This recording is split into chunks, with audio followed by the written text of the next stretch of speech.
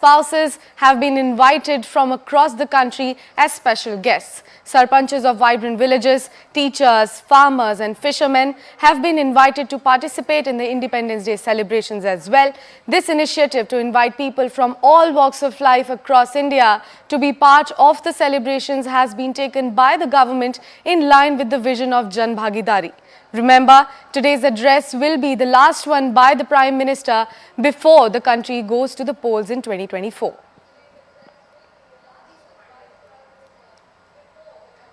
So as you know that the country is all set to celebrate its 77th Independence Day, we will see people from different walks of life today participating in the celebrations. Today, we are waiting for Prime Minister Narendra Modi to deliver his 10th consecutive address to the nation today from ramparts of Red Fort at 7:30.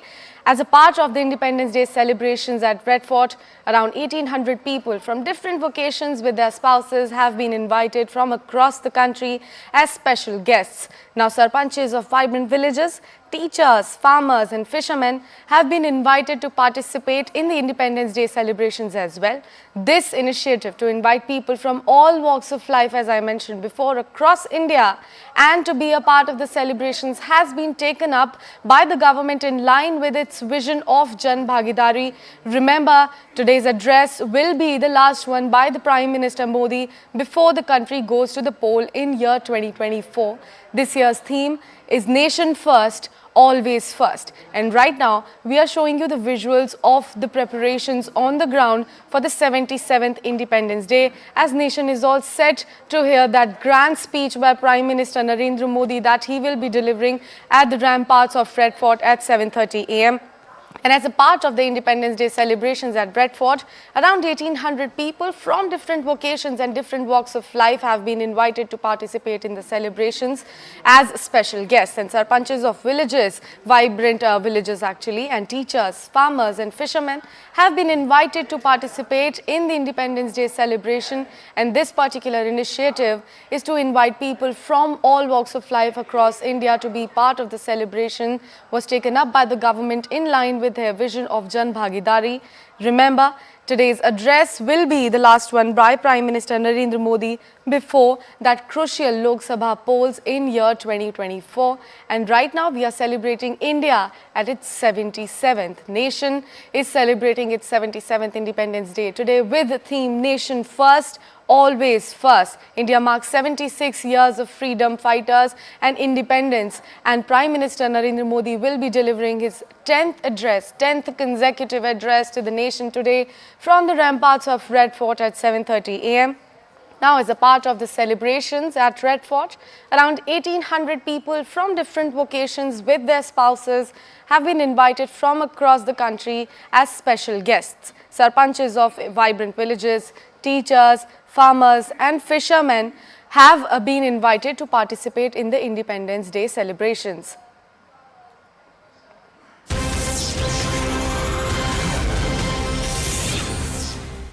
Now, at the top of this hour, we have some breaking news coming in from Jammu and Kashmir as members of civil society hoist tricolour at Lal Chowk in Srinagar.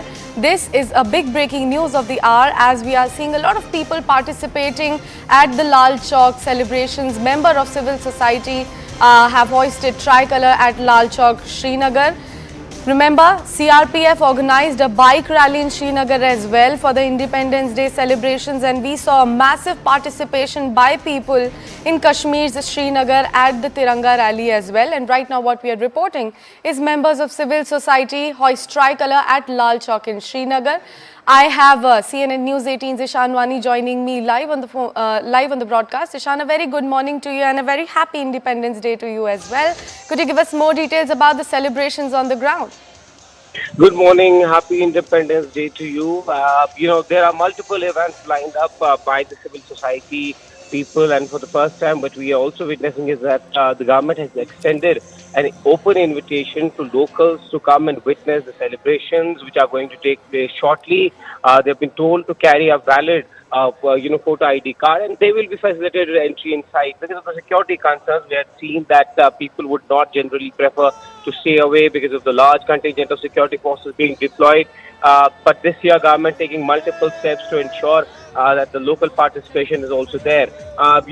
In some time from now, we'll also have Manoj Sinha unfurling tricolor in Srinagar, then there are other programs also lined up. Yesterday, we saw that historic Ghantaghar Lok Sabha, which is known locally, was also inaugurated. It has been done with multiple lightings, including tricolor lightings, have been done on it. So yes, multiple events, including civil society participating. We've seen them also last year. This includes also locals. There are also some non-locals who are also participating in these functions, and that is why this is vibrant and colorful this year. Well, Ishan, we are learning that the national flag was also unfurled at all. I think we lost connection with Ishan over there, but Ishan, thank you so much for bringing in all those crucial details. ध्वजारोहण करेंगे लाल किले की प्राचीर से, देश को संबोधित करेंगे और 1100 एनसीसी कैडेट यहां पर अपनी आधिकारिक वेशभूषा में मौजूद हैं। साथ ही देश के कोने कोने से पहुंचे 1800 के आसपास विशिष्ट अतिथिगण, विशिष्ट मेहमान, सरकार की जन भागीदारी की पहल के तहत इसको शामिल किया गया है। इस विशेष पहल को इस बार के स्वाधीनता दिवस समारोह में एक बहुत ही खास अवसर है, एक बहुत ही गर्व और गौरव का अवसर है हर भारतीय के लिए, देश के कोने कोने से जो आज इस स्वाधीनता दिवस समारोह का आनंद ले रहे हैं। उल्लास, उमंग, खुशी, इस मौके पर अपनी भागीदारी सुनिश्चित करना, अपने आप को उसमें शामिल करना, हर खासोआम के चेहरे पर यह खुशी साफ पढ़ी जा सकती है लाल किले के इस प्रांगण पे। Red Fort, this grand sandstone fortress, without doubt the centerpiece of our Independence Day celebrations, celebrating and participating in one more day of festivity, epitomizing the power and responsibility that come with freedom, standing strong. In fact, this was the place where the history of medieval India was crafted, and today it stands as a connect between the past and India's modern present. And with major renovation work happening inside the fort, it stands solid in what was, while also embracing change. लाल किले के सामने G20 का संदेश और इधर आजादी का दिन और राष्ट्र का बापू को नमन। बापू ने देश को जोड़ा, बापू ने दुनिया को जोड़ा, जीवन को सरल बनाने के अनूठे और सीधे साधे मंत्र दिए। पंक्ति के अंतिम व्यक्ति के कल्याण को हर कार्य की कसौटी माना। सत्य का मार्ग कठिन सही, मगर वही सही है, बापू ने फिर से बताया। अहिंसा सबसे बड़ा धर्म है, बापू ने फिर से सिखाया। आत्मशक्ति, सत्य और दृढ़ता से शक्तिशाली भी झुकता है, बापू ने ये करके दिखाया। कुछ देर में माननीय प्रधानमंत्री यहां पधारेंगे और बापू को श्रद्धा सुमन अर्पित करेंगे। Every year, as Independence Day gets foregrounded in our collective present, we remember our heroes and the legacy of a great name and the inheritance of a great Mahatma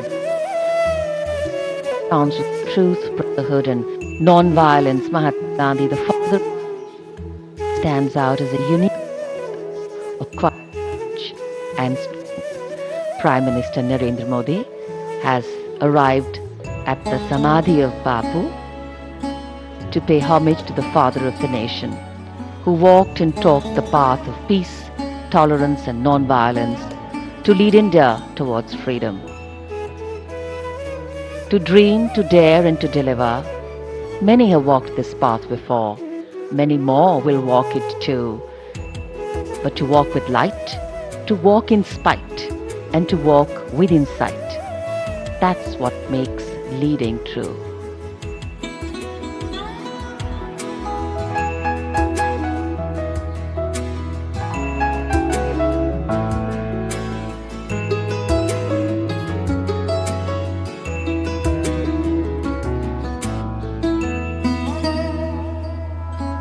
I have CNN News 18's Pallavi Ghosh joining me early in this morning. Pallavi, a very good morning to you and a very happy Independence Day. What can we expect from Prime Minister's grand speech today at Red Fort? Well, what we are first now putting up are the first pictures of the Prime Minister as he leaves from his residence and heads towards Rajghat. That's where he's going to pay tribute to Mahatma, and then that's when he's going to be heading for the Red Fort. This is the India at 76 and India's 77th year of independence, and it's going to be the Prime Minister's last Independence Day speech before the Lok Sabha elections. And you know, in every speech which he gives during Independence Day, the Prime Minister looks ahead. He talks about not just accomplishments of his government, but also the promises that his government has made. And what is going to be interesting to watch out is what is the new scheme which is going to be announced. We've seen every time that the Prime Minister always comes out with different focus areas, what should really be the focus of India in its independence year also. I remember the last time round, for example, the stress was on Swachh Bharat, women empowerment. What is also very interesting is that there are going to be 2 women officers who are actually going to be accompanying the Prime Minister when he unfurls the national flag. That is yet another strong, powerful messaging going in from the government and from the Prime Minister himself on women empowerment, that no field is now left barren or minus as far as women power is concerned. We are seeing already pictures of the Prime Minister at the Rajghat, and as I just mentioned, a somber moment, paying our tribute on behalf of the country. The Prime Minister pays his tribute to Mahatma, and then of course he heads towards the Red Fort, where around 7:30 a.m. he is going to be offering, he's going to be of course going to give his speech from the ramparts of the Red Fort. Well, Pallavi, thank you so much for bringing in all those details. निकट है बापू का जीवन आदर्श की वो पराकाष्ठा है जहां वो स्वयं एक संदेश बन जाता है। बापू के संदेश और विचारों की विशेषता यह है कि आज की दुनिया में वो और भी प्रासंगिक हो गए हैं। बापू ने एक ऐसे आत्मनिर्भर भारत का सपना देखा था जिसका हर गांव स्वावलंबी हो। बापू कहते थे कि वो भारत का उत्थान इसलिए चाहते हैं ताकि सारी दुनिया उसका लाभ उठा सके।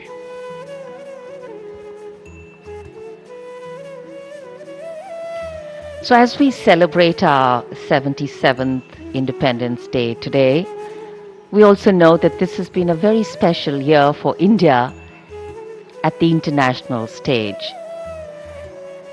India's G20 presidency began on the 1st of December 2022 and will continue till the summit, which is scheduled to be held on the 9th and 10th of September in New Delhi. This, of course, will be the 18th meeting of the Group of 20 and will be the first ever G20 summit to be held in India as well as in South Asia. तेजी से बदलती दुनिया में देशों के बीच रिश्ते भी बदल जाते हैं। आज की दुनिया में अपने सिद्धांतों पर टिके रहना और हितों की रक्षा करना जटिल होता जा रहा है। अब सारी दुनिया जानती है कि भारत ने अंतर्राष्ट्रीय स्तर पर अपनी बात कहने और समझाने का प्रभावी तौर तरीका अपनाया है। पिछले वर्षों में भारत के बदले हुए अंदाज के सभी कायल हुए हैं। G20 की अध्यक्षता और मेजबानी भारत के वैश्विक स्तर पर बढ़ते प्रभाव की मिसाल है। वर्तमान समय में दुनिया के हालात को देखते हुए ऐसे मंच और भी खास हो गए हैं।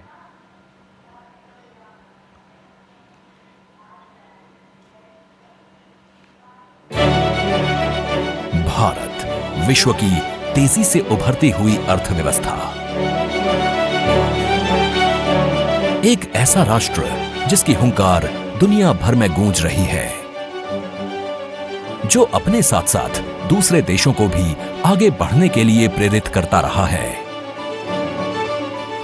वसुधैव कुटुंबकम के भाव के साथ भारत सितंबर में होने वाले G20 के 18वें शिखर सम्मेलन की मेजबानी करने को तैयार है। G20 अपनी तरह का एकमात्र ऐसा अंतर्राष्ट्रीय समूह है जिसमें 19 विकसित और विकासशील देशों के साथ यूरोपीय संघ भी शामिल है। ये देश आपसी तालमेल के जरिए राजनीतिक और कूटनीतिक संबंधों के माध्यम से वित्तीय संकट से बचने के उपाय सुझाते हैं, सुनिश्चित करते हैं कि पर्यावरण के सभी मानकों का पालन किया जाए, ऊर्जा का सही इस्तेमाल हो और सभी देशों की आर्थिक प्रगति हो।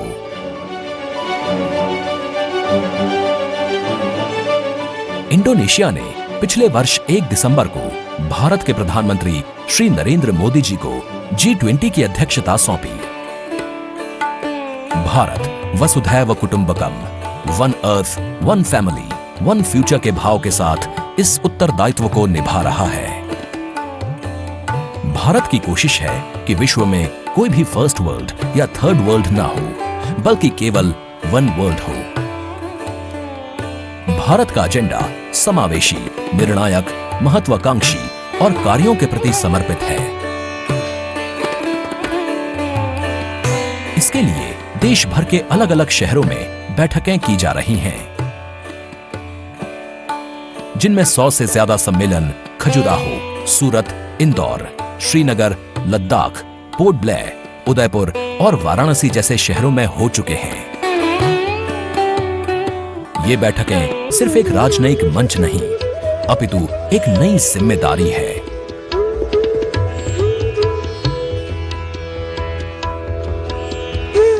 आज भारत का दुनिया पर प्रभाव और विश्वसनीयता बढ़ी है। विश्व का भारत पर ऐसा अटूट भरोसा है कि ये किसी भी देश के हितों की रक्षा के लिए उसके साथ अडिग खड़ा रह सकता है।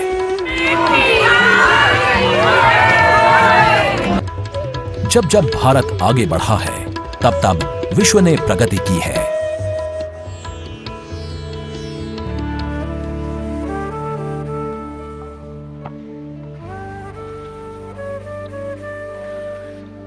On the 15th of August 1947, as a jubilant nation stepped into its first year of freedom, with a host of uncertainties about the future, but complete certainty of trust, faith and courage of our people, little did we know that this journey of juggling uncertainty and belief would be playing alongside us as we continue to grow and go from strength to strength. And yes, we have juggled well indeed, because this day has a very place in every Indian's heart, and today we all come together to celebrate.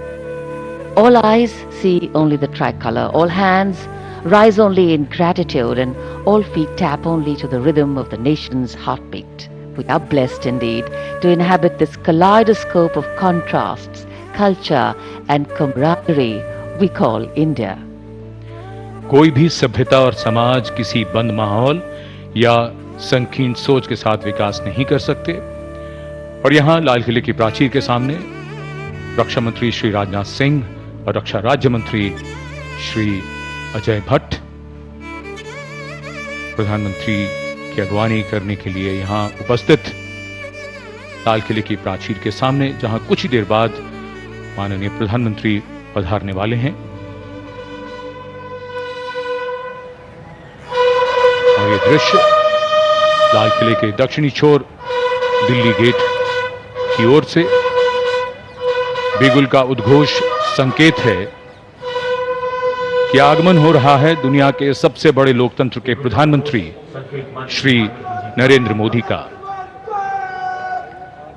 आजादी के जश्न में निखरा भारत के लोकतंत्र का ये रंग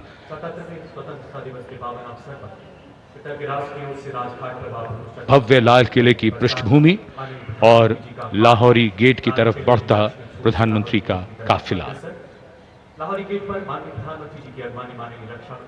लाल किले के लाहौरी गेट पर प्रधानमंत्री की अगवानी रक्षा मंत्री श्री राजनाथ सिंह, रक्षा राज्य मंत्री और रक्षा सचिव करेंगे। इसके बाद रक्षा सचिव दिल्ली क्षेत्र के जनरल ऑफिसर कमांडिंग का परिचय प्रधानमंत्री से करवाएंगे। सलामी के बाद माननीय प्रधानमंत्री सम्मान गारद का निरीक्षण करेंगे। उनका काफिला ऐतिहासिक लाल किले की इस भव्य पृष्ठभूमि से आगे बढ़ता हुआ लाल किले की प्राचीर की ओर।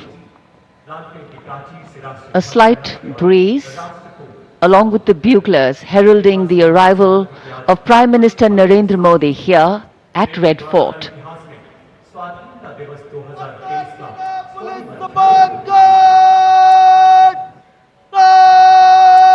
The Prime Minister will be received by Raksha Mantri Shri Rajnath Singh and the Raksha Rajya Mantri Shri Ajay Bhatt and Defence Secretary Shri Giridhar Armane.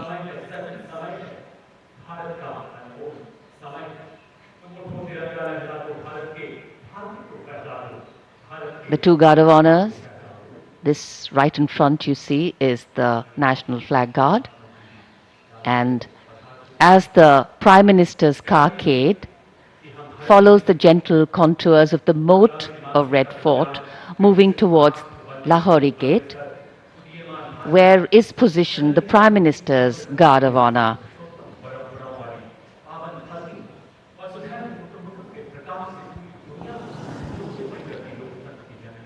माननीय प्रधानमंत्री श्री नरेंद्र मोदी का आगमन हो रहा है।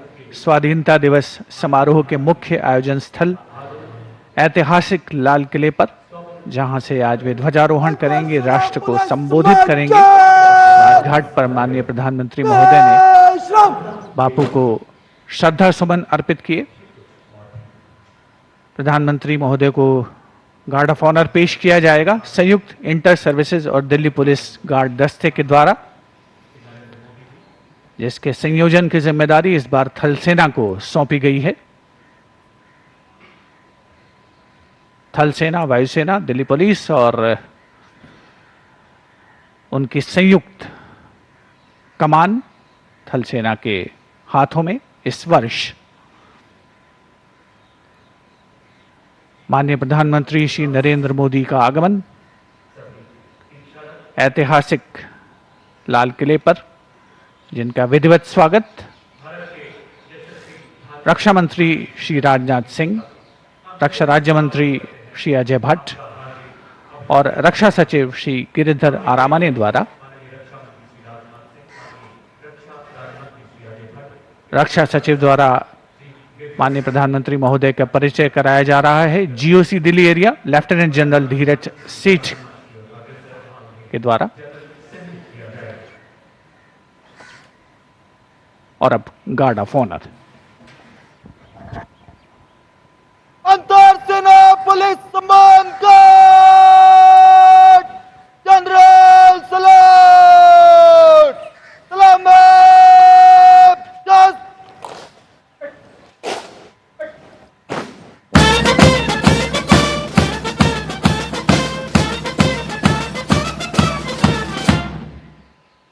अंतर सेना पुलिस सम्मान guard Punjab just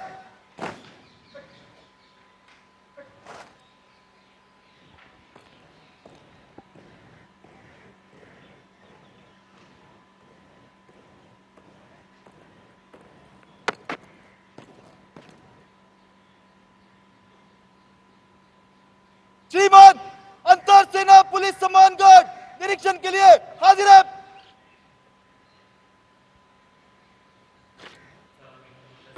Major Vikas Sangwan announcing that the guard is ready for inspection, requesting the Prime Minister to inspect the Guard of Honor. And when the inspection begins, the band position there will strike up a slow march.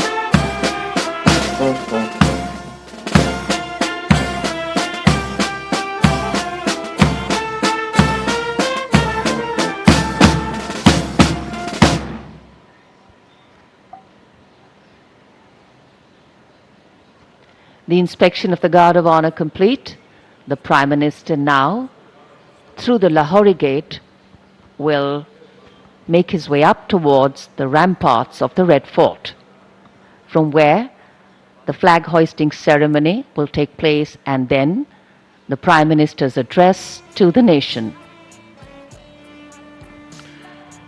सम्मान गारद का निरीक्षण करने के बाद प्रधानमंत्री अब लाल किले की प्राचीर की ओर अग्रसर। विशाल और भव्य लाहौरी गेट, प्रवेश के लिए काठ का पुल, 41 फीट ऊंचा और 24 फीट चौड़ा लाहौरी गेट, ऊंचा मेहराबदार दरवाजा, दरवाजे की 3 मंजिलें हैं। यहां से प्रवेश करने के बाद प्राचीर पर पहुंचने के लिए सीढ़ियां हैं। अब तो यहां विशिष्ट व्यक्तियों के लिए लिफ्ट भी है। शाहजहां ने जब लाल किला बनवाया था तब ये प्राचीर यहां नहीं थी, इसे बाद में औरंगजेब ने बनवाया। इसी दरवाजे के ऊपर प्राचीर पर पहली बार सन 1947 में भारत का राष्ट्रीय ध्वज फहराया गया था। विशिष्ट दर्शक दीर्घा, केंद्रीय मंत्री, आज के इस ऐतिहासिक अवसर पर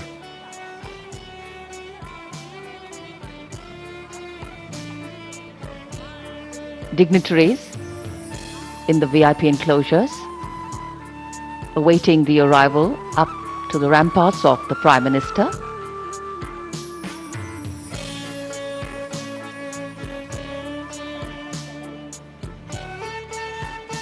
This is the first level of the ramparts. Raksha Mantri Rajghat Singh and the three service chiefs greeting the Prime Minister.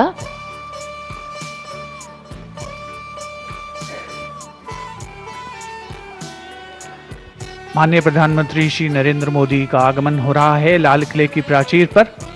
प्रथम तल पर उनका स्वागत किया गया। रक्षा मंत्री श्री राजनाथ सिंह, रक्षा राज्य मंत्री Shri Ajay Bhatt, chief of defence staff general Anil Chauhan, सेना प्रमुख जनरल मनोज पांडे, नौसेना प्रमुख एडमिरल आर हरि कुमार और वायुसेना प्रमुख air chief marshal V R. Chaudhari के द्वारा विशिष्ट दर्शक दीर्घा, जिसमें केंद्रीय मंत्रिमंडल के सदस्य, वरिष्ठ अधिकारीगण, विदेशी राजनयिक सभी आज भारत के स्वाधीनता दिवस समारोह का हिस्सा बनने के लिए ऐतिहासिक लाल किले की प्राचीर पर उपस्थित हैं। एक बहुत ही खास अवसर हर विशिष्ट व्यक्ति के लिए और हर उस आम नागरिक के लिए जो आज के इस स्वाधीनता दिवस समारोह का हिस्सा बन रहा है और अपने आप को गौरवान्वित महसूस कर रहा है। राष्ट्र की विकास यात्रा का हिस्सा बनकर, राष्ट्र की प्रगति के पथ का एक अवशेष, एक हिस्सा बनकर, उससे जुड़कर।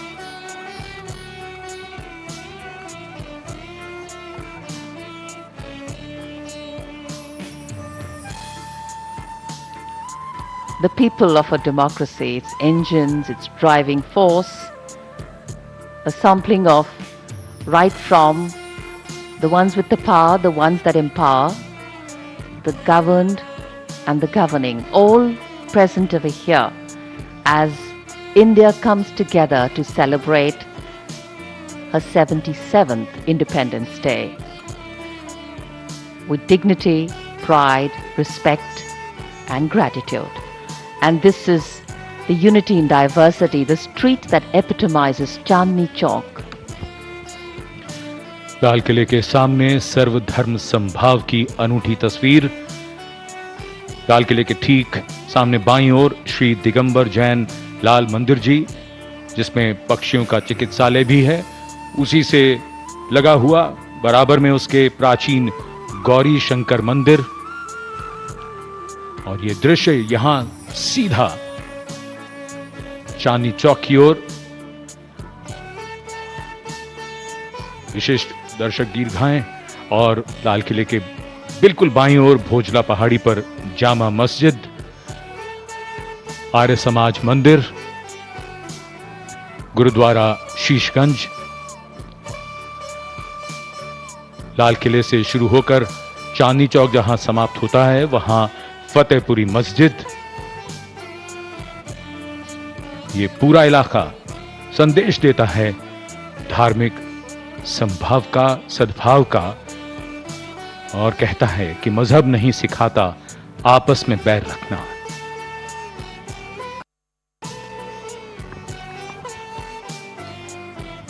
And this is just across the Red Fort, and when we see Chandni Chowk, it's very quiet today because it's a holiday today, a national holiday, but it's one of the oldest and busiest markets in Delhi.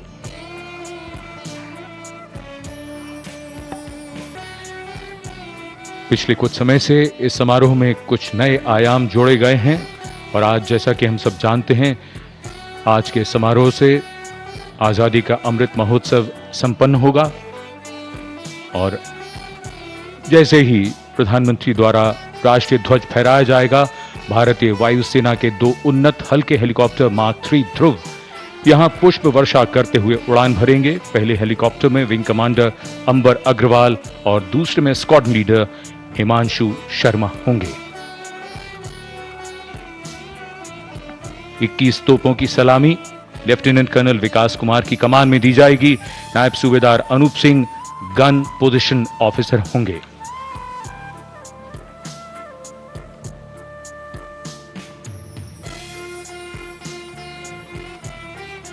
Foreign dignitaries, special invitees from the different embassies also here, regular presence.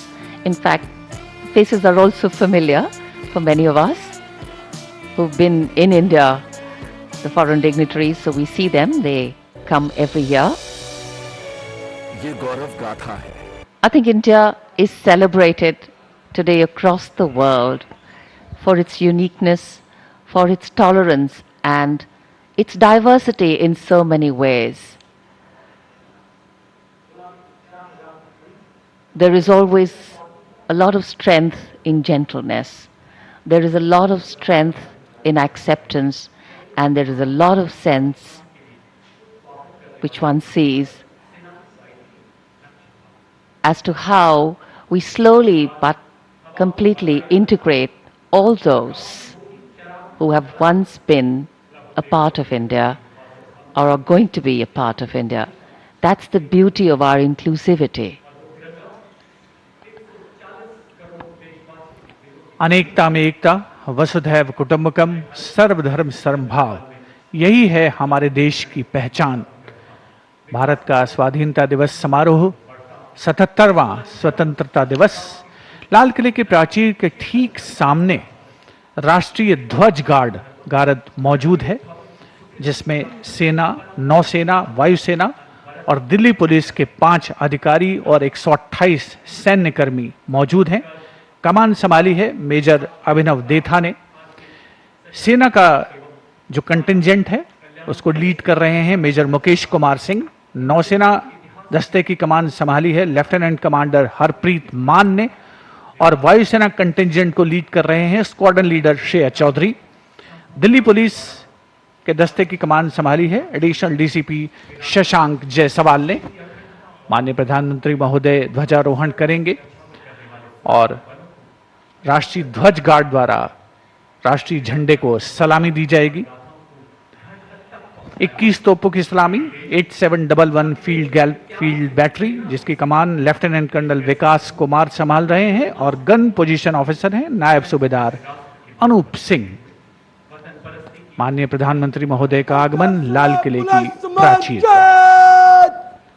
Prime Minister Narendra Modi reaching the top level of the ramparts to address the nation.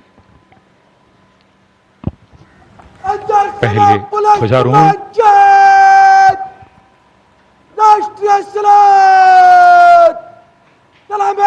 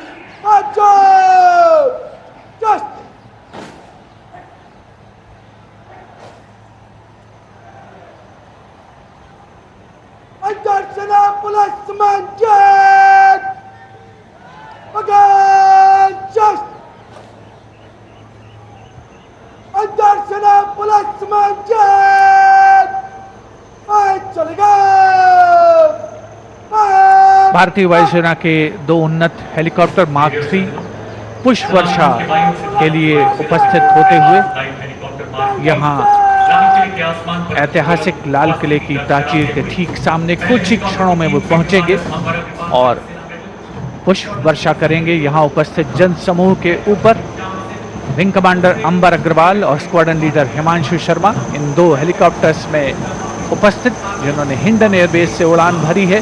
उपस्थित जनसमूह आह्लादित है, प्रसन्न है। माननीय प्रधानमंत्री महोदय श्री नरेंद्र मोदी स्वयं अभिवादन कर रहे हैं इन एयर वॉरियर्स का, इन जांबाजों का, जिन्होंने देश की वायुसेनाओं की रक्षा करने में कोई कसर नहीं छोड़ी है। और यहाँ स्वाधीनता दिवस समारोह को एक पुष्पित कलेवर प्रदान करते हुए The ceremonial red and gold flower petals being showered from the air warriors up in the sky.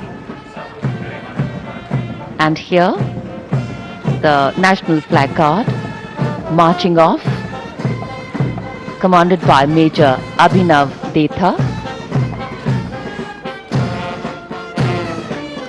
And in a short while from now, the Prime Minister will address the nation.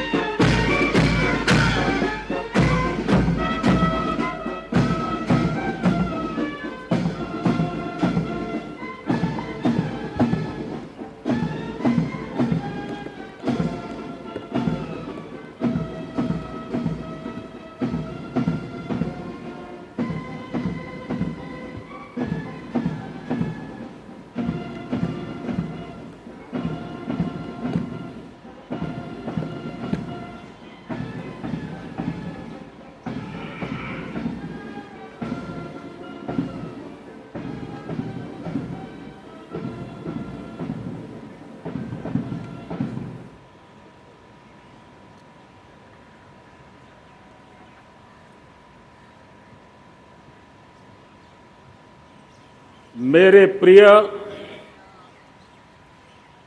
140 crore परिवारजन,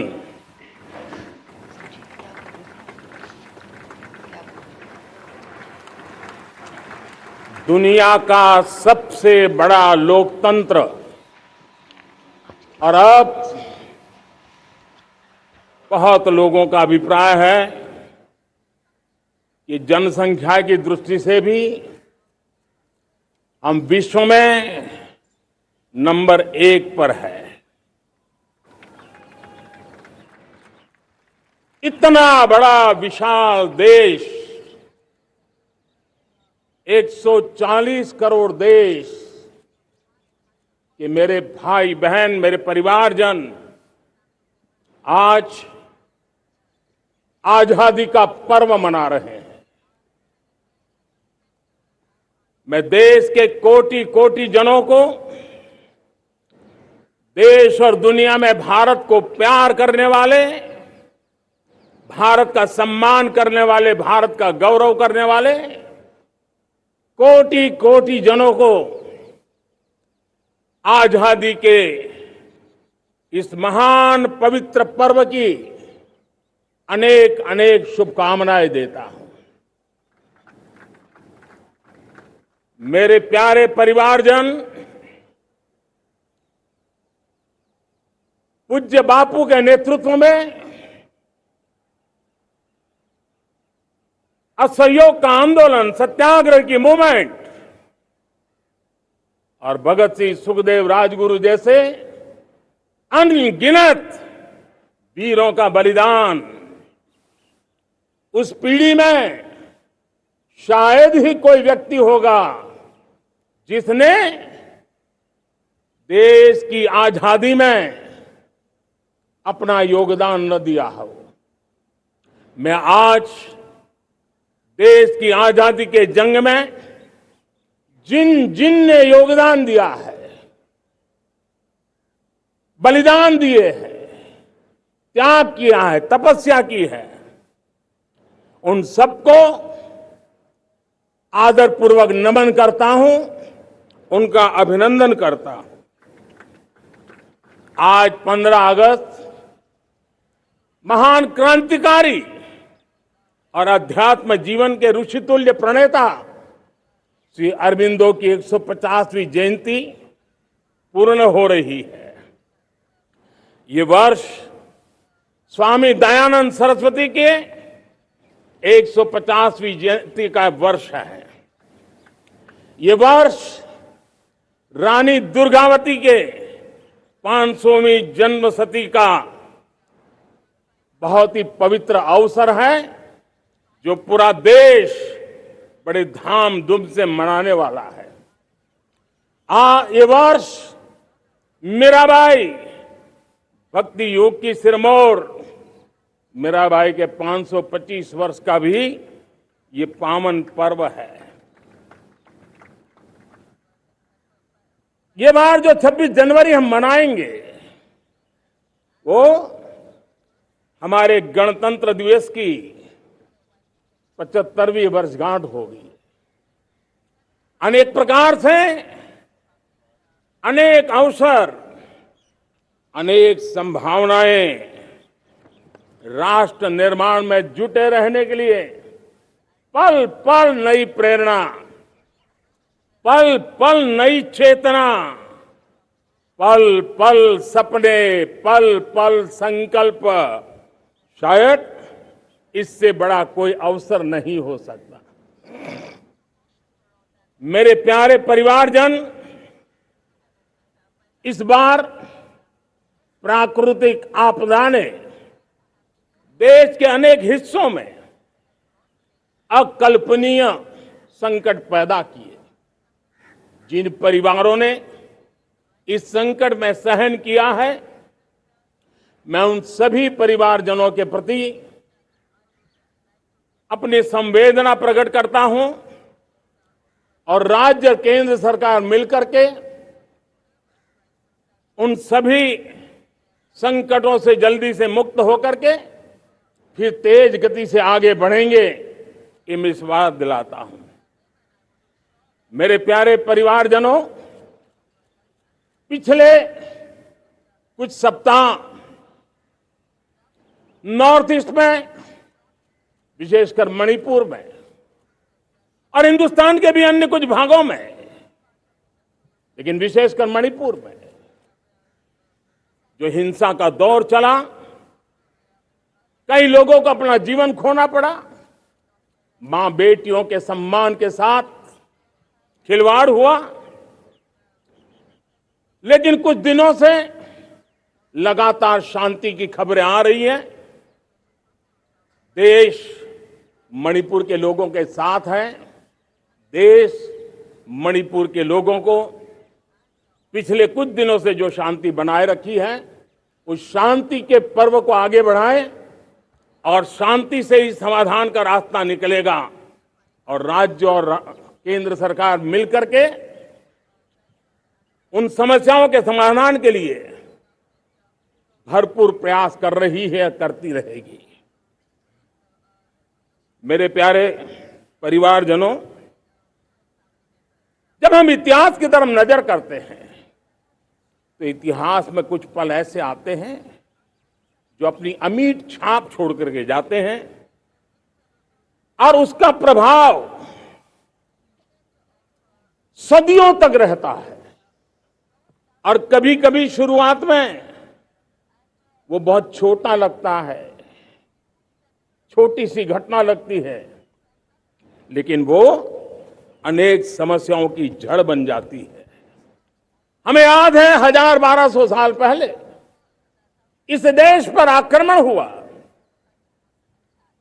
एक छोटे से राज्य के छोटे से राजा का पराजय हुआ, लेकिन तब पता तक नहीं था कि एक घटना भारत को 1000 साल की गुलामी में फंसा देगी। और हम गुलामी में जकड़ते गए, जो आया लूटता गया, जो जिसका मन चाहा हम पे आके सवार हो गया। कैसा विपरीत काल रहा होगा वो 1000 साल का। मेरे प्यारे परिवारजनों, घटना छोटी क्यों ना हो, लेकिन 1000 साल तक प्रभाव छोड़ के रही है। लेकिन मैं आज इस बात का जिक्र इसलिए करना चाहता हूं कि भारत के वीरों ने इस कालखंड में कोई भूभाग ऐसा नहीं था, कोई समय ऐसा नहीं था जब उन्होंने देश की आजादी के लौ को जलता न रखा हो, बलिदान की परंपरा न बनाई हो। मां भारती बेड़ियों से मुक्त होने के लिए उठ खड़ी हुई थी, जंजीरों को झकझोर रही थी और देश की नारी शक्ति, देश की युवा शक्ति, देश के किसान, देश के गांव के लोग, मजदूर, कोई हिंदुस्तानी ऐसा नहीं था जो आजादी के सपने को लेकर के जीता न हो। आजादी को पाने के लिए मर मिटने के लिए तैयार होने वालों की एक बड़ी फौज तैयार हो गई थी। जेलों में जवानी खपाने वाले अनेक महापुरुष हमारे देश की आजादी को, इन गुलामी की बेड़ियों को तोड़ने के लिए लगे हुए थे। मेरे प्यारे परिवारजनों, जन चेतना को वो व्यापक रूप, त्याग और तपस्या का वो व्यापक रूप, जन जन के अंदर एक नए विश्वास जगाने वाला वो पल आखिरकार 1947 में देश आजाद हुआ। 1000 साल की गुलामी में संजोए हुए सपने देशवासी पूरे करते हुए देखे। साथियों, मैं 1000 साल पहले की बात इसलिए कह रहा हूं, मैं देख रहा हूं फिर एक बार देश के सामने एक मौका आया है। इस ऐसे कालखंड में हम जी रहे हैं, ऐसे कालखंड में हमने प्रवेश किया है और यह हमारा सौभाग्य है कि भारत के ऐसे अमृत काल में, ये अमृत काल का पहला वर्ष है। या तो हम जवानी में जी रहे हैं या हम मां भारती की गोद में जन्म ले चुके हैं। और ये कालखंड, मेरे शब्द लिख करके रखिए मेरे प्यारे परिवारजनों, इस कालखंड में जो हम करेंगे, जो कदम उठाएंगे, जितना त्याग करेंगे, तपस्या करेंगे, सर्वजन हिताय सर्वजन सुखाय, एक के बाद एक फैसले लेंगे, आने वाले 1000 साल का देश का स्वर्णिम इतिहास उससे अंकुरित होने वाला है। इस कालखंड में होने वाली घटनाएं आगामी 1000 साल के लिए इसका प्रभाव पैदा करने वाली है। गुलामी की मानसिकता से बाहर निकला हुआ देश पंच प्राण को समर्पित होकर के एक नए आत्मविश्वास के साथ आज आगे बढ़ रहा है। नए संकल्पों को सिद्ध करने के लिए वो जी जान से जुड़ रहा है। मेरी भारत माता, जो कभी ऊर्जा का सामर्थ्य था लेकिन राख के ढेर में दबी पड़ी थी, वो भारत मां 140 करोड़ देशवासियों के पुरुषार्थ है, उनकी चेतना से, उनकी ऊर्जा से फिर एक बार जागृत हो चुकी है।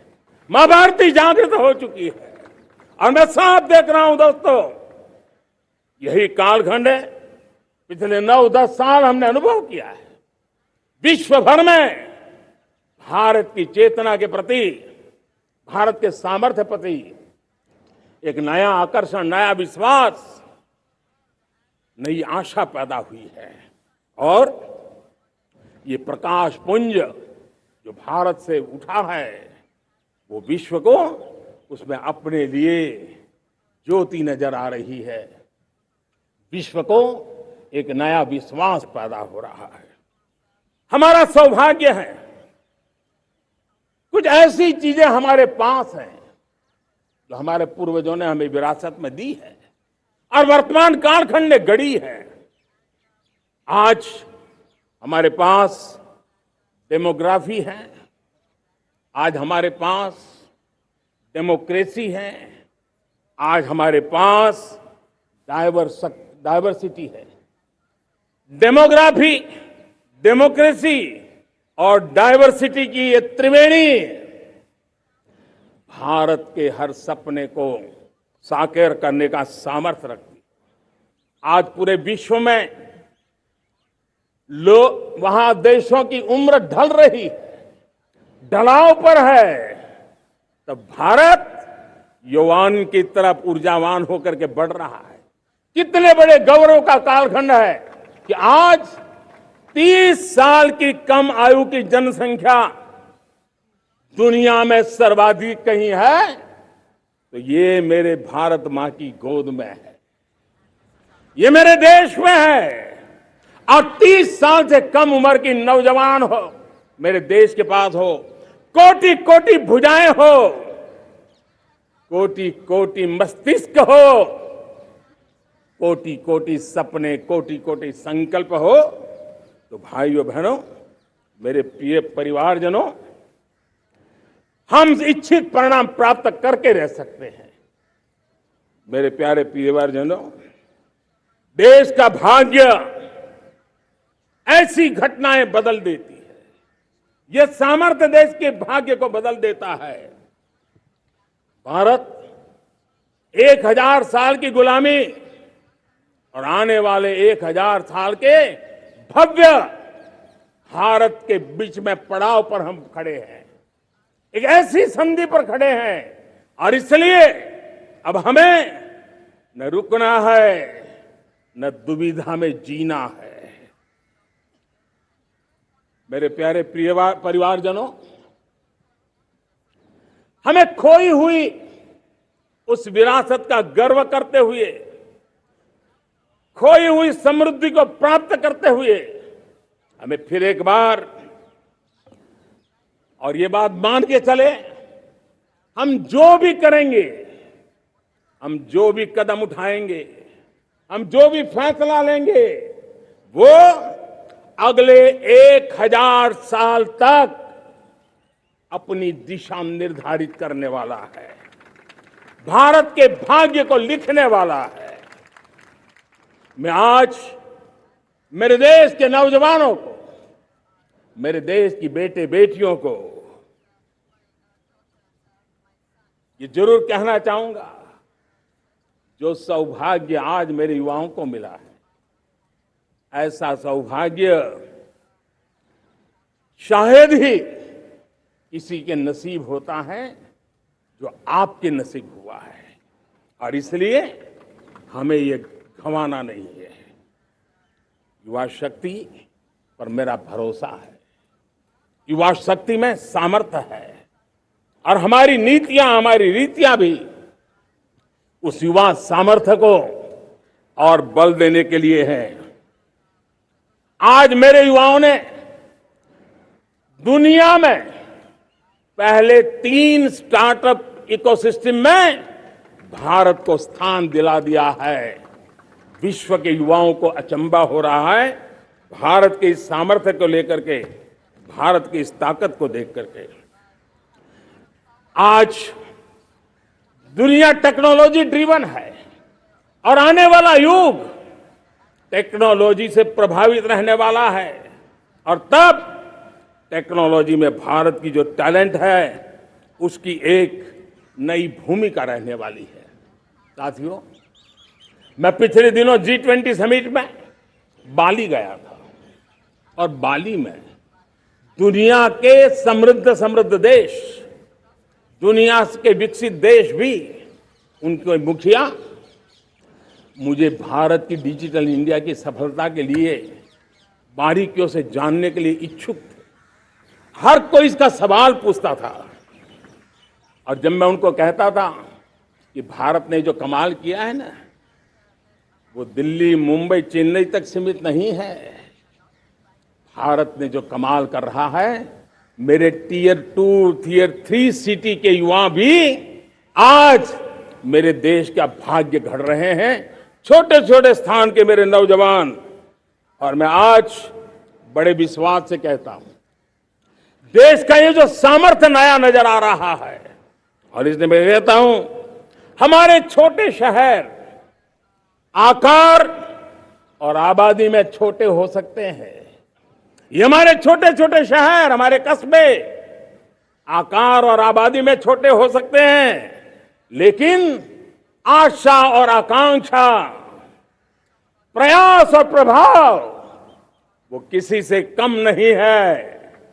वो सामर्थ्य उनके अंदर है। नए ऐप्स, नए सॉल्यूशन, टेक्नोलॉजी, डिवाइस। अब खेलों की दुनिया देखिए, कौन बच्चे हैं? झुग्गी झोंपड़ी से निकले हुए बच्चे आज खेलों की दुनिया में पराक्रम दिखा रहे हैं। छोटे छोटे गांव के, छोटे छोटे कस्बे के नौजवान, हमारी बेटे बेटियां आज कमाल दिखा रही है। अब देखिए, मेरे देश की 100 जितनी स्कूल ऐसी हैं जहां के बच्चे सैटेलाइट बना करके सैटेलाइट छोड़ने की तैयारियां कर रही है। आज हजारों टिंकरिंग लैब नए वैज्ञानिकों का गर्भाधान कर रही है। आज हजारों टिंकरिंग लैब लाखों बच्चों को साइंस और टेक्नोलॉजी की राह पर आगे बढ़ने के लिए प्रेरणा दे रही है। मैं मेरे देश के नौजवानों को कहना चाहता हूं, अवसरों की कमी नहीं है। आप जितने अवसर चाहेंगे, ये देश आसमान से भी ज्यादा अवसर आपने देने का सामर्थ्य रखता है। मैं आज लाल किले की प्राचीर से मेरे देश की माताओं, बहनों, मेरे देश की बेटियों को हृदय से अभिनंदन करना चाहता हूं। देश आज जब पहुंचा है, अब विशेष शक्ति जुड़ रही है मेरी माताओं बहनों के सामर्थ्य की। आज देश प्रगति की राह पर चल पड़ा है, तो मैं मेरे किसान भाई बहनों का भी अभिनंदन करना चाहता हूं। ये आप ही का पुरुषार्थ है, ये आप ही का परिश्रम है कि देश आज कृषि क्षेत्र में आगे बढ़ रहा है। मैं मेरे मजदूरों का, मेरे श्रमिकों का, मेरे प्रिय परिवारजन, ऐसे कोटि कोटि श्रमिकों को आज मैं नमन करता हूं, उनका अभिनंदन कर रहा हूं। देश आज जो आधुनिकता की ओर बढ़ रहा है, विश्व की तुलना करने वाले सामर्थ्य के साथ नजर आ रहा है, उसके पीछे मेरे देश के मजदूरों का, मेरे देश के श्रमिकों का बहुत बड़ा योगदान है। आज समय कहता है कि लाल किले की प्राचीर से मैं उनका अभिनंदन करूं, उनका अभिवादन करूं। और ये मेरे परिवारजन, 140 करोड़ देशवासी, मेरे इन श्रमिकों का, रेहड़ी पटरी वालों का, फूल सब्जी बेचने वालों का हम सम्मान करते हैं। मेरे देश को आगे बढ़ाने में, मेरे देश को प्रगति की नई ऊंचाई पर ले जाने में प्रोफेशनल्स की बहुत बड़ी भूमिका है, बढ़ती रही है। चाहे साइंटिस्ट हो, चाहे इंजीनियर्स हो, डॉक्टर्स हो, नर्सिस हो, शिक्षक हो, आचार्य हो, यूनिवर्सिटीज हो, गुरुकुल हो, हर कोई मां भारती का भविष्य उज्जवल बनाने के लिए अपनी पूरी ताकत से लगा हुआ है। मेरे प्यारे परिवारजनों, राष्ट्रीय चेतना वो एक ऐसा शब्द है जो हमें चिंताओं से मुक्त कर रहा है। और आज वो राष्ट्रीय चेतना ये सिद्ध कर रही है कि भारत का सबसे बड़ा सामर्थ्य बना है भरोसा, भारत का सबसे बड़ा सामर्थ्य बना है विश्वास। जन जन में हमारा विश्वास, जन जन का सरकार पर विश्वास, जन जन का देश के उज्जवल भविष्य पर विश्वास, और विश्व का भी भारत के प्रति विश्वास। ये विश्वास हमारी नीतियों का है, हमारी रीति का है। भारत के उज्जवल भविष्य को जिस निर्धारित मजबूत कदमों से हम आगे बढ़ा रहे हैं, उसका है। भाइयों बहनों, मेरे प्यारे परिवारजनों, ये बात निश्चित है कि भारत का सामर्थ्य और भारत की संभावनाएं विश्वास की नई बुलंदियों को पार करने वाली है। और ये विश्वास की नई बुलंदियां नए सामर्थ्यों को लेकर के चलनी चाह रही है। आज देश में G20 समिट के मेहमान नवाजी का भारत को अवसर मिला है। अब पिछले 1 साल से हिंदुस्तान के हर कोने में जिस प्रकार से G20 के अनेक ऐसे आयोजन हुए, अनेक कार्यक्रम हुए हैं, उसने देश के सामान्य मानवी के सामर्थ्य को विश्व को परिचित करा दिया है। भारत की विविधता का परिचय कराया है। भारत की डायवर्सिटी को दुनिया अचंभे से देख रही है और उसके कारण भारत के तरफ आकर्षण बढ़ा है। भारत को जानने की, समझने की इच्छा जगी है। उसी प्रकार से आप देखिए एक्सपोर्ट, आज भारत का एक्सपोर्ट के तेजी से बढ़ रहा है और मैं कहना चाहता हूं दुनिया के एक्सपर्ट्स इन सारे मानदंडों के आधार पर कह रहे हैं कि अब भारत रुकने वाला नहीं है। दुनिया की कोई भी रेटिंग एजेंसी होगी वो भारत का गौरव कर रही है। कोरोना काल के बाद दुनिया एक नए सिरे से सोचने लगी और मैं विश्वास से देख रहा हूं कि जिस प्रकार से द्वितीय महायुद्ध के बाद, द्वितीय विश्व युद्ध के बाद दुनिया ने एक नया वर्ल्ड ऑर्डर आकार लिया था, मैं साफ साफ देख रहा हूं कि कोरोना के बाद एक नया विश्व ऑर्डर, एक नया ग्लोबल ऑर्डर, एक नया जियोपॉलिटिकल इक्वेशन ये बहुत तेजी से आगे बढ़ रहा है। जियोपॉलिटिकल इक्वेशन की सारे व्याख्याएं बदल रही है, परिभाषाएं बदल रही है।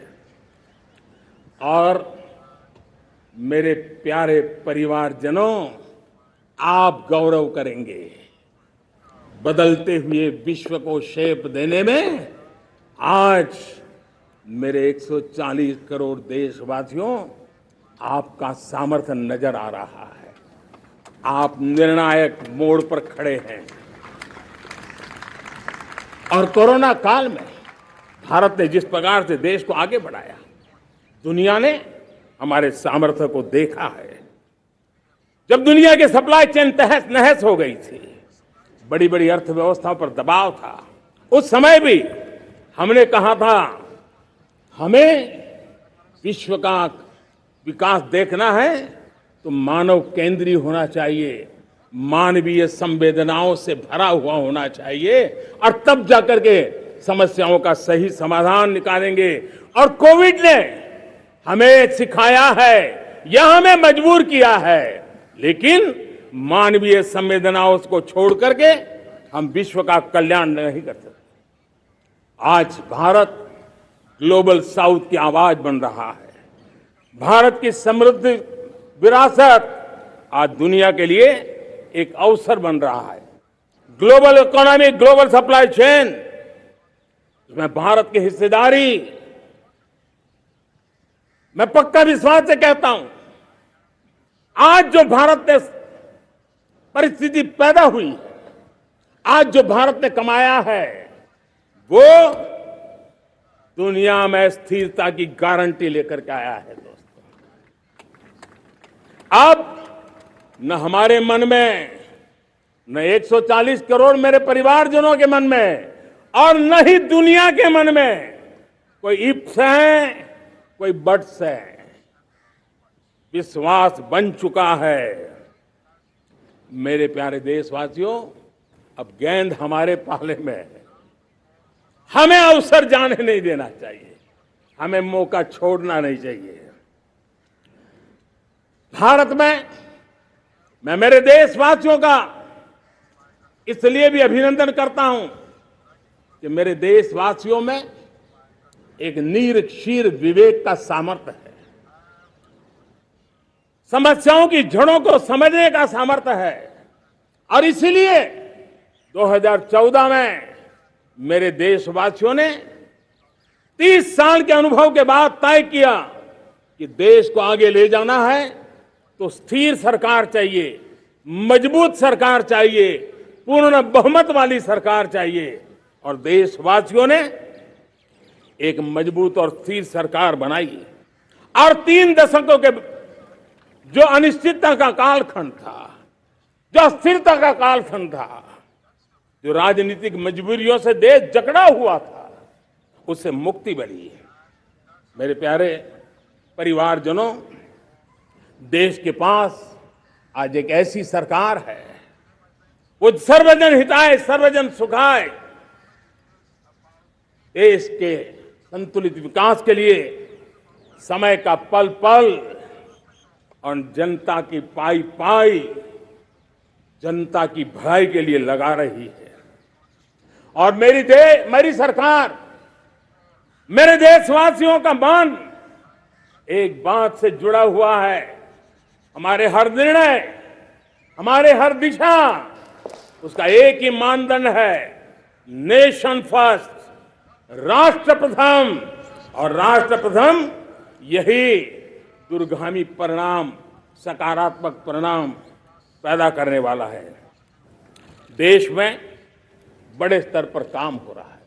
और लेकिन मैं कहना चाहूंगा, 2014 में आपने एक मजबूत सरकार बनाई, और मैं कहता हूं 2014 में और 2019 में आपने एक सरकार फॉर्म की, तो मोदी में रिफॉर्म करने की हिम्मत आई। आपने ऐसी सरकार फॉर्म की कि मोदी को रिफॉर्म की हिम्मत आई। और जब मोदी ने एक के बाद एक रिफॉर्म किए, तो मेरे ब्यूरोक्रेसी के लोग, मेरे लाखों हाथ पैर जो हिंदुस्तान के कोने कोने में सरकार के हिस्से के रूप में काम कर रहे हैं, उन्होंने ब्यूरोक्रेसी ने ट्रांसफॉर्म करने के लिए, परफॉर्म करने की जिम्मेवारी बखूबी निभाई। और उन्होंने परफॉर्म करके दिखाया, और जनता जनार्दन जुड़ गई, तो वो ट्रांसफॉर्म होता भी नजर आ रहा है। और इसलिए रिफॉर्म, परफॉर्म, ट्रांसफॉर्म, ये कालखंड अब भारत के भविष्य को गढ़ रहा है। और हमारी सोच देश की उस ताकतों को बढ़ावा देने पर है जो आने वाले 1000 साल की नींव को मजबूत करने वाले। दुनिया को युवा शक्ति की जरूरत है, युवा स्किल की जरूरत है। हमने अलग स्किल मिनिस्ट्री बनाई, वो भारत की आवश्यकताओं को तो पूरी करेगी, वो दुनिया की आवश्यकताओं को पूरी करने का भी सामर्थ्य रखेगी। हमने जल शक्ति मंत्रालय बनाया। मंत्रालय की बनाने की रचना को भी अगर कोई एनालिसिस करेगा ना, तो इस सरकार के मन मस्तिष्क को बड़े अच्छे ढंग से आप समझ पाएंगे। हमने जल शक्ति मंत्रालय बनाया। ये जल शक्ति मंत्रालय हमारे देश के एक एक देशवासियों को पीने का शुद्ध पानी पहुंचे, पर्यावरण की रक्षा के लिए पानी के प्रति संवेदनशील व्यवस्थाएं विकसित हो, उस पर हम बल रहे हैं। हमारे देश में कोरोना के बाद दुनिया देख रही है, होलिस्टिक हेल्थ केयर ये समय की मांग है। हमने अलग आयुष मंत्रालय बनाया, और योग और आयुष आज दुनिया में अपना परचम लहरा रहे हैं। हमने दुनिया को हमारे कमिटमेंट के कारण विश्व का हमारे प्रति ध्यान गया है। अगर हम ही हमारे इस सामर्थ्य को नकार देंगे, तो फिर दुनिया कैसे स्वीकार करेगी। लेकिन जब मंत्रालय बना, तो दुनिया को भी उसका मूल्य समझने आया। मत्स्य पालन, हमारा इतना बड़ा समुद्री तट, हमारे कोटि कोटि मछुआरे भाई बहन, उनका कल्याण भी हमारे दिलों में है। और इसलिए हमने अलग से मत्स्य पालन को लेकर के, पशुपालन को लेकर के, डेयरी को लेकर के अलग मंत्रालय की रचना की, ताकि समाज के जिस वर्ग के लोग पीछे रह गए, उनको हम साथ लें। देश में सरकारी अर्थव्यवस्था के हिस्से होते हैं, लेकिन समाज की अर्थव्यवस्था का एक बड़ा हिस्सा है कोऑपरेटिव मूवमेंट। उसको बल देने के लिए, उसको आधुनिकता लाने के लिए, और देश के कोने कोने में लोकतंत्र की एक सबसे बड़ी इकाई को मजबूत करने के लिए हमने अलग कोऑपरेटिव मंत्रालय बनाया।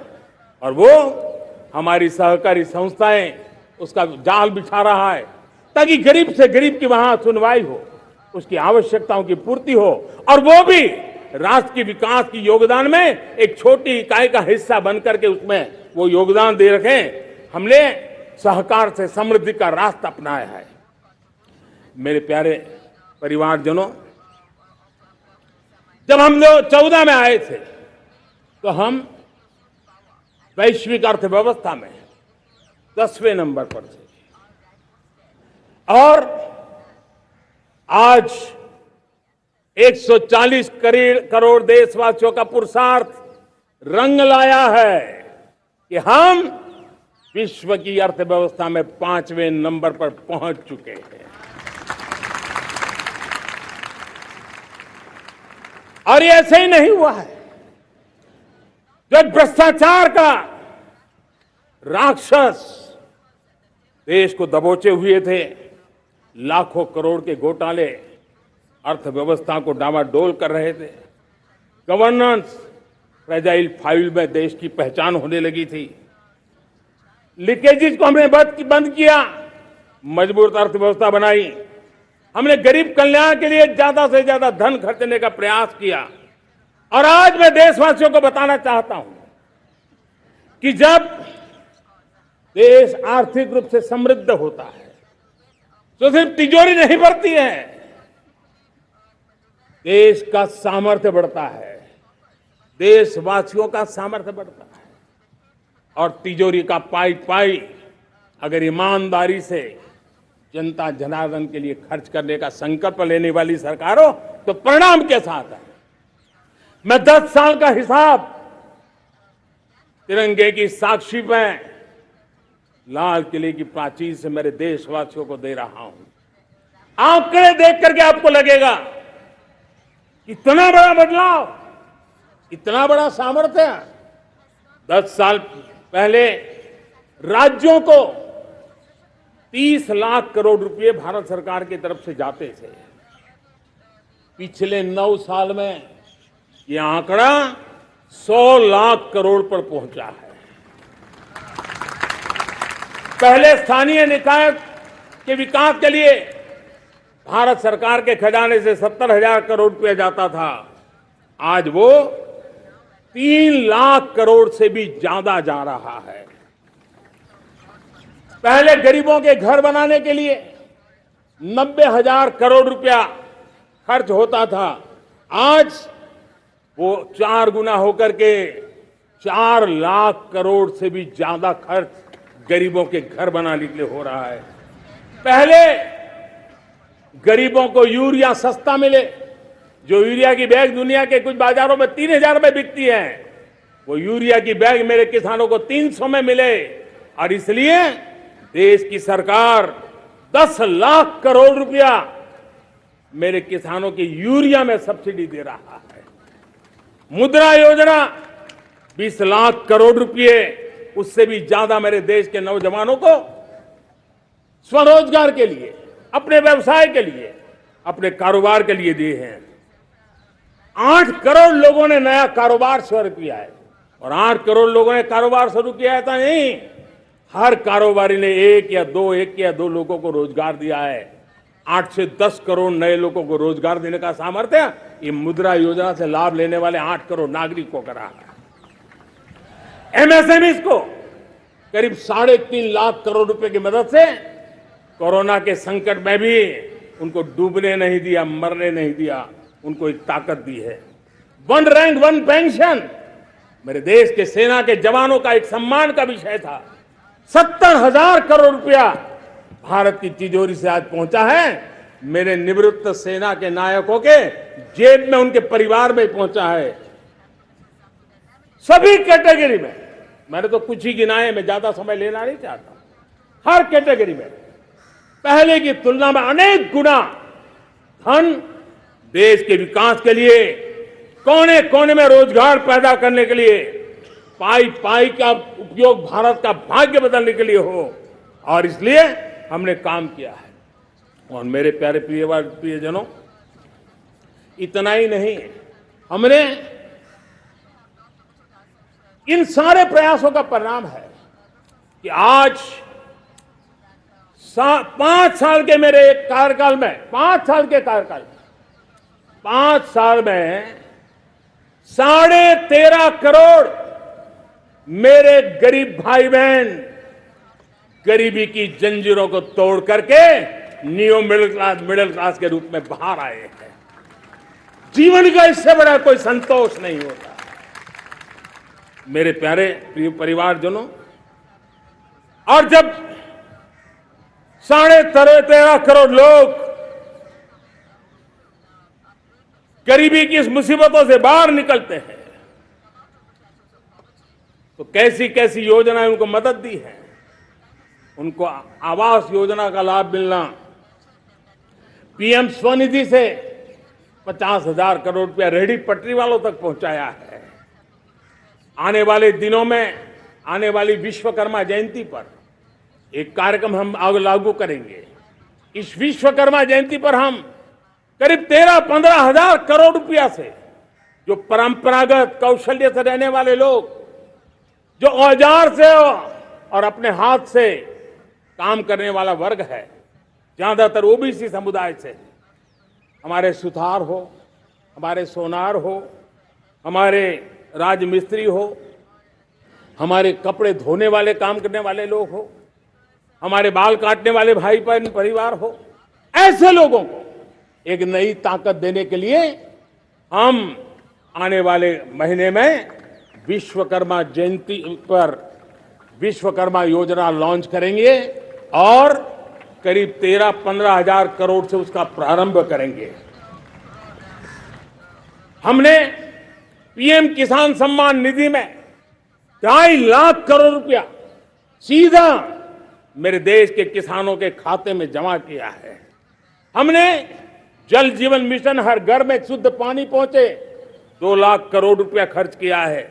हमने आयुष्मान भारत योजना, ताकि गरीब को बीमारी के कारण अस्पताल जाने से जो मुसीबत होती थी उसको मुक्ति दिलाना, उसको दवाई मिले, उसका उपचार हो, ऑपरेशन हो, अच्छे से अच्छी हॉस्पिटल में हो। आयुष्मान भारत योजना के तहत 70,000 करोड़ रुपए हमने लगाए हैं। पशुधन, देश ने कोरोना वैक्सीन की बात तो देश को याद है, 40,000 करोड़ रुपए लगाए, वो तो याद है। लेकिन आपको जानकर के खुशी होगी, हमने पशुधन को बचाने के लिए करीब 15,000 करोड़ रुपया पशुधन के टीकाकरण के लिए लगाया है। मेरे प्यारे देशवासियों, मेरे प्यारे परिवारजनों, जन औषधि केंद्रों ने देश के सीनियर सिटीजन्स को, देश के मध्यम वर्गीय परिवार को एक नई ताकत दी है। जिस संयुक्त परिवार में अगर किसी को एक डायबिटीज जैसा हो जाए, 2-3 हजार रुपया दवाई का बिल स्वाभाविक हो जाता है। हमने जन औषधि केंद्र से जो दवाई बाजार में 100 रुपए में मिलती है, वो 10 रुपया, 15 रुपया, 20 रुपए में दी। और आज देश में 1,000 जन औषधि केंद्रों से मेरे इन बीमारी में जिनको दवाई की जरूरत थी, ऐसे लोगों के करीब 20,000 करोड़ रुपया उनके जेब में बचा है। और ये ज्यादातर मध्यम वर्ग के परिवार के लोग हैं। लेकिन आज उसकी सफलता को देखते हुए मैं देशवासियों को कहना चाहता हूं, जैसे हम एक विश्वकर्मा योजना लेकर के समाज के उस वर्ग को छूने वाले हैं, अब देश में 10,000 जन औषधि केंद्र से हम 25,000 जन औषधि केंद्र का लक्ष्य लेकर के आने वाले दिनों में काम करने वाले हैं। मेरे प्यारे परिवारजनों, जब देश में गरीबी कम होती है तो देश की मध्यम वर्ग की ताकत बहुत बढ़ती है। और अगर दुनिया में, और मैं आपको विश्वास दिलाता हूं, आने वाले 5 साल में मोदी का गारंटी है, देश पहले 3 वैश्विक इकोनॉमी में अपना जगह ले लेगा। ये पक्का जगह ले लेगा। आज जो 13.5 करोड़ गरीबी से बाहर आए हुए लोग हैं, वो एक प्रकार से मध्यम वर्ग की ताकत बन जाते हैं। जब गरीब की खरीद शक्ति बढ़ती है तो मध्यम वर्ग की व्यापार शक्ति बढ़ती है। जब गांव की खरीद शक्ति बढ़ती है तब कस्बे और शहर की आर्थिक व्यवस्था और तेज गति से दौड़ती है। और यही इंटरकनेक्टेड हमारा अर्थ चक्र होता है। हम उसको बल देकर के आगे चलना चाहते हैं। मेरे प्यारे परिवारजनों, शहर के अंदर जो कमजोर लोग रहते हैं, बिना घर को मुसीबत रहती है, मध्यम वर्ग के परिवार अपना खुद का घर का सपना देख रहे हैं, हम उसके लिए भी आने वाले कुछ सालों के लिए एक योजना लेकर के आ रहे हैं, और जिसमें ऐसे मेरे परिवारजन जो शहरों में अपना घर शहरों में रहते हैं लेकिन किराए के मकान पे रहते हैं, झुग्गी झोपड़ी में रहते हैं, चाल में रहते हैं, अनऑथराइज्ड कॉलोनीज में रहते हैं, ऐसे मेरे परिवारजन अगर अपना मकान बनाना चाहते हैं तो बैंक से जो लोन मिलेगा उसके ब्याज के अंदर राहत देकर के लाखों रुपयों की मदद करने का हमने निर्णय किया है। मेरे मध्यम वर्ग के परिवार को जब 2 लाख से 7 लाख इनकम टैक्स की सीमा बढ़ जाती है तो सबसे बड़ा लाभ सैलरी क्लास को होता है, मेरे मध्यम वर्ग को होता है। इंटरनेट का डेटा बहुत महंगा था 2014 के पहले, आज दुनिया का सबसे सस्ता इंटरनेट का डेटा का खर्चा हो रहा है, हर परिवार के पैसे बच रहे हैं। मेरे प्यारे परिवारजनों, विश्व कोरोना के बाद अभी तक उभर नहीं पाया है। युद्ध ने फिर एक नई मुसीबत पैदा की है। आज दुनिया महंगाई के संकट से जूझ रही है। पूरी दुनिया की अर्थव्यवस्था को महंगाई ने दबोच के रखा है।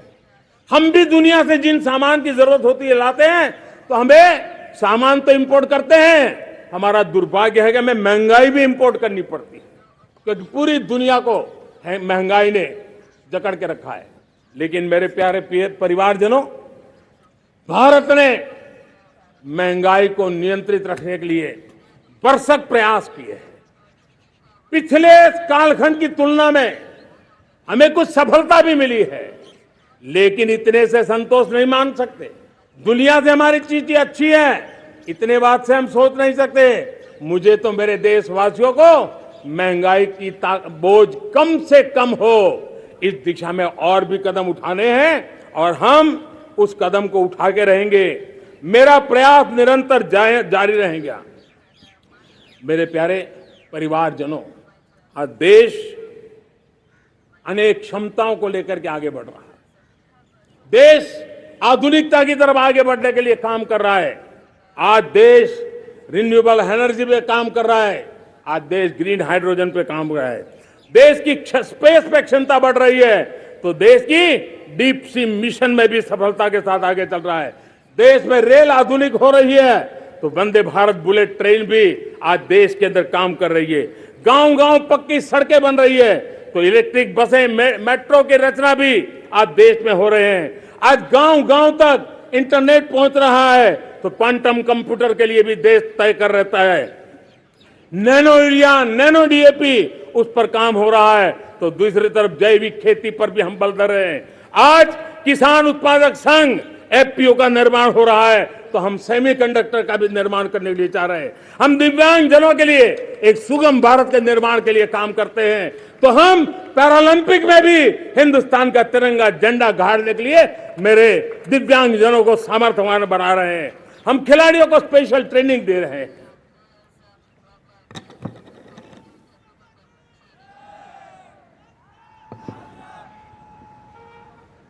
आज भारत पुरानी सोच, पुराने ढर्रे को छोड़ करके लक्ष्यों को तय करके लक्ष्यों को प्राप्त करने की राह से चल रहा है। और जब मैं कहता हूं ना कि जिसका शिलान्यास हमारी सरकार करती है, उसका उद्घाटन भी हमारे कालखंड में करते हैं।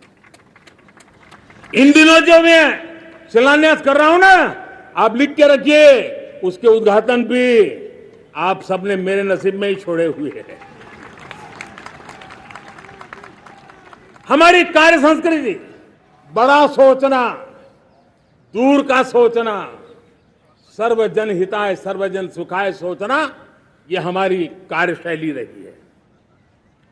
और सोच से भी ज्यादा, संकल्प से भी ज्यादा हासिल कैसे करना, इस ऊर्जा के साथ हम काम करते हैं।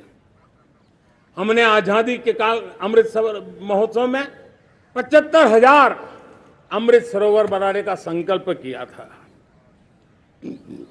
उस समय हमने हर जिले में 75 अमृत सरोवर बनवाना संकल्प किया था। करीब 50-55 हजार अमृत सरोवर की कल्पना की थी, लेकिन आज करीब 75 हजार अमृत सरोवर का काम निर्माण हो रहा है। ये अपने आप में बहुत बड़ा काम हो रहा है। जनशक्ति और जल शक्ति की ये ताकत भारत के पर्यावरण की रक्षा में भी काम आने वाली है। 18,000 गांवों तक बिजली पहुंचाना, जनधन बैंक खाते खोलना, बेटियों के लिए शौचालय बनाना, सारे टारगेट समय के पहले पूरी शक्ति से पूरे करेगा। और जब भारत ठान लेता है तो उसे पूरा करके रहता है। ये हमारा ट्रैक रिकॉर्ड कहता है।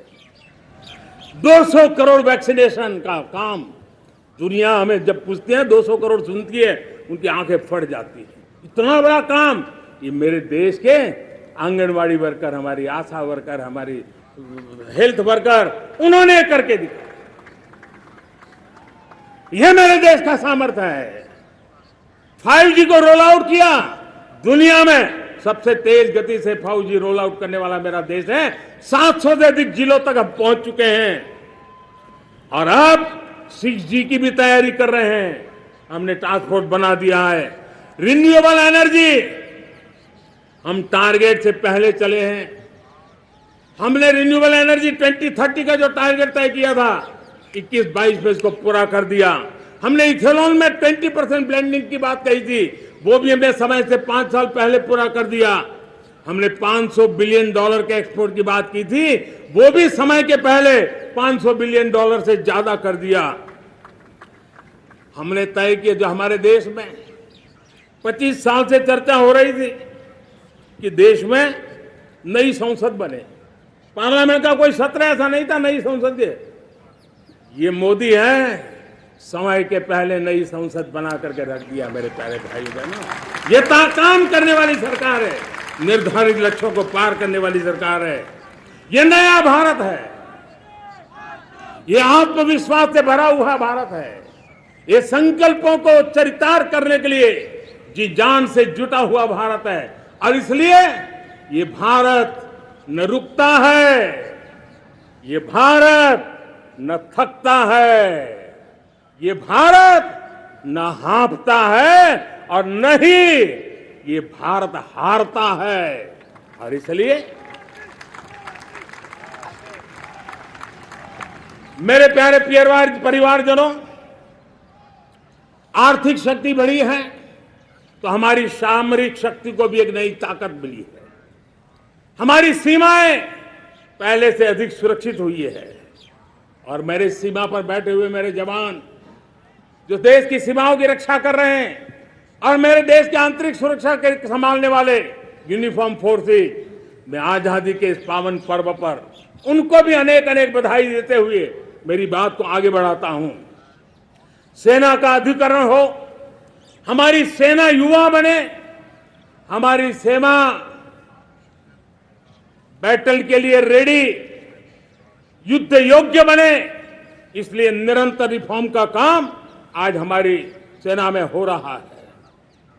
मेरे प्यारे परिवारजनों, आए दिन हम लोग सुना करते थे, यहां बम धमाका हुआ, वहां बम धमाका हुआ, हर जगह पे लिखा हुआ रहता था कि इस बैग को मत छूना, अनाउंसमेंट होते रहते थे। आज देश सुरक्षा की अनुभूति कर रहा है और जब सुरक्षा होती है, शांति होती है, तो प्रगति के नए अरमान हम पूरे कर सकते हैं। उसको लिए सीरियल बम धमाके का जमाना बीती हुई बात हो गई है। निर्दोषों के जो मौत होते थे वो बीते हुए कल की बात हो गई है। आज देश में आतंकी हमलों में भारी कमी आई है। नक्सल प्रभावित क्षेत्रों में भी बहुत बड़ा बदलाव आया है, बहुत बड़ा परिवर्तन का एक वातावरण बना है। मेरे प्यारे परिवारजनों, प्रगति के हर चीज में, लेकिन जब 2047 हम एक विकसित भारत का सपना लेकर के चल रहे हैं तब, और वो सपना नहीं 140 करोड़ देशवासियों का संकल्प है और उस संकल्प को सिद्ध करने के लिए परिश्रम की पराकाष्ठा भी है। और उसकी सबसे बड़ी ताकत होती है वो राष्ट्रीय चरित्र होता है। दुनिया में जिन जिन देशों ने प्रगति की है, दुनिया में जो जो देश संकटों से वो पार करके निकले हैं, उसमें हर चीज के साथ साथ एक महत्वपूर्ण कैटलिक एजेंट रहा है, वो राष्ट्रीय चरित्र रहा है। और हमें राष्ट्रीय चरित्र के लिए और बल देते हुए हमें आगे बढ़ना होगा। हमारा देश, हमारा राष्ट्रीय चरित्र ओजस्वी हो, तेजस्वी हो, पुरुषार्थी हो, पराक्रमी हो, प्रखर हो, ये हम सबका सामूहिक दायित्व है। और आने वाले 25 साल हम एक ही मंत्र को लेकर चले, ये हमारे राष्ट्रीय चरित्र के सिरमौर होना चाहिए, एकता का संदेश, भारत की एकता को जीना, भारत की एकता को आंच आए, न ऐसी मेरी भाषा होगी, न ऐसा मेरा कोई कदम होगा। हर पल देश को जोड़ने का प्रयास मेरी तरफ से भी होता रहेगा। भारत की एकता हमें सामर्थ्य देती है। उत्तर हो, दक्षिण हो, पूरब हो, पश्चिम हो, गांव हो, शहर हो, पुरुष हो, नारी हो, हम सब ने एकता के भाव के साथ और विविधता भरे देश में एकता का सामर्थ्य होता है। और दूसरी महत्व की बात मैं देख रहा हूं, अगर 2047 में हमें हमारे देश को विकसित भारत के रूप में देखना है, तो हमें श्रेष्ठ भारत के मंत्र को जीना होगा, हमें चरितार्थ करना होगा। अब हमारे प्रोडक्शन में, मैंने 2014 में कहा था जीरो डिफेक्ट, जीरो इफेक्ट। दुनिया के किसी भी टेबल पर मेक इन इंडिया चीज हो तो दुनिया को विश्वास होना चाहिए, इससे बेहतर दुनिया में कुछ नहीं हो सकता है। ये अल्टीमेट होगा।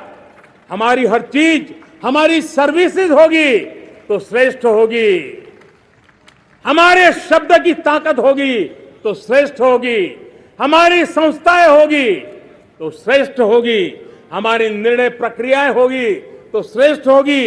ये श्रेष्ठता का भाव लेकर के हमें चलना होगा। तीसरी बात है, देश में आगे बढ़ाने के लिए एक अतिरिक्त शक्ति का सामर्थ्य भारत को आगे ले जाने वाला है, और वो है विमेन लेड डेवलपमेंट। आज भारत गर्व से कह सकता है कि दुनिया में नागरिक उड्डयन में अगर किसी एक देश में सबसे ज्यादा विमेन पायलट हैं तो मेरे देश में है। आज चंद्रयान की गति हो, मून मिशन की बात हो, मेरी विमेन साइंटिस्ट उसका नेतृत्व कर रहे हैं। आज विमेन सेल्फ हेल्प ग्रुप हो, मेरी 2 करोड़ लखपति दीदी का लक्ष्य लेकर के आज विमेन सेल्फ हेल्प ग्रुप पे हम काम कर रहे हैं। हम हमारी नारी शक्ति के सामर्थ्य को बढ़ावा देते हुए विमेन लेड डेवलपमेंट के, और जब G20 में मैंने विमेन लेड डेवलपमेंट के विषय को आगे बढ़ाया है तो पूरा G20 समूह इसके महत्व को स्वीकार कर रहा है, और उसके महत्व को स्वीकार कर करके वो उसको बहुत बल दे रहे हैं। उसी प्रकार से भारत विविधताओं से भरा देश है। असंतुलित विकास के हम शिकार रहे हैं। मेरा पराया का के कारण हमारे देश के कुछ हिस्से उसके शिकार रहे हैं। अब हमें रीजनल एस्पिरेशंस को, संतुलित विकास को बल देना है, और रीजनल एस्पिरेशंस को लेकर के उस भावना को हमें सम्मान देते हुए, जैसे हमारी भारत मां का कोई, हमारा शरीर का कोई अंग अगर अविकसित रहे तो हमारा शरीर विकसित नहीं माना जाएगा। हमारा शरीर का कोई अंग दुर्बल रहे तो हमारा शरीर स्वस्थ नहीं माना जाएगा। वैसे ही मेरी भारत माता, उसका कोई एक भूभाग भी, समाज का कोई तबका भी अगर दुर्बल रहे तो मेरी भारत माता समर्थ है, स्वस्थ है, ऐसा बैठ करके हम नहीं बैठ सकते। और इसलिए रीजनल एस्पिरेशन को हमने एड्रेस करने की आवश्यकता है, और इसलिए हम समाज का सर्वांगीण विकास हो, सर्वस्पर्शी विकास हो, भूभाग के हर क्षेत्र को उसकी अपनी ताकत को खिलने का अवसर मिले, उस दिशा में आगे बढ़ना चाहते हैं। मेरे प्यारे परिवारजनों, भारत एक मदर ऑफ डेमोक्रेसी है। भारत मॉडल ऑफ डाइवर्सिटी भी है। भाषाएं अनेक हैं, बोलियां अनेक हैं, परिधान अनेक हैं, विविधताएं बहुत है। हमने उन सारे लोगों को आधार पर आगे बढ़ना है। मेरे प्यारे परिवारजनों, देश के जब मैं एकता की बात करता हूं, तब अगर घटना मणिपुर में होती है तो पीड़ा महाराष्ट्र में होती है। अगर बाढ़ आसाम में आती है तो बेचैन केरला हो जाता है। हिंदुस्तान के किसी भी हिस्से में कुछ भी हो, हम एक अंगांगी भाव की अनुभूति करते हैं। मेरे देश की बेटियों पर जुल्म न हो, यह हमारा सामाजिक भी दायित्व है, यह हमारा पारिवारिक दायित्व भी है, और ये देश के नाते हम सबका दायित्व है। आज जब अफगानिस्तान से गुरु ग्रंथ साहब के स्वरूप को लाते हैं तो पूरा देश गौरव की अनुभूति करता है। जब आज दुनिया के किसी देश में कोविड के काल में मेरा कोई सिख भाई लंगर लगाता है, भूखों को खिलाता है और दुनिया में वाहवाही होती है, तो हिंदुस्तान का सीना चौड़ा हो जाता है।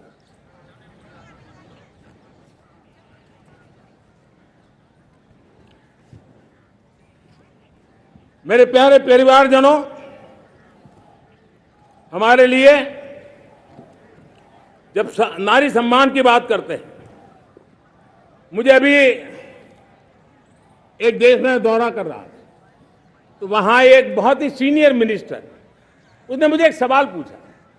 उसने कहा, आपके यहां बेटियां साइंस और इंजीनियरिंग के विषयों की पढ़ाई करती हैं क्या? उसमें क्या था? मैंने उनको कहा, आज मेरे देश में लड़कों से ज्यादा बेटियां आज स्टेम यानी साइंस, टेक्नोलॉजी, इंजीनियरिंग और मैथ्स, अधिकतम भाग मेरी बेटियां ले रही है। तो उनके लिए अचरज था। ये सामर्थ्य आज हमारे देश का देख रहा है। मेरे प्यारे परिवारजनों, आज 10 करोड़ महिलाएं विमेन सेल्फ हेल्प में जुड़ी हुई है, और विमेन सेल्फ हेल्प ग्रुप के साथ आप गांव में जाएंगे तो आपको बैंक वाली दीदी मिलेगी, आपको आंगनवाड़ी वाली दीदी मिलेगी, आपको दवाई देने वाली दीदी मिलेगी, और अब मेरा सपना है 2 करोड़ लखपति दीदी बनाने का, गांव में 2 करोड़ लखपति दीदी, और इसके लिए एक नया अभिगम भेजा। साइंस और टेक्नोलॉजी, हमारे गांव की महिलाओं का भी सामर्थ्य देखता हूं मैं, और इसलिए हम एक नई योजना सोच रहे हैं कि हमारे एग्रीकल्चर सेक्टर में टेक्नोलॉजी आए, एग्री टेक को बल मिले। इसलिए विमेन सेल्फ हेल्प ग्रुप की बहनों को हम ट्रेनिंग देंगे, ड्रोन चलाने की, ड्रोन रिपेयरिंग की हम ट्रेनिंग देंगे, और हजारों ऐसे विमेन सेल्फ हेल्प ग्रुप को भारत सरकार ड्रोन देगी, ट्रेनिंग देगी, और हमारे एग्रीकल्चर के काम में ड्रोन की सेवाएं उपलब्ध हो। इसके लिए हम शुरुआत करेंगे। प्रारंभ हम 15,000 विमेन सेल्फ हेल्प ग्रुप के द्वारा ये ड्रोन की उड़ान का हम आरंभ कर रहे हैं। मुझे विश्वास है कि इसके कारण हमारे परिवारजनों का, मेरे प्यारे परिवारजनों, आज देश आधुनिकता की तरफ बढ़ रहा है। हाईवे हो, रेलवे हो, एयरवे हो, आईवेज हो, इंफॉर्मेशन वेज, वाटरवेज हो, कोई क्षेत्र ऐसा नहीं है जिस क्षेत्र को आगे बढ़ाने की दिशा में आज देश काम न करता हो। पिछले 9 वर्ष में तटीय क्षेत्रों में हमने, आदिवासी क्षेत्र में, हमारे पहाड़ी क्षेत्र में विकास को बहुत बल दिया है। हमने पर्वतमाला, भारतमाला ऐसी योजनाओं के द्वारा समाज के उस वर्ग को हमने बल दिया है। हमने गैस की पाइपलाइन से हमारे पूर्वी भारत को जोड़ने का काम किया है। हमने अस्पतालों की संख्या बढ़ाई है, हमने डॉक्टर की सीटें बढ़ाई है ताकि हमारे बच्चे डॉक्टर बनने का सपना पूरा कर सके। हमने मातृभाषा में पढ़ाने पर बल दिया है, अब मातृभाषा में वो पढ़ाई कर सके उस दिशा में, और मैं भारत के सुप्रीम कोर्ट का भी धन्यवाद करता हूं कि भारत की सुप्रीम कोर्ट ने कहा है कि आप जो जजमेंट देंगे उसका जो ऑपरेटिव पार्ट होगा वो जो अदालत में आया है उसकी भाषा में उसको उपलब्ध होगा। मातृभाषा का महात्म्य आज बढ़ रहा है। मेरे प्यारे भाई परिवारजनों, आज तक हमारे देश के जो बॉर्डर विलेज हैं, हमने वाइब्रेंट बॉर्डर विलेज का एक कार्यक्रम शुरू किया है और वाइब्रेंट बॉर्डर विलेज अब तक इसके लिए कहा जाता था देश के आखिरी गांव। हमने उस पूरी सोच को बदला है। वो देश का आखिरी गांव नहीं है, सीमा पर जो नजर आ रहा है वो मेरे देश का पहला गांव है। अगर सूरज उगता है पूरब में तो उस तरफ के गांव में पहली सूरज की किरण आती है। अगर सूरज ढलता है तो इस तरफ के गांव में आखिरी किरण उसका लाभ मिलता है। ये मेरे पहले गांव है और मुझे खुशी है कि आज मेरे इस कार्यक्रम के विशेष मेहमान, ये जो पहले गांव है, सीमावर्ती गांव है, उसके 600 प्रधान आज इस लाल किले की प्राचीर के इस महत्वपूर्ण कार्यक्रम का हिस्सा बनने के लिए आए। पहली बार वो इतनी दूर तक आए हैं, नए संकल्प और सामर्थ्य के साथ जुड़ने के लिए आया है। मेरे प्यारे परिवारजनों, हमने संतुलित विकास के लिए एस्पिरेशनल डिस्ट्रिक्ट, एस्पिरेशनल ब्लॉक की कल्पना की और आज उसके सुखद परिणाम मिल रहे हैं। आज राज्य के जो नॉर्मल पैरामीटर्स हैं, जो एस्पिरेशनल डिस्ट्रिक्ट कभी बहुत पीछे थे, वो आज राज्य में भी अच्छा करने लग गए हैं और मुझे विश्वास है कि आने वाले दिनों में ये हमारे आकांक्षी जिले, हमारे आकांक्षी बॉल अवश्य आगे बढ़ेंगे। जैसे मैंने कहा था, भारत का चरित्र की चर्चा कर रहा था तो मैंने पहला कहा था भारत की एकता, दूसरा कहा था भारत श्रेष्ठता की तरफ बल दें, तीसरा कहा था विमेन लेड डेवलपमेंट की मैंने बात कही थी। और मैं आज एक बात और कहना चाहता हूं कि हम जैसे रीजनल एस्पिरेशन, मैंने चौथी बात कही थी, पांचवी महत्व की बात, और भारत ने उस दिशा में ध्यान, और वो है हमारा राष्ट्रीय चरित्र विश्व मंगल के लिए सोचने वाला होना चाहिए। हमें देश को इतना मजबूत बनाना है जो विश्व मंगल के लिए भी अपनी भूमिका अदा करे। और आज कोरोना के बाद मैं देख रहा हूं जिस प्रकार से संकट की घड़ी में देश ने दुनिया की मदद की, उसका परिणाम है कि आज दुनिया में हमारा देश एक विश्व मित्र के रूप में, विश्व का अटूट साथी के रूप में आज मेरे देश की पहचान बनी है। हमें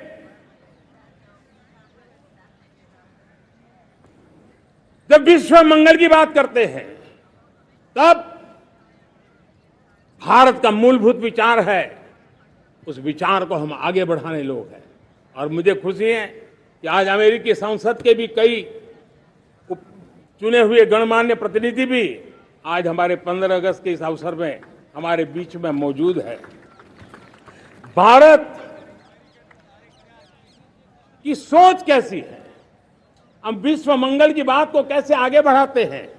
अब देखिए, हम जब सोचते हैं तो क्या कहते हैं, हमने दुनिया के सामने ये दर्शन रखा है और दुनिया उस दर्शन को लेकर के हमारे साथ जुड़ रही है। हमने कहा one sun, one world, one grid. Renewable energy के क्षेत्र में एक बहुत बड़ा हमारा स्टेटमेंट है, आज दुनिया उसको स्वीकार कर रही है। कोविड के बाद हमने दुनिया को कहा हमारा अप्रोच होना चाहिए वन अर्थ, वन हेल्थ। समस्याओं का समाधान तभी होगा जब मानव को, पशु को, पौधे को बीमारी के संबंध में समान रूप से एड्रेस किया जाएगा, तब जाकर के हम करेंगे। हमने G20 समिट के लिए दुनिया के सामने कहा है one world, one family, one future. इस सोच को लेकर के चल रहे हैं। हमने क्लाइमेट को लेकर के दुनिया जो संकट से जूझ रही है, हमने रास्ता दिखाया है, लाइफ मिशन लॉन्च किया है, लाइफस्टाइल फॉर एनवायरमेंट। हमने दुनिया के सामने इंटरनेशनल सोलर अलायंस बनाया और आज दुनिया के कई देश इंटरनेशनल सोलर अलायंस का हिस्सा बन रहे हैं। हमने बायोडायवर्सिटी का महत्व देखते हुए बिग कैट अलायंस की व्यवस्था को हमने आगे बढ़ाया है। हमने प्राकृतिक आपदा के कारण, ग्लोबल वार्मिंग के कारण इंफ्रास्ट्रक्चर का जो नुकसान होता है उसके लिए दूरगामी व्यवस्थाओं की जरूरत है और इसलिए coalition for disaster resilient infrastructure CDRI एक समाधान के रूप में दुनिया को दिया है।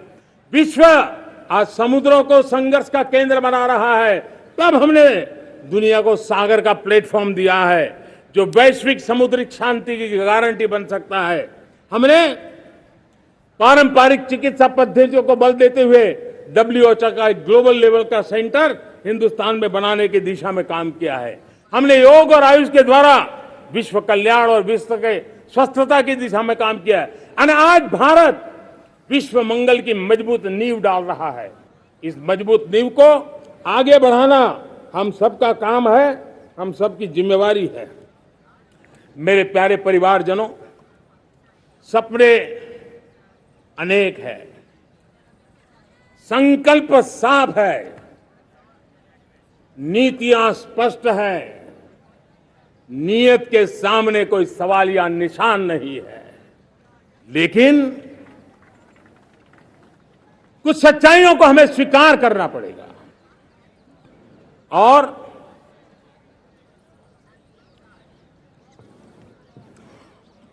उसके समाधान के लिए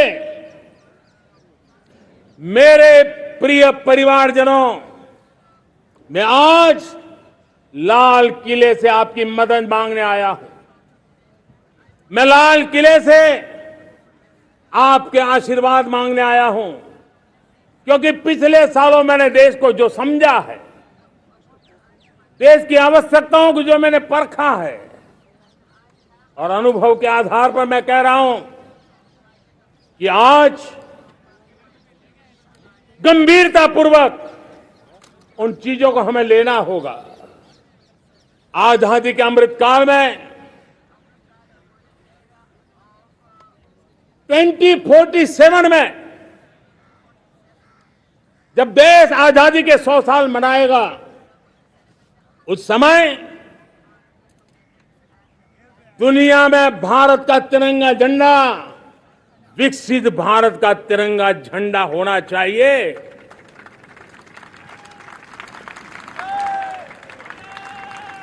रत्ती भर भी हमें रुकना नहीं है, पीछे नहीं हटना है और इसके लिए सुचिता, पारदर्शिता और निष्पक्षता, ये पहली मजबूती की जरूरत है। हमें उस मजबूती को जितना ज्यादा खाद पानी दे सकते हैं, संस्थाओं के माध्यम से दे सकते हैं, नागरिक के नाते दे सकते हैं, परिवार के नाते दे सकते हैं, ये हमारा सामूहिक दायित्व होना चाहिए। और इसलिए पिछले 75 साल का इतिहास देखिए, भारत के सामर्थ्य में कोई कमी नहीं थी। अरे जो देश कभी सोना की चिड़िया कहा जाता था, वो देश क्यों न फिर से उस सामर्थ्य को लेकर के खड़ा हो सकता है।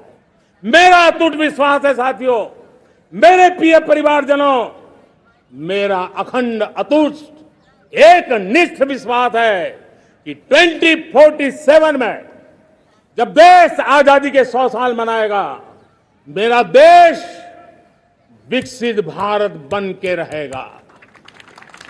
और ये मैं मेरे देश के सामर्थ्य के आधार पर कह रहा हूं, मेरे उपलब्ध संसाधनों के आधार पर कह रहा हूं और सबसे ज्यादा 30 से कम आयु वाली मेरी युवा शक्ति के भरोसे कह रहा हूं, मेरी माताओं बहनों के सामर्थ्य के भरोसे कह रहा हूं।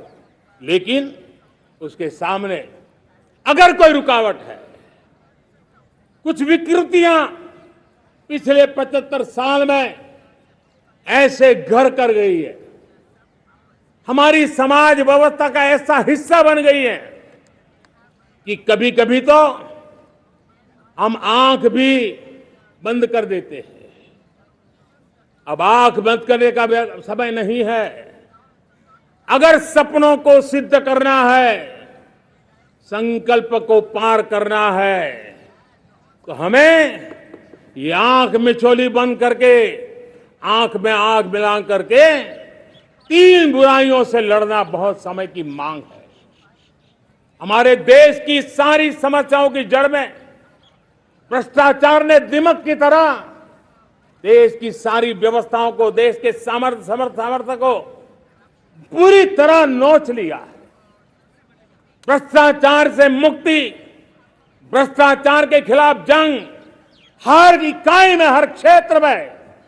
और मैं देशवासियों, मेरे प्रिय परिवारजनों, ये मोदी के जीवन का कमिटमेंट है। ये मेरे व्यक्तित्व का एक कमिटमेंट है कि मैं भ्रष्टाचार के खिलाफ लड़ाई लड़ता रहूंगा।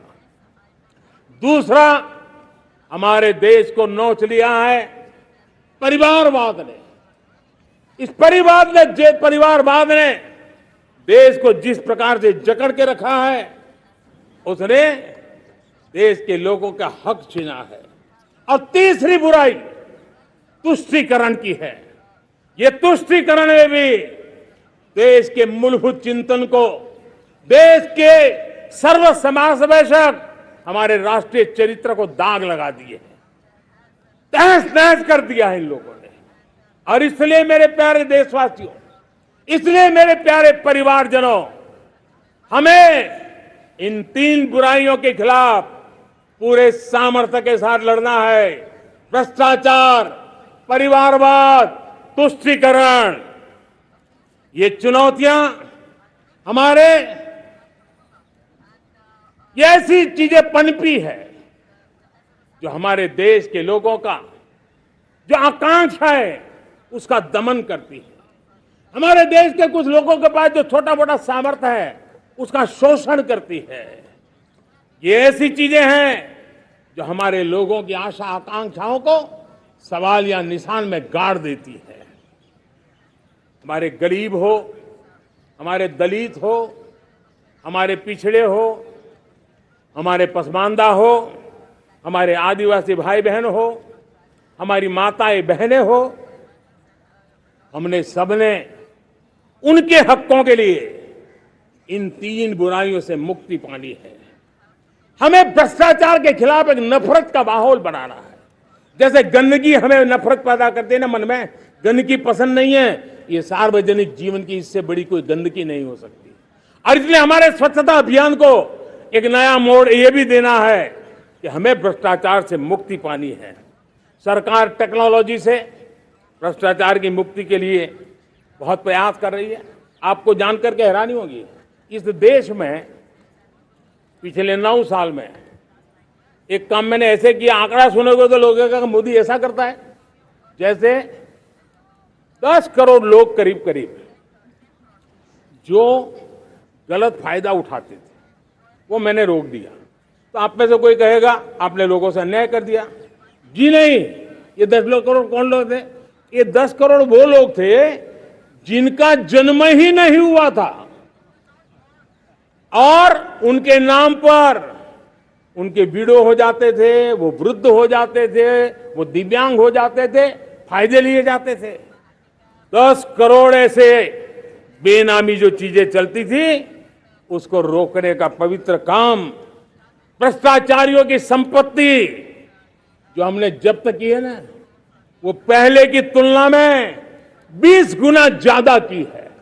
मेरे प्यारे परिवारजनों, ये आपकी कमाई का पैसा लोग लेकर के भागे थे, 20 गुना ज्यादा संपत्ति को जब्त करने का। और इसलिए लोगों की मेरे प्रति नाराजगी होना बहुत स्वाभाविक है, लेकिन मुझे भ्रष्टाचार के खिलाफ की लड़ाई को आगे बढ़ाना है। हमारे सरकारी व्यवस्था ने पहले कैमरा के सामने तो कुछ हो जाता था, लेकिन बाद में चीजें अटक जाती थी। हमने पहले की तुलना में कई गुना ज्यादा अदालत में चार्जशीट की है और अब जमानतें भी नहीं मिलती हैं। वैसी पक्की व्यवस्था को लेकर के हम आगे बढ़ रहे हैं, क्योंकि हम ईमानदारी से भ्रष्टाचार के खिलाफ लड़ रहे हैं। आज परिवारवाद और तुष्टीकरण, इसने देश का बहुत बड़ा दुर्भाग्य किया है। अब लोकतंत्र में ये कैसे हो सकता है कि पॉलिटिकल पार्टी, और मैं विशेष बल दे रहा हूं पॉलिटिकल पार्टी, आज मेरे देश के लोकतंत्र में एक ऐसी विकृति आई है जो कभी भारत के लोकतंत्र को मजबूती नहीं दे सकती। और वो क्या है बीमारी? परिवारवादी पार्टियां। और उनका तो मंत्र क्या है?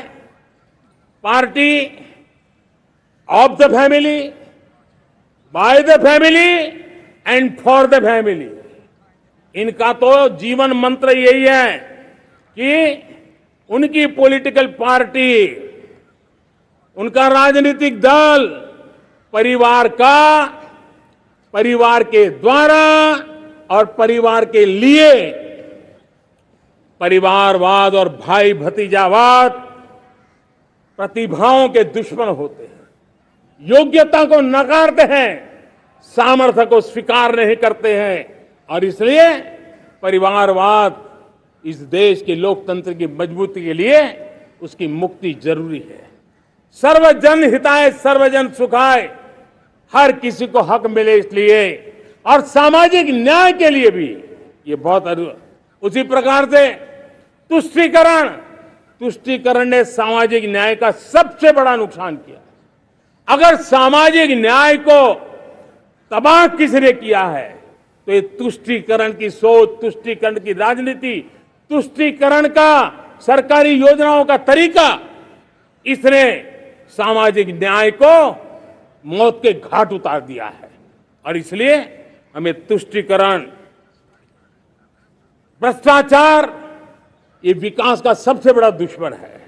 अगर देश विकास चाहता है, देश 2047 विकसित भारत का सपना का साकार करना चाहता है, तो हमारे लिए आवश्यक है कि हम किसी भी हालत में देश में भ्रष्टाचार को सहन नहीं करेंगे। इस मूड को लेकर के चलना चाहिए। मेरे प्यारे परिवारजनों, हम सबका एक बहुत बड़ा महत्वपूर्ण दायित्व है। आपने जिस प्रकार से जिंदगी जी है, हमारे आने वाली पीढ़ी को ऐसी जिंदगी जीने के लिए मजबूर करना, यह हमारा गुनाह है। यह हमारा दायित्व है कि हमारे आने वाली पीढ़ी को हम ऐसा समृद्ध देश दें, ऐसा संतुलित देश दें, ऐसा सामाजिक न्याय की धरोहर वाला देश दें, ताकि छोटी छोटी चीजों को पाने के लिए उन्हें कभी भी संघर्ष न करना पड़े। हम सभी का कर्तव्य, हर नागरिक का कर्तव्य है, और ये अमृत काल कर्तव्य काल है। हम कर्तव्य से पीछे नहीं उठ सकते। हमें वो भारत बनाना है जो पूज्य बापू के सपनों का था। हमें वो भारत बनाना है जो हमारे स्वतंत्र सेनानियों का सपना था। हमें वो भारत बनाना है जो हमारे वीर शहीदों का था, हमारी वीरांगनाओं का था, जिन्होंने मातृभूमि के लिए अपना जीवन दे दिया था। मेरे प्यारे परिवारजनों, मैं जब 2014 में आपके पास आया था, तब 2014 में मैं परिवर्तन का वादा लेकर के आया था। 2014 में मैंने आपको वादा किया था मैं परिवर्तन लाऊंगा, और 140 करोड़ मेरे परिवारजन, आपने मुझ पे भरोसा किया और मैंने विश्वास पूरा करने की कोशिश की। रिफॉर्म, परफॉर्म, ट्रांसफॉर्म, वो 5 साल जो वादा था वो विश्वास में बदल गया, क्योंकि मैंने परिवर्तन का वादा किया था। रिफॉर्म, परफॉर्म, ट्रांसफॉर्म के द्वारा मैंने इस वादे को विश्वास में बदल दिया। कठोर परिश्रम किया है, देश के लिए किया है, शान से किया है, सिर्फ और सिर्फ नेशन फर्स्ट, राष्ट्र सर्वोपरि, इस भाव से किया है। 2019 में परफॉर्मेंस के आधार पर आप सबने मुझे फिर से आशीर्वाद दिया। परिवर्तन का वादा मुझे यहां ले आया, परफॉर्मेंस मुझे दोबारा ले आया और आने वाले 5 साल अभूतपूर्व विकास के हैं। 2047 के सपने को साकार करने का सबसे बड़ा स्वर्णिम पल आने वाले 5 साल है और अगली बार 15 अगस्त को इसी लाल किले से मैं आपको देश की उपलब्धियां, आपके सामर्थ्य, आपके संकल्प, उसमें हुई प्रगति, उसकी जो सफलता है, उसके गौरवगान, उससे भी अधिक आत्मविश्वास के सामने आपके सामने मैं प्रस्तुत करूंगा। मेरे प्यारे प्रियजनों, मेरे परिवारजनों, मैं आप में से आता हूं, मैं आपके बीच से निकला हूं, मैं आपके लिए जीता हूं। अगर मुझे सपना भी आता है तो आपके लिए आता है, अगर मैं पसीना भी बहाता हूं तो आपके लिए बहाता हूं, क्योंकि इसलिए नहीं कि आपने मुझे दायित्व दिया है, मैं इसलिए कर रहा हूं कि आप मेरे परिवारजन हैं और आपके परिवार के सदस्य के नाते मैं आपके किसी दुख को देख नहीं सकता हूं, मैं आपके सपनों को चूर चूर होते नहीं देख सकता हूं, मैं आपके संकल्प को सिद्धि तक ले जाने के लिए आपका एक साथी बन करके, आपका एक सेवक बन करके, आपके साथ जुड़े रहने का, आपके साथ जीने का, आपके लिए जूझने का मैं संकल्प लेकर के चला हुआ इंसान हूं। और मुझे विश्वास है हमारे पूर्वजों ने आजादी के लिए जो जंग लड़ा था, जो सपने देखे थे, वो सपने हमारे साथ है।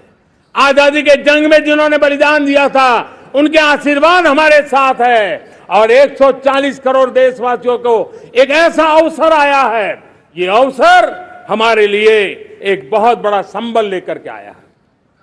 और इसलिए मेरे प्यारे प्रियजनों, आज जब मैं अमृत काल में आपके साथ बात कर रहा हूं, ये अमृत काल का पहला वर्ष है, ये अमृत काल के पहले वर्ष पर जब मैं आपसे बात कर रहा हूं तो मैं आपको पूरे विश्वास से कहना चाहता हूं, चलता चलाता काल चक्र, चलता चलाता काल चक्र, अमृत काल का भाल चक्र, चलता चलाता काल चक्र, अमृत काल का भाल चक्र, सबके सपने, सबके सपने, अपने सपने, सबके सपने, अपने सपने, पनपे सपने सारे, सबके सपने, अपने सपने, पनपे सपने सारे, धीर चले, वीर चले, धीर चले, वीर चले, चले युवा हमारे, धीर चले, वीर चले, चले युवा हमारे, नीति सही, नीति सही, रीति नहीं, नीति सही, रीति नहीं, गति सही, गति सही, राह नहीं, गति सही, राह नहीं। चुनो, चुनो चुनौती,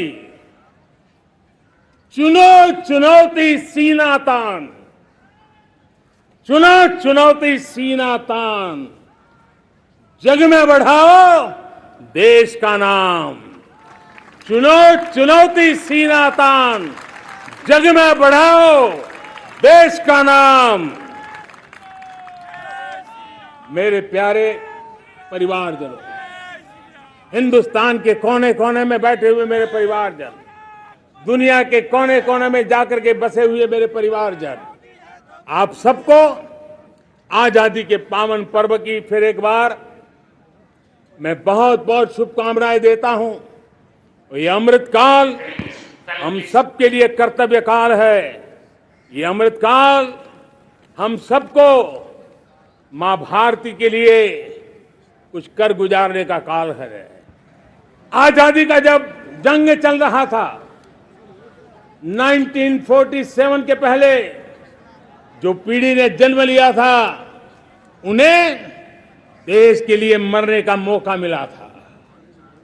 वो देश के लिए मरने के लिए मौका नहीं छोड़ते थे, लेकिन हमारे नसीब में देश के लिए मरने का मौका नहीं है। लेकिन हमारे लिए देश के लिए जीने का ये इससे बड़ा कोई अवसर नहीं होता। हमें पल पल देश के लिए जीना है। इसी संकल्प के साथ इस अमृत काल में 140 करोड़ देशवासियों के सपने संकल्प भी बनाने हैं। 140 करोड़ देशवासियों के संकल्प को सिद्धि में भी परिवर्तित करना है। और 2047 का जब तिरंगा झंडा फहरेगा तो विश्व एक विकसित भारत का गुणगान करता होगा। इसी विश्वास के साथ, इसी संकल्प के साथ मैं आप सबको अनेक अनेक शुभकामनाएं देता हूं, बहुत बहुत बधाई देता हूं। जय हिंद, जय हिंद, जय हिंद। भारत माता की, भारत माता की, भारत माता की। वंदे वंदे वंदे। बहुत बहुत धन्यवाद।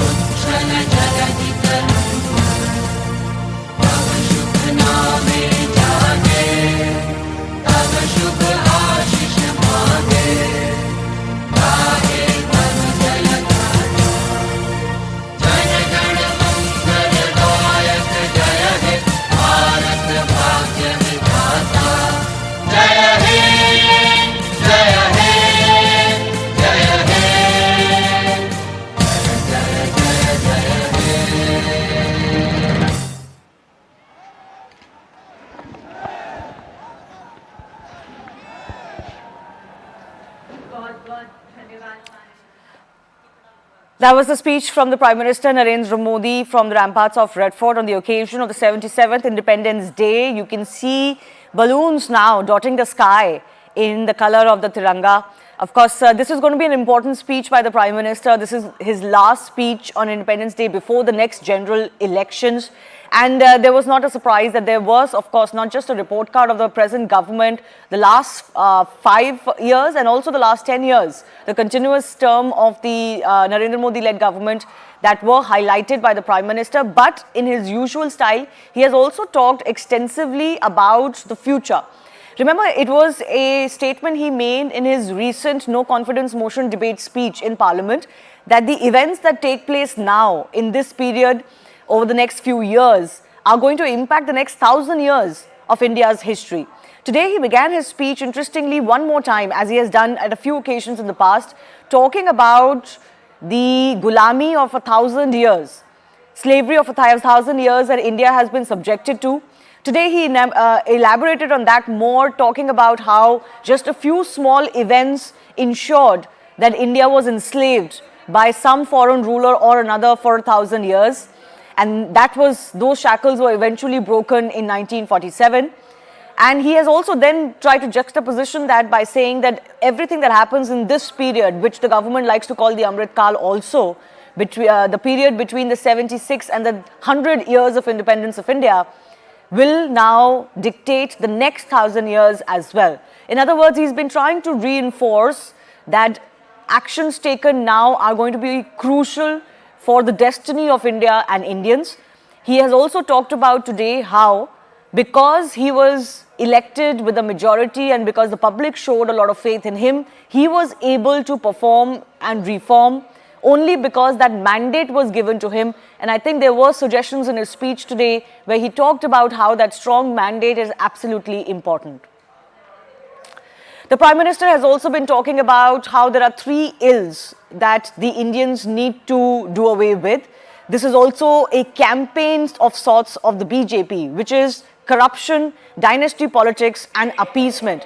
They've been running this Quit India movement as well, which is a more political movement toned around the New India bloc. And the Prime Minister reiterated those 3 ills that have to be removed for India to progress.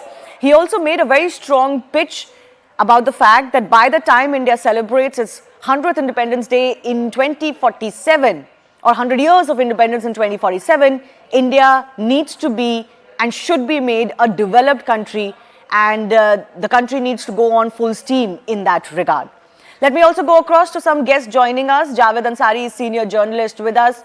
Javed Ansari, thanks a lot for your time. Happy Independence Day to you. What did you think was the major highlight of the Prime Minister's speech today? Well, in addition to patting himself on the back and extolling all that his government had done, he also spoke with a great degree of confidence about the future, saying that next year I will be here and when I unfurl the flag, I will do this and I will do that. So Prime Minister also, in addition to, these speeches, Independence Day speeches traditionally used to be mainly about what the government has done or what the government intends to do. Yes. The Prime Minister always gives it a political spin, and he gave it a political spin without naming his opponents in so many words, talking of the future, that I'll be here, then of that, we must get the country rid of corruption, dynasty, and one more thing he said, it slips my mind. So this has been his plank, the main plank against the opposition, and he tried to focus on that from the ramparts of the Red Fort as well.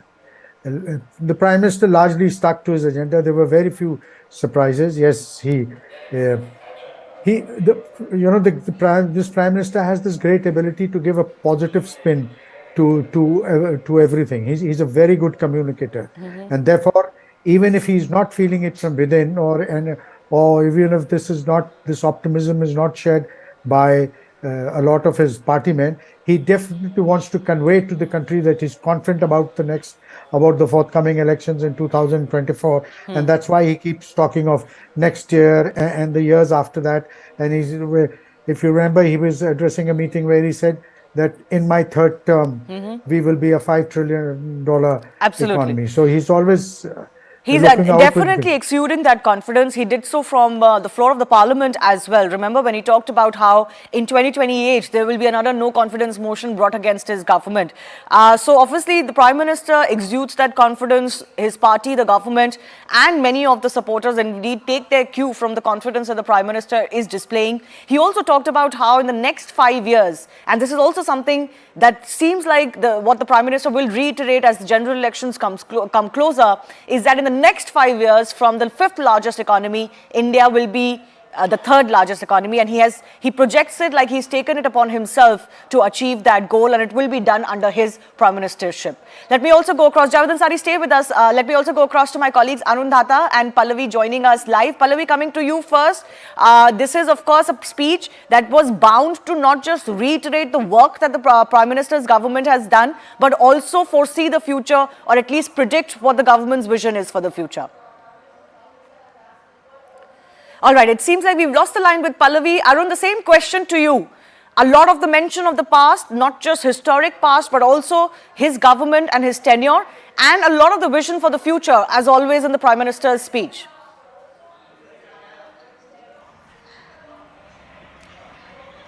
Well, that's right, and Prime Minister Modi was oozing with confidence, as he always been.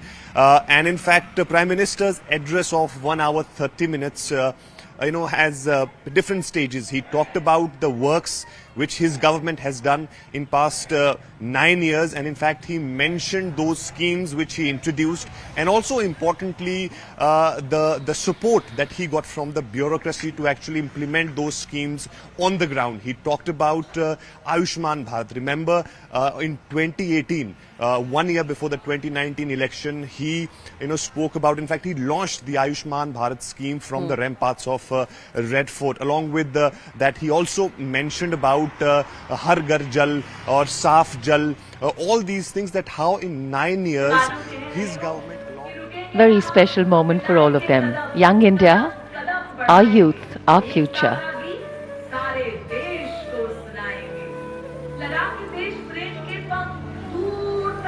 It is the responsibility of a nation to nurture and cherish its children, to expose them to different opportunities, to help them avail those which are the best for them. And these moments and these words of encouragement, these conversations, these slightly light-hearted interactions with their Prime Minister, definitely going to leave some very special memories in their hearts. देश के कोने कोने से ये NCC cadets यहाँ पहुँचे हैं और माननीय प्रधानमंत्री महोदय, उनकी यही खासियत है, देश के सर्वोच्च नेतृत्व का युवा शक्ति से सीधा संवाद, अनुशासन बनाए रखना है, साथ ही साथ बातचीत भी करनी है, इंटरेक्शन भी करना है माननीय प्रधानमंत्री महोदय से। एनसीसी की जो तीनों विंग्स हैं उसमें देश के कोने कोने से 1100 कैडेट्स यहाँ पर पहुँचे हैं, भारत माता की जय के नारे लगाते हुए। ये सभी कैडेट्स प्रशासन की सीमा के साथ अपने आप को रोक नहीं पा रहे हैं, उनके अंदर का जो उत्साह है वो आह्लादित महसूस कर रहे हैं। Let me also go across to my colleague Pallavi now joining us. Pallavi, we were expecting, of course, a pitch for the future. Not just the future of the country, but of course, an indication of the confidence that the Prime Minister has been displaying in his last few addresses of how the BJP-led government, the NDA government, is returning to power. And there were hints and shades of that in the Prime Minister's speech today. Well, I mean, the Prime Minister's speech from the Red Fort always tends to be a little political, whether it's the present Prime Minister or whether it's predecessors. But when it's your last speech before a general election, it certainly makes those political points. Apart from the achievements of his government, apart from looking forward, transform, reform, that's the mantra which really was given in from the Prime Minister. But some very scathing attack. He did not mention the Congress party particularly. He did not even mention the India front because it's also that somber occasion perhaps. But I think the full-on attacks on his predecessors were very much there. His political opponents were very much there. When, of course, he gave that parting shot by saying that I'm going to speak to you with my government's achievements next year again on 15th August. Remember, this is very, very similar, Shivani, to what he had said recently at a meeting with his party colleagues when he said we are going to come back to power again next year.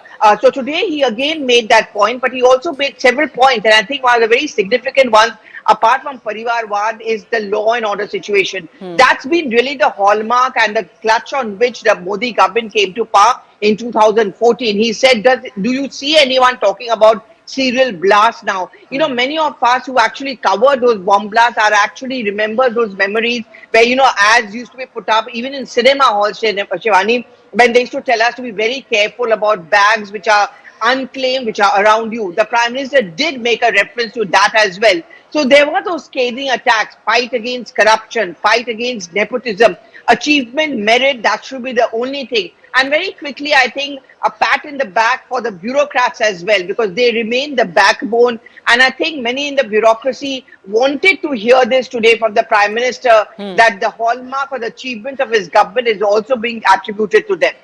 Absolutely. Aman Sharma, political editor, is also joining us. Aman, how did you read the Prime Minister's speech today, the highlights for you?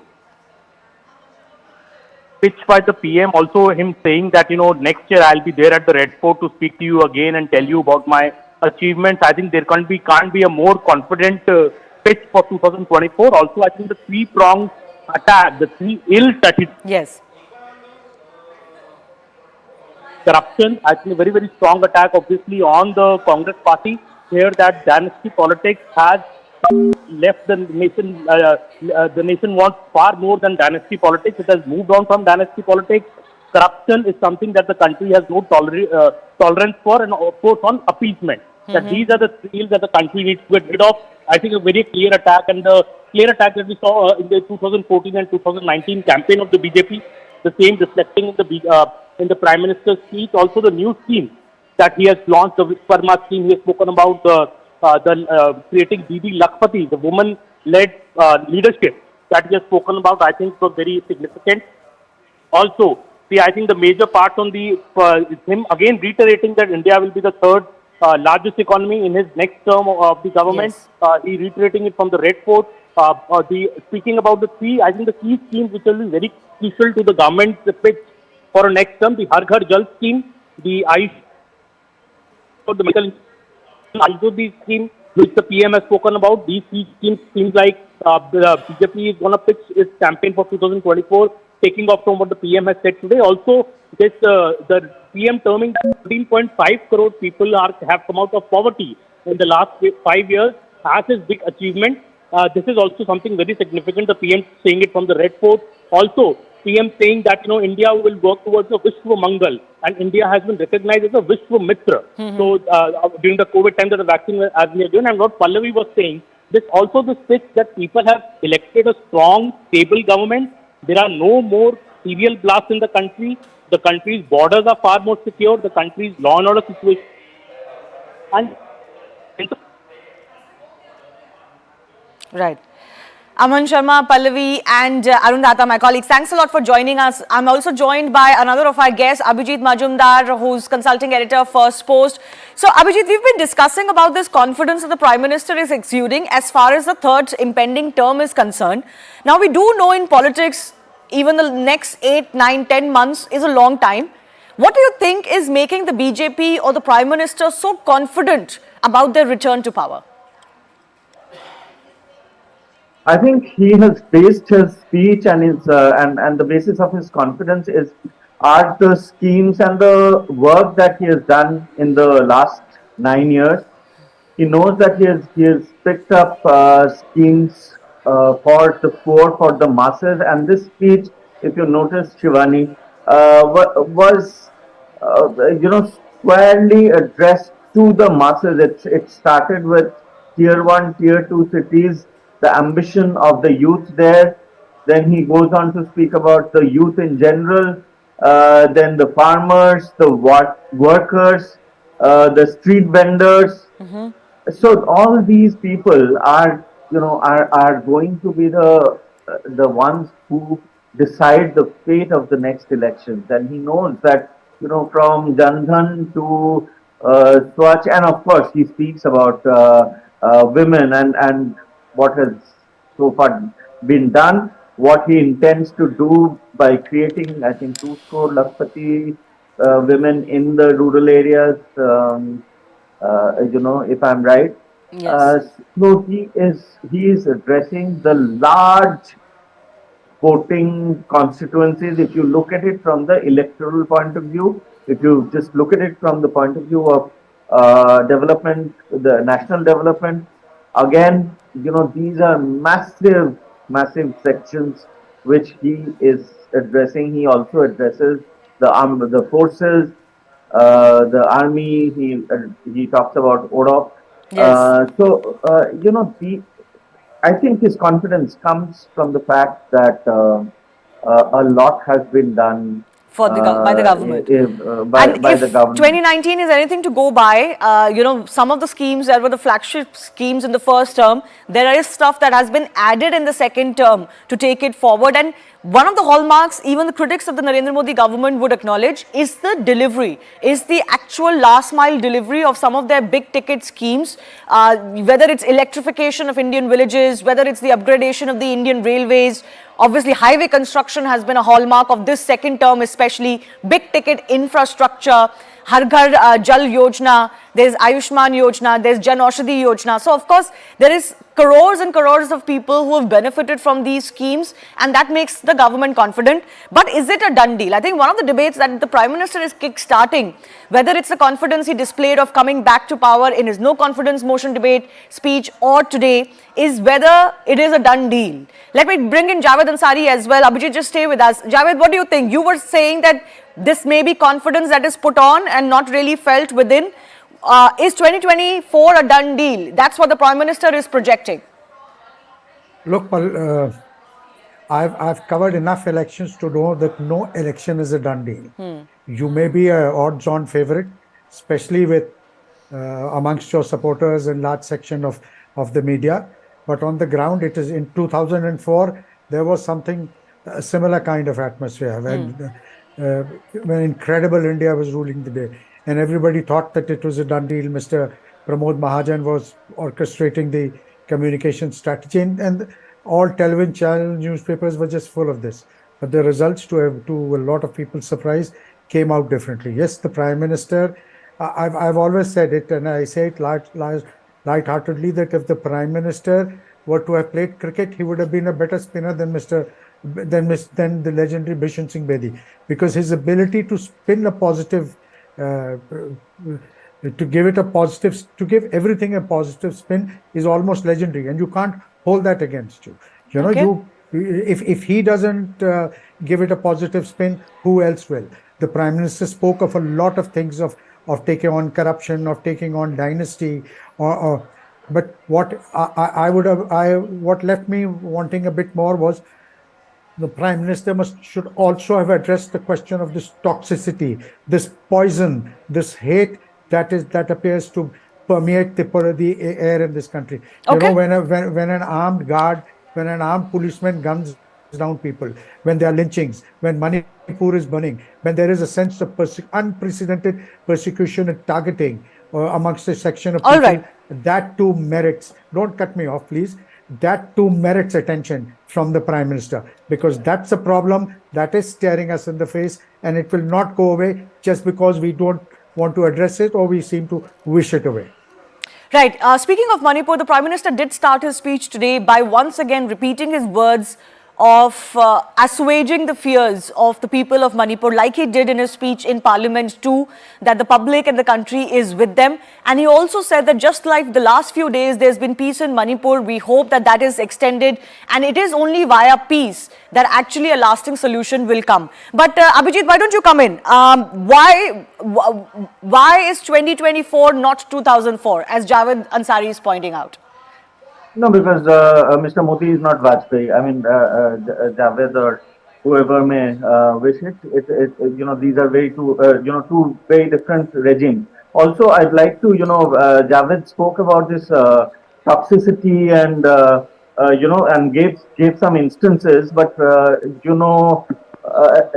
he will never talk about the Tan Se Juda mobs, the 6 odd people who were beheaded because Nupur Sharma quoted from the Hadiths, and some so-called fact-checker dog whistled, and there were bloodthirsty mobs out on the street.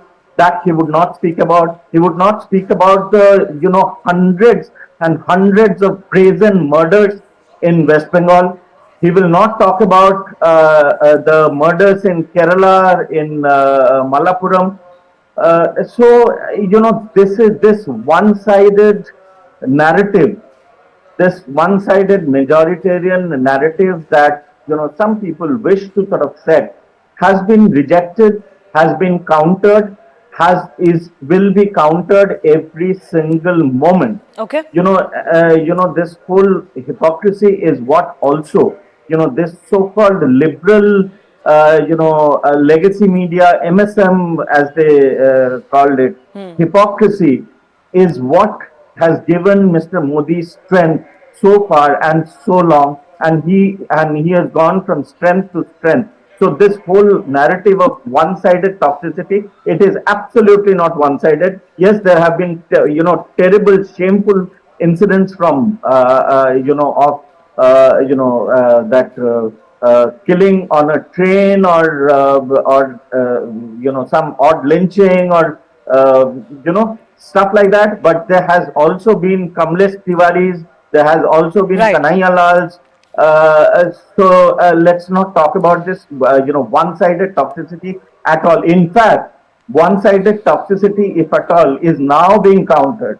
That has happened for 70 years. That has gone under, and Modi today, Mr. Modi talks about the poison of appeasement. And this appeasement has not just deprived the larger population of a lot of things, but it has also deprived, kept minorities in depravity. It has taken away rights of a huge 85% of the Muslim population who are Pasmandar. Okay, So, I request both of you to just hold your thought for a brief minute. Let me just quickly play out what the Prime Minister said on Manipur. Remember, that is one of the issues that the Narendra Modi-led government was virtually gherawed on before the Parliament session began, the last one, which has ended now, and of course during that Parliament session too. And it was on the issue of Manipur itself that the no confidence motion was moved by the opposition against the present-day government. Let's listen in.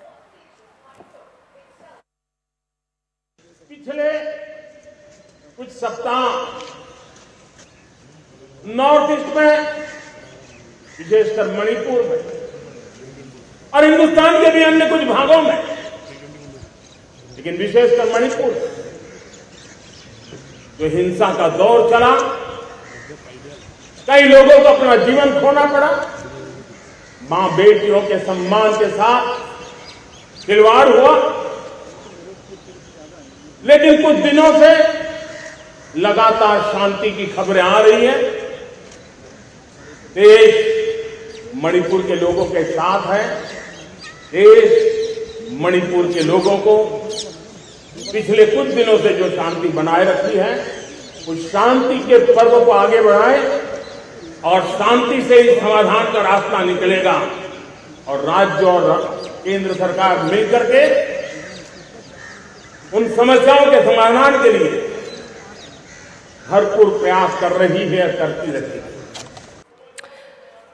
So the government, both the centre and the state governments, are trying their best for lasting peace. Javed Ansari, the issue of Manipur has been one of the tricky issues that the government at the centre has been dealing with. It has been, of course, surrounded by questions over alleged inaction and more. Both the Home Minister and the Prime Minister have addressed this issue in Parliament.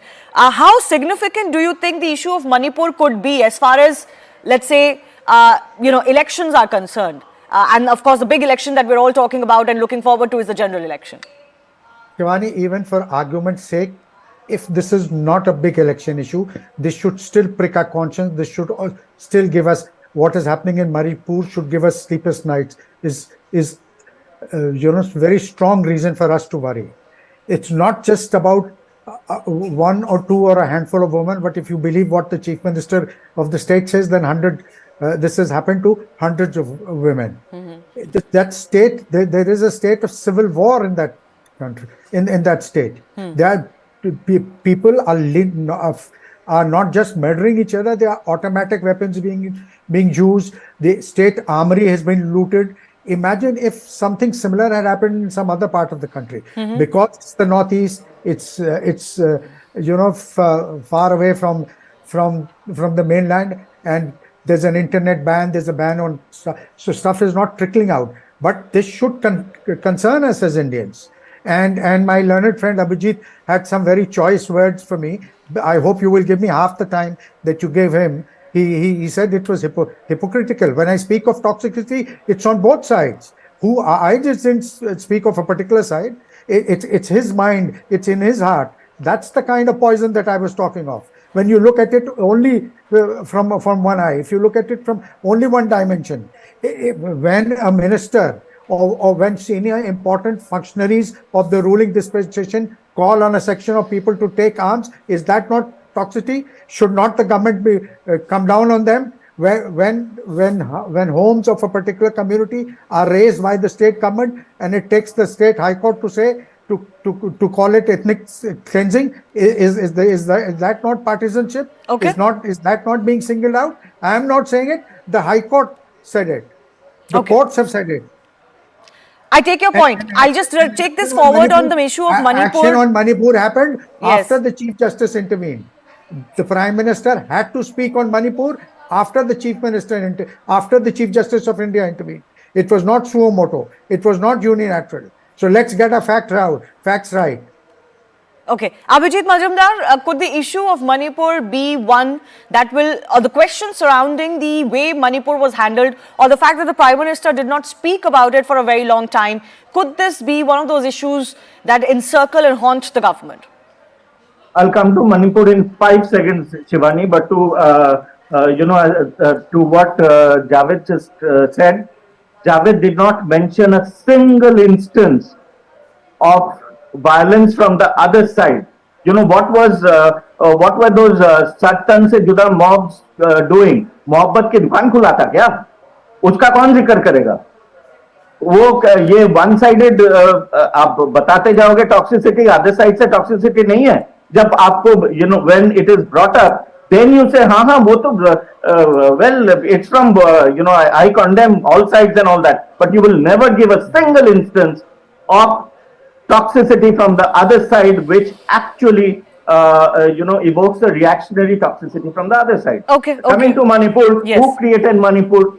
Who created Manipur for such a long time? How many times was Manipur under president's rule for the last 70-75 years? In fact, under Biren Singh, it had seen relative peace. Now the thing is, if 53% of the population on last count, it may have actually gone down because of illegal migration from Myanmar, Chinpukis coming in, but 53% of population have control over just 6% of the state's land. Is that fair?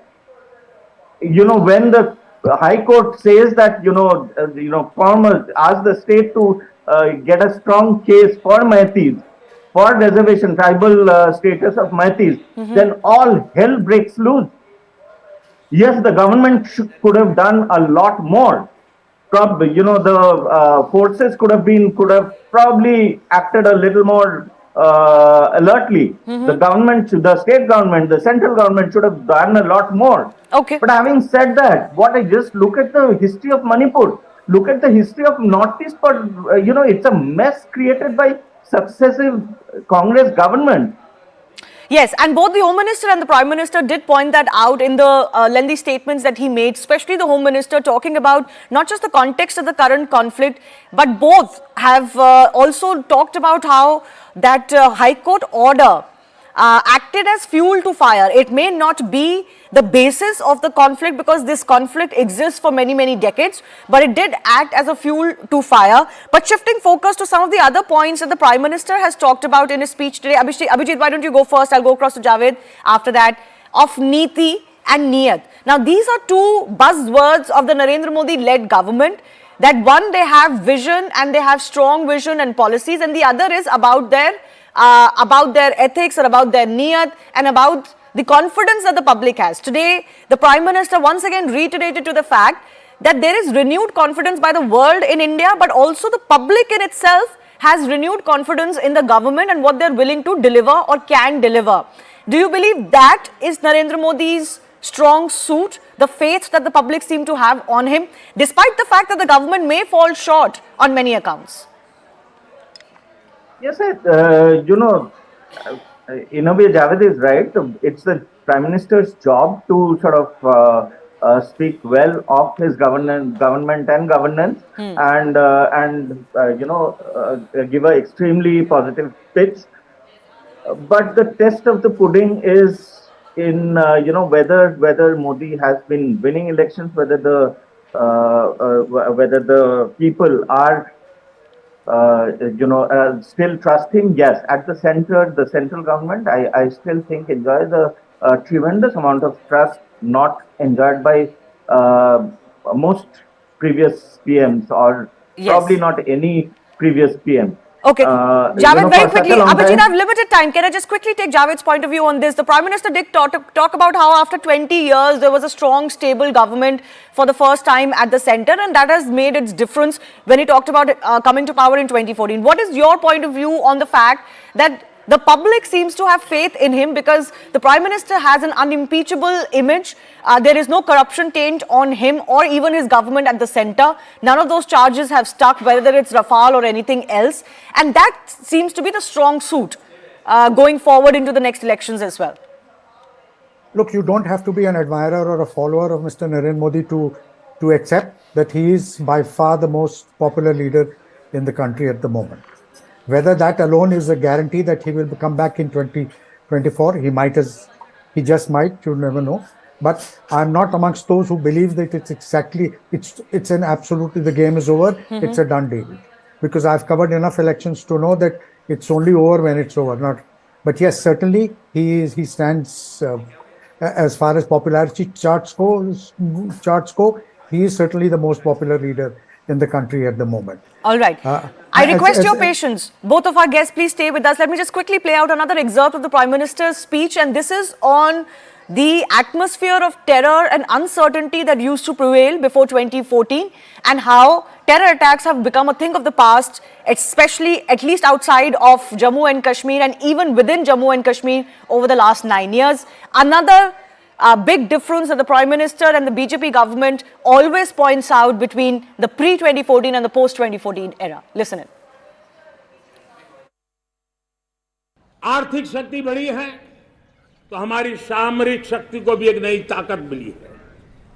हमारी सीमाएं पहले से अधिक सुरक्षित हुई है और मेरे सीमा पर बैठे हुए मेरे जवान जो देश की सीमाओं की रक्षा कर रहे हैं और मेरे देश की आंतरिक सुरक्षा के संभालने वाले यूनिफॉर्म फोर्सेस में आजादी के इस पावन पर्व पर उनको भी अनेक अनेक बधाई देते हुए मेरी बात को आगे बढ़ाता हूं।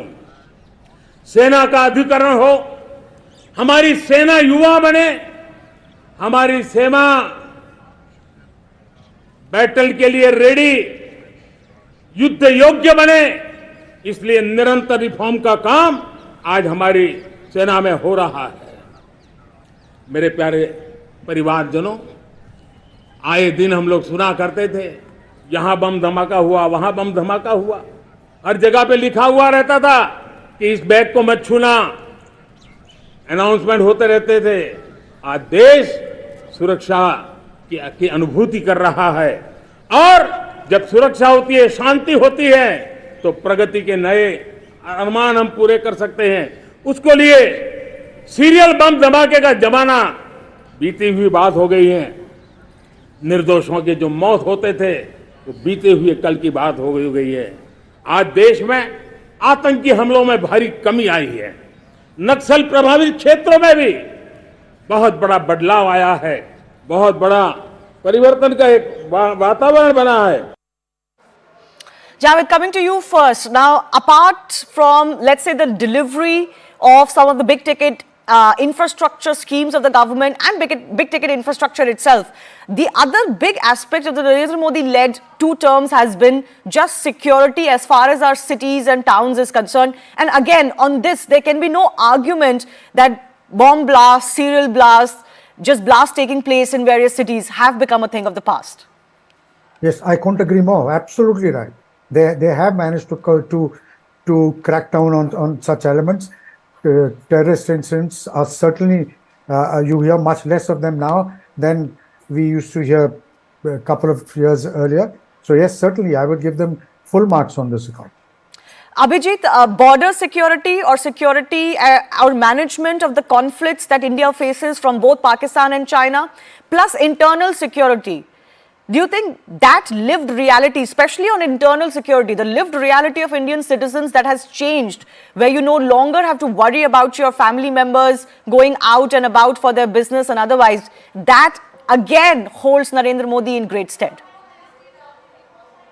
Yes, of course. I mean, it's evident that the number of terror attacks have drastically come down, especially in the mainland. There have hardly been any. In terms of border, pushing back or action across the border, whether it's the Pakistan border or the Chinese border, there have been quite a few decisive actions, and I'm sure there have been in other governments, but not as much as this one, I guess. But there is one worrying thing still about which concerns both border management and internal security is that I don't think in illegal migration has it may have come down a bit. It has not stopped at all. The borders are still porous. One of the big reasons for the Manipur, the violence that is going on there is more than Kukis and Maitis have and Nagas have lived with each other, one another for a long time. But the whole influx of Chin cookies from Myanmar, for instance, it just skews the balance, the demographic balance, or the Assam border, or the Bengal border. The worst elements that Sheikh Hasina has actually, have been after, have fought and punished, or have chased, have crossed over to West Bengal, and they live in some of the border districts of like Malda, Murshidabad, and also some of the holy bakery masterminds and terrorists were picked up, were arrested from Calcutta, were taken back from Calcutta. Right. So this is something that this is something that has to be done. There has to be, no, this continues to be a large scale challenge for the country. Some of the porosity of the borders and also illegal migration that is taking place, especially as far as our eastern side is concerned. The other big challenge that the Narendra Modi led government has faced is China. Javed, China is one of those issues, or the aggression from China is one of those issues that the Narendra Modi government has been questioned about quite a bit. Criticized quite a bit as well. But if you look at the way that India has responded, it's not really ceding any diplomatic space. You've seen a build-up at the eastern border in Ladakh or the LAC. The government is insisting that what they've done is that they've made a departure from the way they used to deal with these issues in the past, where India's attitude is not subservient anymore. Would you agree? It's been a mixed bag in the sense that we've managed to contain the situation. We've prevented it from escalating. Some deft diplomatic maneuvering, and the fact that we've now put a lot of muscle there on the borders. But some of the initial setbacks that we had suffered, some of the initial territory that we had the Chinese had taken over, that has not come back as yet. So that remains work in progress. That needs to be done. Yes, we've now bulked up our forces. There's been enough manpower as well as and hardware put in there to deter any further action. But it has to be a very delicate balance that has to be, the government has to strike a very delicate balance. You can't be overtly aggressive as well, because we have a large body. It's not just in Ladakh. It goes across. It spreads across thousands of kilometers, and we don't want to provoke a conflagration, because at the moment India's focus is on economic development. Once you get involved in a conflict, then all your resources, all your attention, everything gets focused there, and this takes a setback. So it's a very delicate balance. All governments have had to walk on eggshells as far as China is concerned. Right. Well, it is a complex situation. India is, of course, dealing with this as far as an expansionist China is concerned. And some of the tactics seem to be to continue to keep India embroiled, at least in one frontier or sector, and take both its attention and resources away from what India truly needs, which is development. Abhijit, Narendra Modi is making two statements now almost repeatedly as we approach 2024. One, that during his next term, which he is predicting, so between 2024 and 2029, India will become from the 5th largest to the 3rd largest economy in the world. And that he projects like he's taken it upon himself that he will lead India towards that. And secondly, he said today that by 2047, India has to be made into a developed country. It is this long-term, both short-term and long-term vision that the Prime Minister continues to project. And whether we like it or not, it resonates with the public. It does. I don't think Narendra Modi has come to simply enjoy like 10 or 15 years or 20 years in power as prime minister and go and be sort of and be and disappear into this thing into time. If you notice his speech today and his speech in Parliament in response to the most this thing no confidence motion, he said one thing very significant, that this is an inflection. He keeps on saying that this is the inflection point. What is being done now will have ramifications over the next 1,000 years. It's not just the next 5 years or till 2047. Yeah, there are concrete promises that he has made. For the 5 years, in a way that is a election page. 2047, India becoming a developed country. I'm sure. I see again. There is no doubt that the Indian economy will be among the top three in a short time. It's growing. Some of the core reforms have taken place. It takes time to sort of for it to show fruit. But the challenge that remains with India and that will remain with Mr. Modi or whoever is the Prime Minister is not just to get the GDP up, but how to get the per capita income of Indians up. And, and if they can, at least double it, they should aim at quadrupling it because it's pretty low at this point of time. So, along with the national growth, one has to also keep an eye on per capita income. And individual prosperity. And jobs as well. The generation of jobs is one of those things that has often been pointed out as far as one of the lesser performing areas of this government has been. Javed Ansari, essentially what Narendra Modi is doing by way of many of his subsequent speeches now, whether it's in Parliament or outside today on Independence Day, is telling the public that, listen, we are in a very important phase of India's destiny. We've got a limited amount of time to reap the benefits of the demographic dividend and keep the momentum going as far as development is concerned. And if we lose this opportunity, it's going to be pretty bad for the country. And if we make the right moves, we're going to secure India for the next 1,000 years. This is what he's continuing to say now. And essentially what he's saying is the choice is between a strong leader like me versus desperate ambitions and conflicting ambitions of his opponents. And that's really the fundamental question today. Yes, that's a stick that the ruling party will always beat the government with.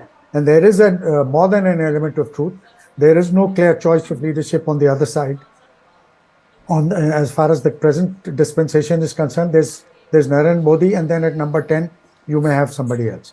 But the Prime Minister painting a rosy picture, talking of demographic dividend, talking of making it a 5 trillion economy, all that is very well, but it's poor consolation to the person. And Abhijit also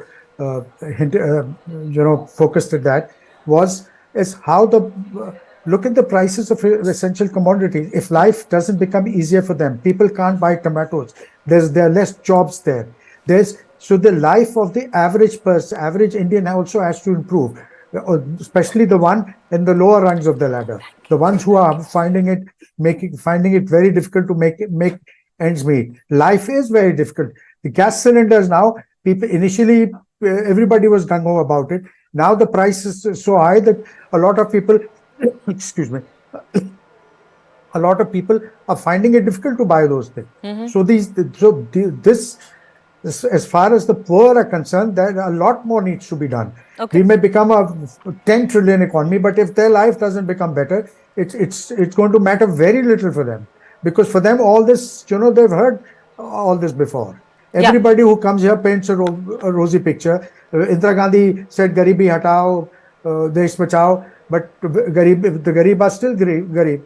So whoever is Prime Minister, whether it's Narendra Modi, Abhijit or me or you need to focus on the ones that are hit the hardest. And for them, life continues to be difficult. Yes, and which is why the schemes of the Narendra Modi-led government focus a lot on the poorest of the poor, or the poor sections of the community. But it is essential for India, as he talks about a vision of becoming a developed country, where we have to eradicate poverty and we have to bring even more crores and crores of people out of the clutches of poverty, even though several estimates suggest that about 13 crore people have been brought out of poverty in India over the last few years. That, of course, is an effort that needs to continue. I do thank both Javed Ansari and Abhijit Majumdar for joining us and taking forward what the Prime Minister said. Remember, he talked about safer borders, security both within and outside Jammu and Kashmir. Is an example that the current government, of course, continues to quote. Here are some reports from my colleague Ishan Vani from Srinagar on Independence Day. The reconstructed clock tower, which is commonly called as Ghantaghar in Srinagar's historic Lal Chowk, has today been inaugurated. It was redesigned, and you can see that there's a tricolor which is flying on top of this Ghantaghar. This has been witness to several political changes in Kashmir, from Pandit Jawaharlal Nehru, the first Prime Minister of India, to Narendra Modi, who also came here to unfurl tricolor back in 90s. And after that, Rahul Gandhi also unfurled tricolor here. It has remained, a name which is synonymous with the politics in Jammu and Kashmir. And today you are seeing that the entire building has been redesigned. There is lighting which has been done, tricolor lighting also on the clock tower which has been done. These underground lining has also been done. All the electricity lining which used to be, on this road has been done underground, and this will now be also called as Srinagar Square. This particular place, there is a garden area which has also been made. The entire area has been tiled, and then there is also sitting space for people who want to rest here. There's a giant screen over there after these tents, which has also been inaugurated today by the Lieutenant Governor. This is ahead of the Independence Day celebrations, and we have also seen here that Pakistan flags being waved, but the time government says has changed, and that is why today we are seeing that there is a development taking place. The government says due to the peace that this development in Jammu and Kashmir is taking place. And also, you will also see this Lal Chowk which has been made. This beautiful lighting of water also been done. This has been completely redesigned, this park. Saifullah जी, आप पहले एक farmer militant थे, फिर आपने BJP join किया, civil society के साथ लगातार इलेक्शन भी लड़ा, तो आपने आज झंडा यहाँ पे चढ़ाया, क्या फीलिंग थी? देखिए, ये मेरे लिए बहुत ज़ही नसीबी की बात है, खुश नसीबी की बात है कि एक अजीम देश का झंडा मैंने लाल चौक के अंदर लहराया। ये मेरे लिए प्राउड का मुकाम है, और मैं आज आपकी वसातत से पूरे देश को, पूरे हिंदुस्तान को, पूरी दुनिया को हिंदुस्तान की आज़ादी की मुबारकबाद पेश करता हूँ, और उन शहदा को श्रद्धांजलि देता हूँ जिन्होंने अपने प्राणों की आहुति दी भारत की आज़ादी के लिए। तो तब आप JKLF के साथ थे, और आज क्या फ़र्क लगता है आपको? देखिए, तो वो मेरा बचपना था, आज मैं मैच्योर हूँ। वो मेरा बचपना था, आज मैं मैच्योर हूँ, और आपकी वसादत से मैं कहना चाहता हूँ कि वो जो बंदूक का दौर था, वो बचपने का दौर था, बेवकूफ़ी का दौर था। ये अजीम देश है, इस अजीम देश के साथ ही हम ठीक रहेंगे। पाकिस्तान में क्या रखा है? वहाँ कुछ नहीं है। उन्होंने आप देखिए, उन्होंने अपने हाथ, आप देखिए, उन्होंने तालिबान को अपने हाथों से बनाया। जब उनका इस्तेमाल ख़त्म हो गया तो एक मुर्गी के बच्चे की तरह उसे पैरों के नीचे पकड़ के ज़बह कर दिया। तो हम अपने उन देशवासियों से, उन कश्मीरी नौजवानों से ये कहना चाहते हैं जिनके हाथ के अंदर बंदूक है कि बंदूक का रास्ता ठीक नहीं है। इस बंदूक को तर्क कीजिए और अमन और इंसानियत की तरफ। Thank you so much. Several people are today participating in Tiranga rallies and also unfurling tricolor. I'm at historic Lal Chowk. Yes, you can see behind me right now students also coming here, unfurling tricolor and also performing right here in the city center. This Ghantaghar was renovated, and yesterday it was inaugurated by Lieutenant Governor Manoj Sinha, and today you're seeing that many civil society members, political party members are also coming here to participate in this particular function. Every year we have seen members of civil society coming out here at Lal Chowk and participating in functions like these, and also tourists and who come here to enjoy also come to this particular place. I'll also show you the sort of atmosphere that is around. You can see multiple people around this particular area holding tricolor, and this area is completely decorated with tricolors, as you see on your screens. So yes, multiple functions lined up today where people from civil society are participating in unfurling of tricolor. Good morning, everyone. Thanks a lot for staying with CNN News 18. I'm Shivani Gupta, and a very happy Independence Day to all of our viewers. The Prime Minister has concluded his speech from Red Fort to mark the 77th Independence Day of the country. And there was, of course, not just a mention of the recent past, the historical past, but also a vision for the future that Prime Minister Narendra Modi has become known for. Remember, this is going to be his last speech before the next general elections, so almost marks the end of this term, and he's foreseeing another term coming in for him. Speeches by Prime Ministers at the ramparts of the Red Fort tend to be political, and there was no doubt, of course, that there was a lot of politics and electoral politics weaved in the Prime Minister's speech. We will, over the next half hour, get you some snippets, excerpts, and take that analysis forward with our guests. First up, let's take a sneak peek at what the Prime Minister said.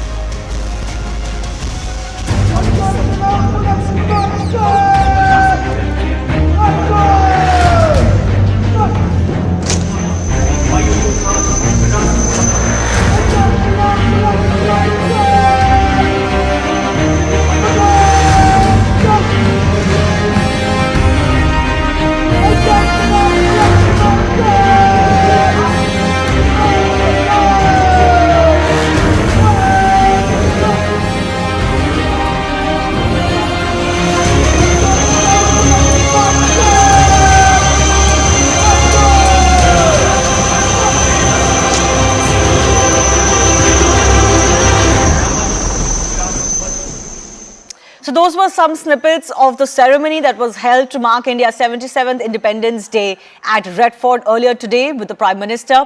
He addressed the country and talked about how there has been large-scale changes over the last 9 years of his government. And remember, he's been continuing to talk about the importance of this period, which the government calls Amrit Kal, the 25 years of India's independence from 76 to 100 years that are going to be extremely crucial for India's destiny. From the Red Fort during his Independence Day speech a short while ago, he also spoke of how the cycle of violence and incidents of atrocities against women in Manipur is a matter of concern. He assured that India stands with the people of the state, and he further added, and I quote, that slowly peace is being restored in the state. The centre and state government will continue to work in that direction.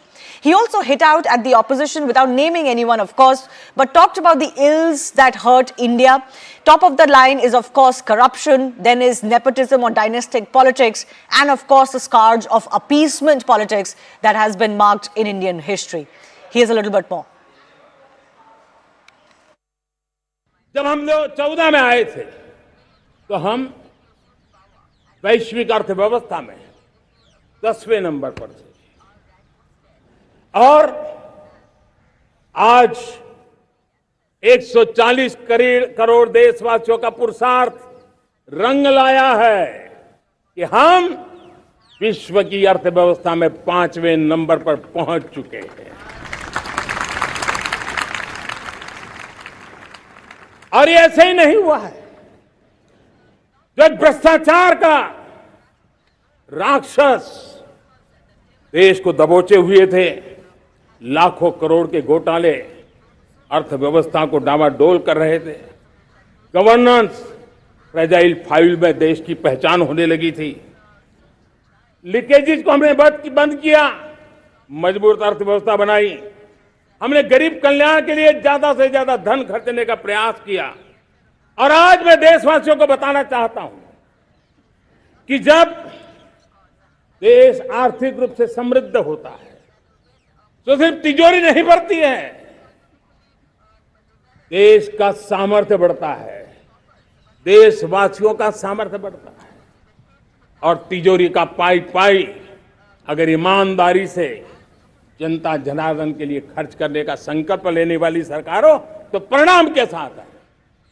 मैं 10 साल का हिसाब तिरंगे की साक्षी में लाल किले की प्राचीर से मेरे देशवासियों को दे रहा हूं। Let me break down a few points or the highlights of the Prime Minister's speech today. Of course, it is meant to be a report card of his government, not just over the last 1 year, but given that this is almost the end of his second term, the last 10 years that he has held as the Prime Minister. So first big thing that he has talked about, of course, is that the country is now rid of graft and scams. This is, according to the BJP, their biggest achievement, especially in stark contrast to the UPA 10 years just before the NDA 10 years. He's also talked about or reminded the public how one rank, one pension scheme was brought in. This was one of the first big reforms that the Narendra Modi government had brought in, and a reform that was pending for many, many decades. The poor have become the new middle class. The neo-middle class is something that the Prime Minister said today. And he talked about how tier 2, tier 3 cities are the ones where a lot of the growth for the country has been driven from. 13.5 crore people have been brought out of poverty. This is what a lot of academic studies are also pointing out. States like Uttar Pradesh have led this charge. The Mudra Yojana, one of the flagship schemes of the previous term of this government, is providing jobs. The Prime Minister continued to talk about this. He, of course, extolled the impact that the scheme like Ayushman Bharat has had, healthcare for all via this scheme. This has also been one of the schemes that has touched crores and crores of people's lives. And as the Prime Minister had enumerated in the past, it's one of those things that saves people from falling into the clutches of poverty, because even one illness or accident often pushes those who are on the margins of poverty or in the lower middle class strata and destroys their finances. So something like Ayushman Bharat is instrumental in ensuring that people have some safety net.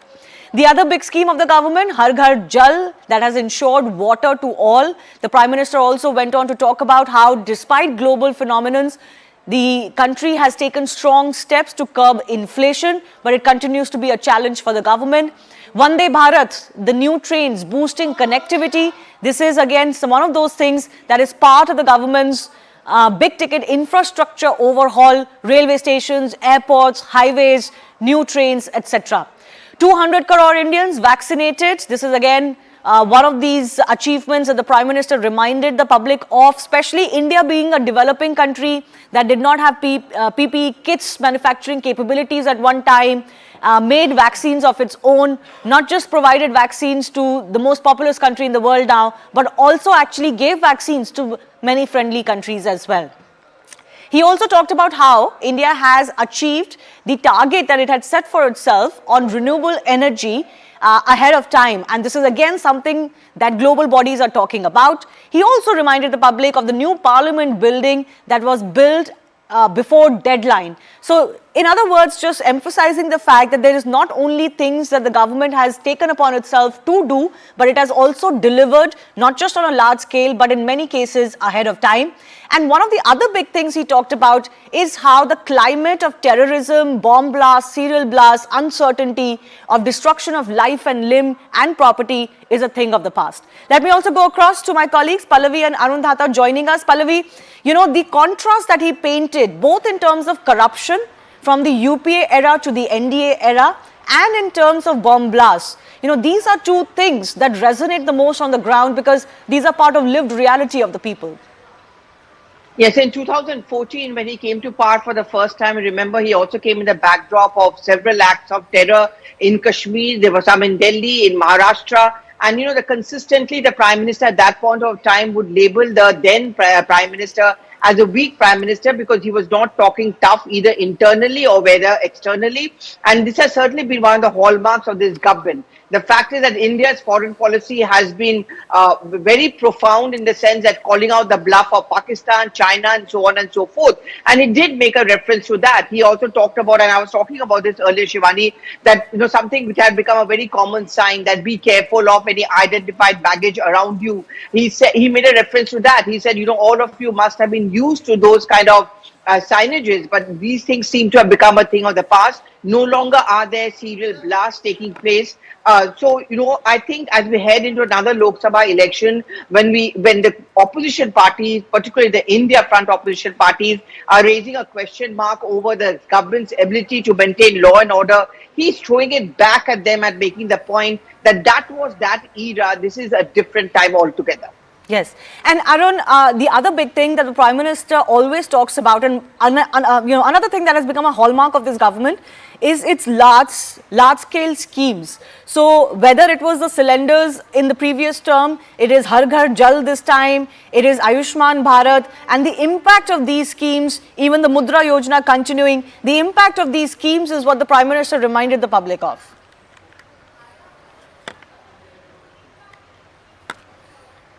Well, that's right. And clearly it was a political speech. Prime Minister Modi spoke about the works which his government has done in past 9 years and various schemes which he initiated, and how those schemes are actually working on the ground, and how those schemes are changing the lives of the people.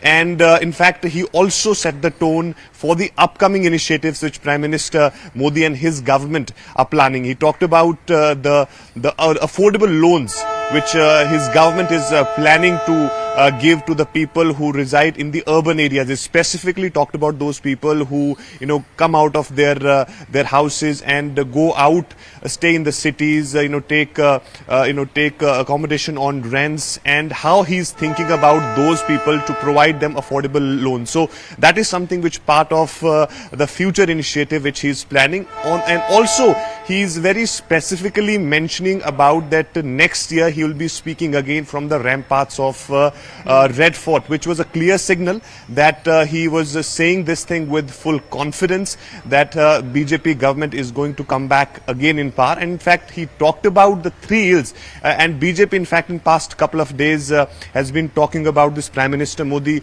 spoke about these 3 ills in the parliament as well. Yes. During the no confidence motion speech, and their ministers also speaking these things, that there are 3 ills: Parivarvad, corruption and appeasement. These are the things which Congress party has been following, and now the time has come when country is getting rid of these things. The pure and cleaner governance is something which is important at this moment, and therefore people will once again show their confidence in this government, and, yes. and therefore he will one be of the things, coming back again. Arun, that the BJP has been talking about is Quit India movement.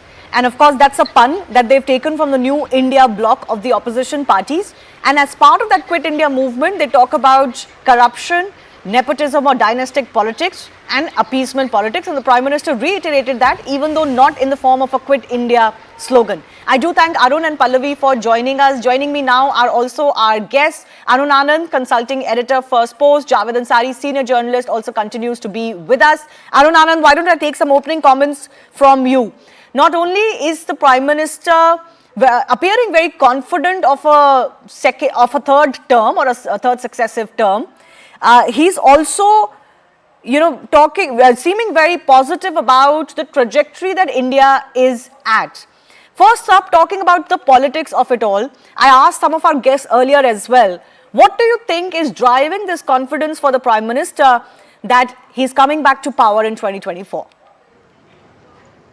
To address your question, I think the Prime Minister, the kind of support, the kind of credibility he enjoys, and the opposition is quite weak because ideologically the opposition doesn't have a common minimum program. The only common minimum program they have is to remove Narendra Modi from power.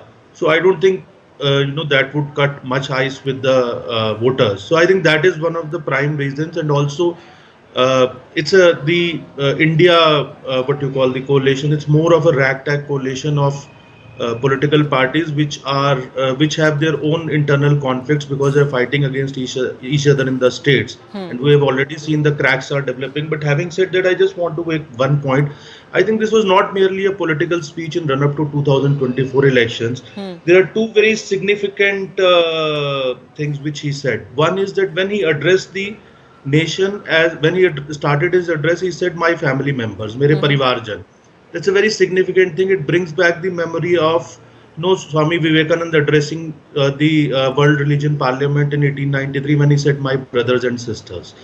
It is also a message, to bring down the tone of, the tone of kind of, you can say, toxicity, which is right now rampant in Indian polity. So when he's saying Parivarjan, he's addressing, cutting across all the political parties, all the citizens of India. Another significant thing which he said, he has been repeatedly talking about Kartavya Kal. This is like redefining Indian nationalism. See, this is different from the Western nationalism. He's redefining it. The Indian nationalism is more about, the Indian concept of nationalism is more about duties and not rights. Whereas the Western concept of nationalism is more about rights and less about duties. So he is retracing the concept of nationalism from what Shri Aurobindo had said, what Bipin Chandra Pal had said, what Bankim Chandra had said. So I think these are some of the significant takeaways, and these are there between the lines. It might look a very political speech, but I think it's a very significant speech in the context of cultural nationalism. Well, everything the Prime Minister says is going to be viewed from a lens of political climate of the day, but you're right. Essentially, what Narendra Modi does very well is project his confidence, his exuberance for the country, his faith in the public, and his grand schemes and vision for the public. And one of the things he repeatedly says is that हमारे पास नीति भी है और हमारे पास नियत भी है, और वो सबसे बड़ा फर्क है हम में और हमारे प्रतिद्वंद्वी में. Javed Ansari, you want to add something on this, on the takeaways from the Prime Minister's speech today? The point that I was making in my last submission was, it's all very well to point a rosy figure to say that we are a 5 trillion economy, or we will soon be a 5 trillion economy. I pray to God that I live to see a day when we are a 10 trillion economy. But unless the lot of the ones that are below, that are the lowest rungs of our society, if that doesn't improve, to what away? I mean, what kind of consolation is this that we are the third largest economy and we will soon be the second largest economy? I mean, all this matters very little. No, how much of it is impacting people in practical terms? What difference is it making to people's lives in practical terms? That should be the crucible. That's the test. For me, that is the test. It's not rhetoric. You put me there and give me a good speech writer, I will also paint a rosy picture. Obviously, I don't have the oratory skills or the communication skills of the Prime Minister, but somebody with good communication skills, you put Shashi Tharoor there, he'll also paint a very rosy picture with his eloquence. So the fact is, what is happening on the ground? How is the lot of the person living in the villages better? Is a 5 trillion economy ensuring that he gets his gas cylinders cheap? Is it ensuring that he gets the basic essential commodities cheap? Is he able to make ends meet? Has life become better? Is there a roof over it? These are the questions that we should be asking. This question of corruption, dynasty and appeasement. What about targeting? What about persecution? What about divisiveness? I mean, somebody should he not be answering these questions? These are questions that I am not raising. These are questions that the judiciary of the country is raising, and repeatedly from the Supreme Court to the High Courts. Why is there one-sided application? All of us are patting him on the back that there is less terror. What about the fact that the law is not being applied uniformly across to all those who offend or break the law? All right. Moving on to the other big aspect of what the Prime Minister continues to talk about. But before that, Arun, we were talking about the confidence that the Prime Minister is displaying. Do you think essentially that confidence comes from the delivery that he's managed as the Prime Minister and his terms have managed? Or is it more also because of the fact that there seems to be nobody else but him? There doesn't seem to be a worthy competitor at this stage.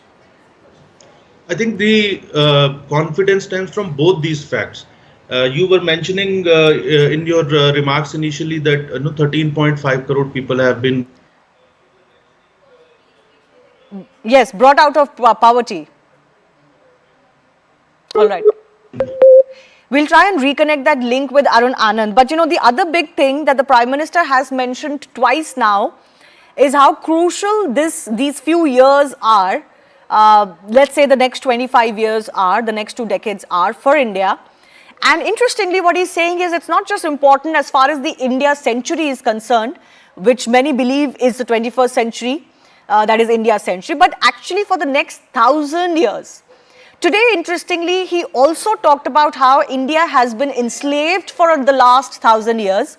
I remember the last time he made this comment about India being enslaved for 1,000 years there were people who came out and criticized him, and there was this debate that was reignited about whether we should look at the Mughal period as outsiders or not. But I'll leave that aside. The point is that from the last 1,000 years to the next 1,000 years, the Prime Minister is saying that this century is the turning point. The next few decades are the turning point and the most crucial period. And if we don't strike when the iron is hot, then it's going to be problematic for us because we need to make good of this period. I'm not sure if Arun Anand is back with that. Let me take his opinion on this. Arun Anand, you can finish what you were saying earlier. We unfortunately lost your link. But also talk about why the Prime Minister, you think, is talking about this crucial moment in India's history that will define the next not 100, 200, 500, but 1,000 years. See, the Prime Minister is talking about a long-term vision, and I think that largely comes from his training, being a part of the RSS. The RSS, it is generally known, he was an RSS pracharak, and it is generally known that the RSS looks at an expanse of at least 45, 50, 100 years when it works. So I think that is one thing from where it has come. Also, he's talking about a long-term vision in this context.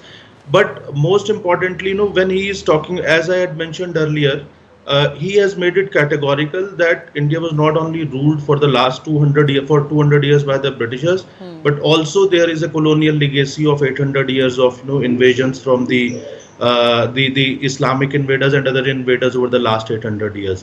So this is, again, as I said, this was also the ethos of the India's independence movement. But somehow post-independence, because of the Marxists and the colonial historians, this legacy had been nobody talked about these 800 years. People generally only talked about the 200 years of British rule. So, and BJP primarily, basically, the core of its ideology is cultural nationalism. And when he's talking about that you have to see that, and that cultural nationalism is rooted in the frame of Sanatan Dharma. So when he is talking, and Dharma here is not a religion.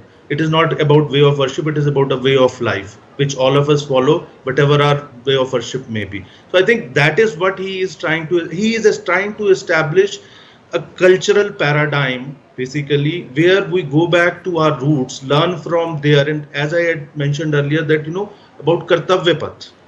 He's time and again, talking about Kartavya Path, Kartavya Kal. So this was the essence of the Sanatan Dharma. This was the essence of our cultural nationalism. This was the essence of our whole independence movement. Absolutely. Javed, I want to take your view as well. Why is it that some people feel uncomfortable, and it includes certain historians, when the Prime Minister talks about not 200 years of colonial slavery, but 1,000 years of slavery? Is he wrong in reminding the fact that India was indeed enslaved by foreign invaders? No, he's not. And I certainly don't feel uneasy with the fact. Yes, we were, and I'm very proud of the fact that we are now we are an independent nation. We won our independence, and now we are we are among the leading nations in the world. I'm very proud of the fact. I may have questions for the Prime Minister and for governments of the day, which is my right. I'm as much a citizen of this country as you are or as anybody else is. So I have that right. I will continue to ask those questions. An angry Indian doesn't mean that you're anti-Indian. That's a distinction which a lot of us seem to forget. That people, citizens of India, have a right to ask questions of their government, have a right to question their government. If they don't question their government, who else will? But does that in any way take away from the fact that we are all very proud Indians? Certainly not. Right. So, Javed, I want to understand from you, as far as the New India bloc is concerned, and of course it's going to be heightened political activity going on from here, what are those questions that the opposition has successfully been able to corner the government on, or what are those missed opportunities that you think the opposition could have done a better job on? Well, missed opportunities certainly is they need to get their act together. You can't spend a month of Sundays deciding on the secretariat, deciding on this. It's been 3 months. They should decide on the name of a convener. They should decide on a roadmap ahead. They should decide on a common minimum program. They should decide on a secretariat, and they should decide on a communication, on a narrative, on a communication strategy, and get going. Missed opportunity was the Parliament session, was the no conference motion. I mean, if I was a political manager of the India Alliance, I would never go in for a no confidence motion. When you know the numbers are staring you in the face, and you know that you don't have the kind of speakers that the opposition has, primarily Prime Minister. He's the one who makes the difference. Otherwise, it's even Stevens. So when you don't have the numbers, and what is so you need to have a end game strategy. It's the question of getting the Prime Minister to speak on Manipur. You are unable to question him. He's going to speak for 40 minutes. You know that he's a far more brilliant orator, speaker than any one of you. Right. You can't question him, question the facts that he's putting out. He'll put a gloss over it. You won't be able to question it. Because he's Prime Minister, he occupies the bully pulpit. All the media will carry what he has to say. So the narrative, he carries the day with his narrative. So if I was that, I would deny him that platform. I won't allow him that platform. Don't play to your opponent's strength. Well, that's a question we did debate quite a bit when the no confidence motion was brought in, and during the 3 days. Alas, you didn't invite me for that debate. Next time, remember to invite me. I think you were there on one of my shows, but if we missed that opportunity, then we'll certainly correct that in days to come. It was certainly an opportunity missed for me as far as I'm concerned. All right. Arun Anand, I want to understand from you, fundamentally, politics is about getting your messaging across, and it is a battle of narratives. We've seen some of the key attacks that the opposition is making. I think Manipur is going to be one of those issues that the opposition might choose to talk about. Rahul Gandhi, for example, mentioned it a few days after the parliament session, even in his constituency of Wayanad. And the opposition is mentioning it. Sandeep Surjewala has talked about it. These issues will be talked about, but fundamentally, as far as the battle of narratives is concerned, the government version and the opposition version, how do you rate both of these? And how is this battle going? Who's leading? See, I think, after Rahul Gandhi had done his Bharat Jodo Yatra, and then it was followed by, the Karnataka elections, and BJP also lost Himachal, and Karnataka BJP also lost, and it lost it pretty, badly. Yes. It was not able to put up a very strong fight. So it appeared, that Rahul Gandhi had matured. And then the India Alliance happened, the opposition came together. So it seemed at that time that the opposition has seized the initiative, the BJP has lost the momentum, but then came the parliament session. And then, in the parliament session, as Javed was also talking about, they committed a tactical blunder. First, by bringing the no confidence motion, and second, once they had brought the no confidence motion, they did not stay back to listen to the Prime Minister's speech, and they walked out. I don't remember, as far as the parliamentary history of India goes, that anybody who has brought in, if a party has brought the no confidence motion or opposition has brought the no confidence motion and then they walked out. Might have happened, but I don't recall that happening too often. So that was, and this thing was broadcast on television and watched through the social media platforms also by millions of Indians. So the Prime Minister took this opportunity actually not only to address the parliament and the chair, but he was addressing the millions of Indians who were watching it. And then he did talk about Manipur. He also talked about Manipur today. So I think that Manipur factor has been neutralized. Also the BJP has brought into the fore the fact that whatever we are witnessing in Manipur is largely because of the northeastern policy of Congress ever since over the last 7 decades. Yeah. And also it is not only about battle of narratives. See, the thing is that BJP has a combination of, a very towering leader with high credibility. Yes. They have a well-oiled party machinery, and it's a cadre-based organization. It is not a member-based organization. So, and there is a clear-cut ideological roadmap for them. People might agree with them, people might not agree with them, but there is no confusion about that. But if you look at, Congress or the opposition parties, there's a lot of confusion. Okay. Some of them support, support certain things which are steps which have been taken by the BJP. I get your point, but I do have limited time, so I'll interrupt you there. Arun Anand and Javed Ansari, thanks a lot for joining us on this Independence Day and sharing your views on the Prime Minister's speech. On that, we're also getting some breaking updates.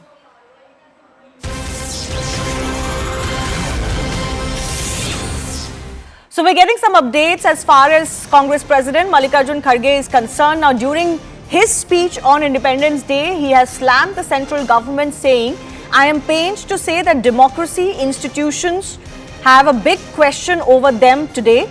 Parliamentarians' voices are being muzzled by moving privilege motion against them. When I get to speak in Parliament, my mic is switched off. So this is an attack that's coming in from the Congress president on the day after the Prime Minister's speech, talking about how inside Parliament the opposition's voice is not being heard in the manner that it should be. We also have a soundbite. Let's listen it. ये कहते हुए बहुत पीड़ा हो रही है कि आज लोकतंत्र, संविधान और संस्थान तीनों पर बहुत बड़ा खतरा है।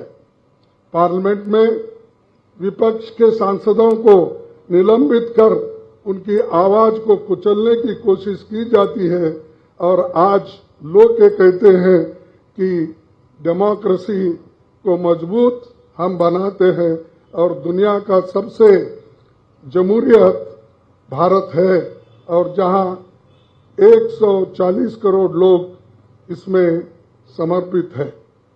लेकिन संसद में जब मैं खुद ही बात करने के लिए उठता हूं तो मेरा माइक बंद हो जाता है। Let me go across to my colleague Shireen, who is joining us. Shireen, just give us a sense of where you are and what is the big message that is coming in from the Congress party today after the Prime Minister's speech.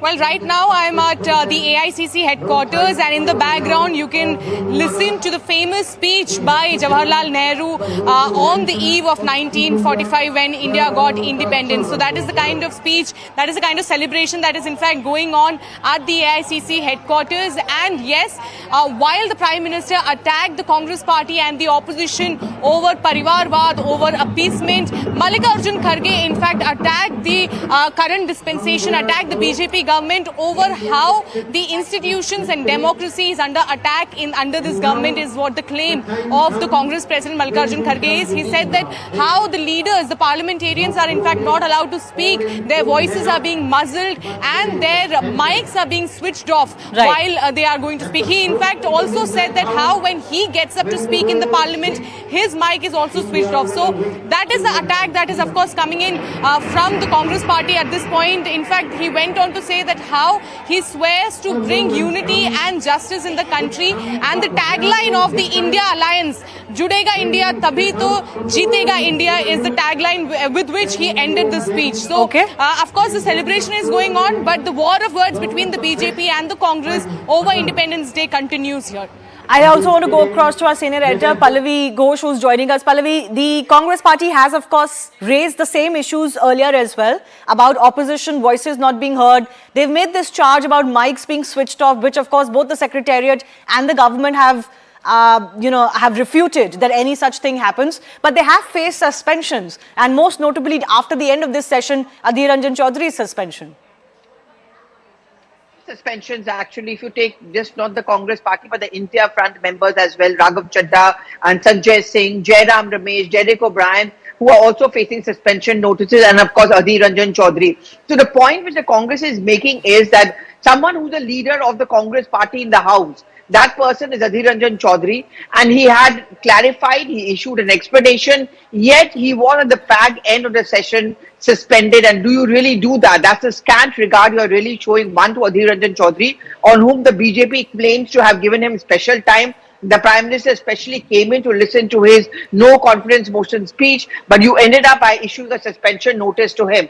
So consistently the India Front opposition parties, as the Congress party, has been making the point that, you know, they are very selective in its outrage. When it comes to taking action, it's only those who are the political opponents of the government who are being targeted. They are the ones who are facing the wrong end of the stick, as far as many in the government or even the government friendly opposition parties are get away. All right. I do thank my colleagues for joining us for those updates on that note. Time for me to take your leave, but don't go anywhere. We're bringing you the highlights of the Prime Minister's Independence Day speech in just a bit. Stay tuned.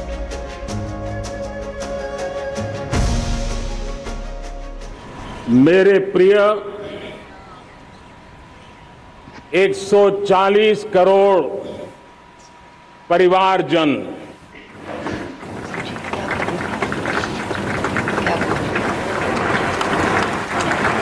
दुनिया का सबसे बड़ा लोकतंत्र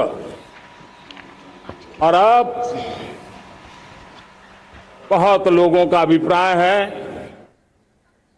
कि जनसंख्या की दृष्टि से भी हम विश्व में नंबर 1 पर है। इतना बड़ा विशाल देश,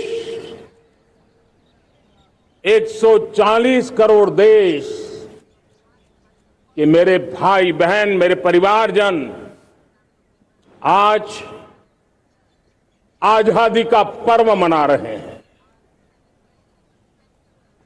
मैं देश के कोटि कोटि जनों को, देश और दुनिया में भारत को प्यार करने वाले, भारत का सम्मान करने वाले, भारत का गौरव करने वाले कोटि कोटि जनों को आजादी के इस महान पवित्र पर्व की अनेक अनेक शुभकामनाएं देता हूं। मेरे प्यारे परिवारजन, पूज्य बापू के नेतृत्व में असहयोग का आंदोलन, सत्याग्रह की मूवमेंट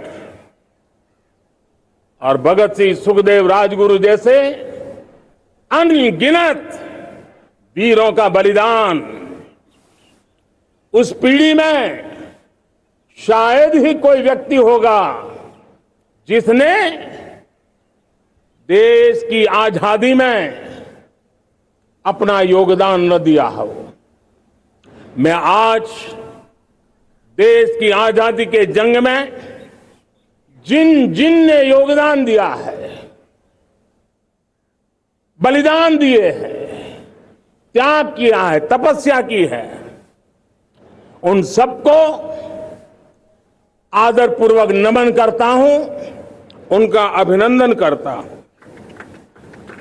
आज 15 अगस्त महान क्रांतिकारी और अध्यात्म जीवन के ऋषितुल्य प्रणेता श्री अरबिंदो की 150वीं जयंती पूर्ण हो रही है। ये वर्ष स्वामी दयानंद सरस्वती के 150वीं जयंती का वर्ष है। ये वर्ष रानी दुर्गावती के 500वीं जन्म शती का बहुत ही पवित्र अवसर है, जो पूरा देश बड़े धामधूम से मनाने वाला है। ये वर्ष मीराबाई, भक्ति योग की सिरमौर मीराबाई के 525 वर्ष का भी ये पावन पर्व है। ये बार जो 26 जनवरी हम मनाएंगे वो हमारे गणतंत्र दिवस की 75वीं वर्षगांठ होगी। अनेक प्रकार से अनेक अवसर, अनेक संभावनाएं राष्ट्र निर्माण में जुटे रहने के लिए पल पल नई प्रेरणा, पल पल नई चेतना, पल पल सपने, पल पल संकल्प, शायद इससे बड़ा कोई अवसर नहीं हो सकता। मेरे प्यारे परिवारजन, इस बार प्राकृतिक आपदा ने देश के अनेक हिस्सों में अकल्पनीय संकट पैदा किए। जिन परिवारों ने इस संकट में सहन किया है, मैं उन सभी परिवारजनों के प्रति अपनी संवेदना प्रकट करता हूं और राज्य केंद्र सरकार मिलकर के उन सभी संकटों से जल्दी से मुक्त होकर के फिर तेज गति से आगे बढ़ेंगे, ये मैं विश्वास दिलाता हूं। मेरे प्यारे परिवारजनों, पिछले कुछ सप्ताह नॉर्थ ईस्ट में, विशेषकर मणिपुर में और हिंदुस्तान के भी अन्य कुछ भागों में, लेकिन विशेषकर मणिपुर में जो हिंसा का दौर चला, कई लोगों को अपना जीवन खोना पड़ा, मां बेटियों के सम्मान के साथ खिलवाड़ हुआ। लेकिन कुछ दिनों से लगातार शांति की खबरें आ रही हैं। देश मणिपुर के लोगों के साथ है। देश मणिपुर के लोगों को पिछले कुछ दिनों से जो शांति बनाए रखी है, उस शांति के पर्व को आगे बढ़ाए और शांति से ही समाधान का रास्ता निकलेगा। और राज्य और केंद्र सरकार मिलकर के उन समस्याओं के समाधान के लिए भरपूर प्रयास कर रही है, करती रहेगी। जन चेतना का वो व्यापक रूप, त्याग और तपस्या का वो व्यापक रूप, जन जन के अंदर एक नए विश्वास जगाने वाला वो पल, आखिरकार 1947 में देश आजाद हुआ। 1000 साल की गुलामी में संजोए हुए सपने देशवासी पूरे करते हुए देखे। साथियों, मैं 1000 साल पहले की बात इसलिए कह रहा हूं, मैं देख रहा हूं फिर एक बार देश के सामने एक मौका आया है।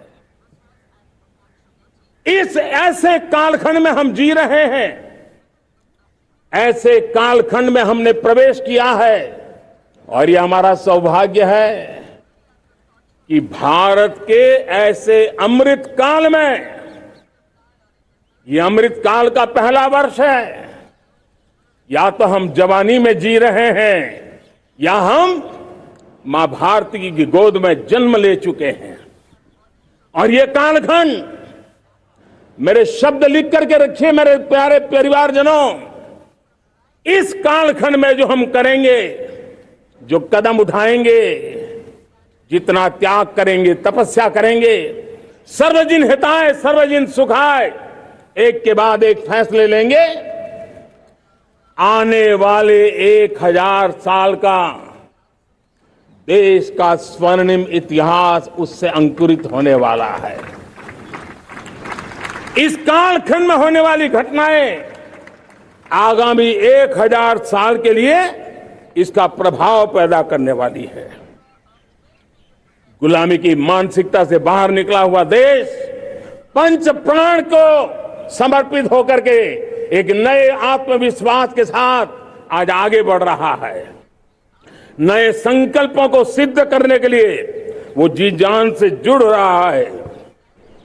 मेरी भारत माता, जो कभी ऊर्जा का सामर्थ्य था लेकिन राख के ढेर में दबी पड़ी थी, वो भारत मां 140 करोड़ देशवासियों के पुरुषार्थ है। उनकी चेतना से, उनकी ऊर्जा से फिर एक बार जागृत हो चुकी है। मां भारती जागृत हो चुकी है। और मैं साफ देख रहा हूं दोस्तों, यही कालखंड है। पिछले 9-10 साल हमने अनुभव किया है, विश्व भर में भारत की चेतना के प्रति, भारत के सामर्थ्य प्रति एक नया आकर्षण, नया विश्वास, नई आशा पैदा हुई है। आज दुनिया टेक्नोलॉजी ड्रिवन है और आने वाला युग टेक्नोलॉजी से प्रभावित रहने वाला है। और तब टेक्नोलॉजी में भारत की जो टैलेंट है, उसकी एक नई भूमिका रहने वाली है। साथियों, मैं पिछले दिनों G20 समिट में बाली गया था और बाली में दुनिया के समृद्ध देश, दुनिया के विकसित देश भी, उनके मुखिया मुझे भारत की डिजिटल इंडिया की सफलता के लिए बारीकियों से जानने के लिए इच्छुक थे। हर कोई इसका सवाल पूछता था और जब मैं उनको कहता था कि भारत ने जो कमाल किया है ना, वो दिल्ली, मुंबई, चेन्नई तक सीमित नहीं है। भारत ने जो कमाल कर रहा है, मेरे टियर 2, टियर 3 सिटी के युवा भी आज मेरे देश का भाग्य गढ़ रहे हैं। छोटे छोटे स्थान के मेरे नौजवान, और मैं आज बड़े विश्वास से कहता हूं, देश का ये जो सामर्थ्य नया नजर आ रहा है, और इसलिए मैं कहता हूं हमारे छोटे शहर आकार और आबादी में छोटे हो सकते हैं। ये हमारे छोटे छोटे शहर, हमारे कस्बे आकार और आबादी में छोटे हो सकते हैं, लेकिन आशा और आकांक्षा, प्रयास और प्रभाव वो किसी से कम नहीं है। मैं आज लाल किले की प्राचीर से मेरे देश की माताओं, बहनों, मेरे देश की बेटियों को हृदय से अभिनंदन करना चाहता हूं। देश आज जब पहुंचा है, अब विशेष शक्ति जुड़ रही है मेरी माताओं बहनों के सामर्थ्य की। आज देश प्रगति की राह पर चल पड़ा है, तो मैं मेरे किसान भाई बहनों का भी अभिनंदन करना चाहता हूं। ये आप ही का पुरुषार्थ है, ये आप ही का परिश्रम है कि देश आज कृषि क्षेत्र में आगे बढ़ रहा है। मैं मेरे मजदूरों का, मेरे श्रमिकों का, मेरे प्रिय परिवारजन, ऐसे कोटि कोटि श्रमिकों को आज मैं नमन करता हूं, उनका अभिनंदन कर रहा हूं। देश आज जो आधुनिकता की ओर बढ़ रहा है, विश्व की तुलना करने वाले सामर्थ्य के साथ नजर आ रहा है, उसके पीछे मेरे देश के मजदूरों का, मेरे देश के श्रमिकों का बहुत बड़ा योगदान है। आज समय कहता है कि लाल किले की प्राचीर से मैं उनका अभिनंदन करूं, उनका अभिवादन करूं, और ये मेरे परिवारजन 140 करोड़ देशवासी, मेरे इन श्रमिकों का, रेहड़ी पटरी वालों का, फूल सब्जी बेचने वालों का हम सम्मान करते हैं। आज भारत का एक्सपोर्ट के तेजी से बढ़ रहा है, और मैं कहना चाहता हूं दुनिया के एक्सपर्ट्स इन सारे मानदंडों के आधार पर कह रहे हैं कि अब भारत रुकने वाला नहीं है। दुनिया की कोई भी रेटिंग एजेंसी होगी वो भारत का गौरव कर रही है। कोरोना काल के बाद दुनिया एक नए सिरे से सोचने लगी, और मैं विश्वास से देख रहा हूं कि जिस प्रकार से द्वितीय महायुद्ध के बाद, द्वितीय विश्व युद्ध के बाद दुनिया ने एक नया वर्ल्ड ऑर्डर आकार लिया था, मैं साफ साफ देख रहा हूं कि कोरोना के बाद एक नया विश्व ऑर्डर, एक नया ग्लोबल ऑर्डर, एक नया जियोपॉलिटिकल इक्वेशन, ये बहुत तेजी से आगे बढ़ रहा है।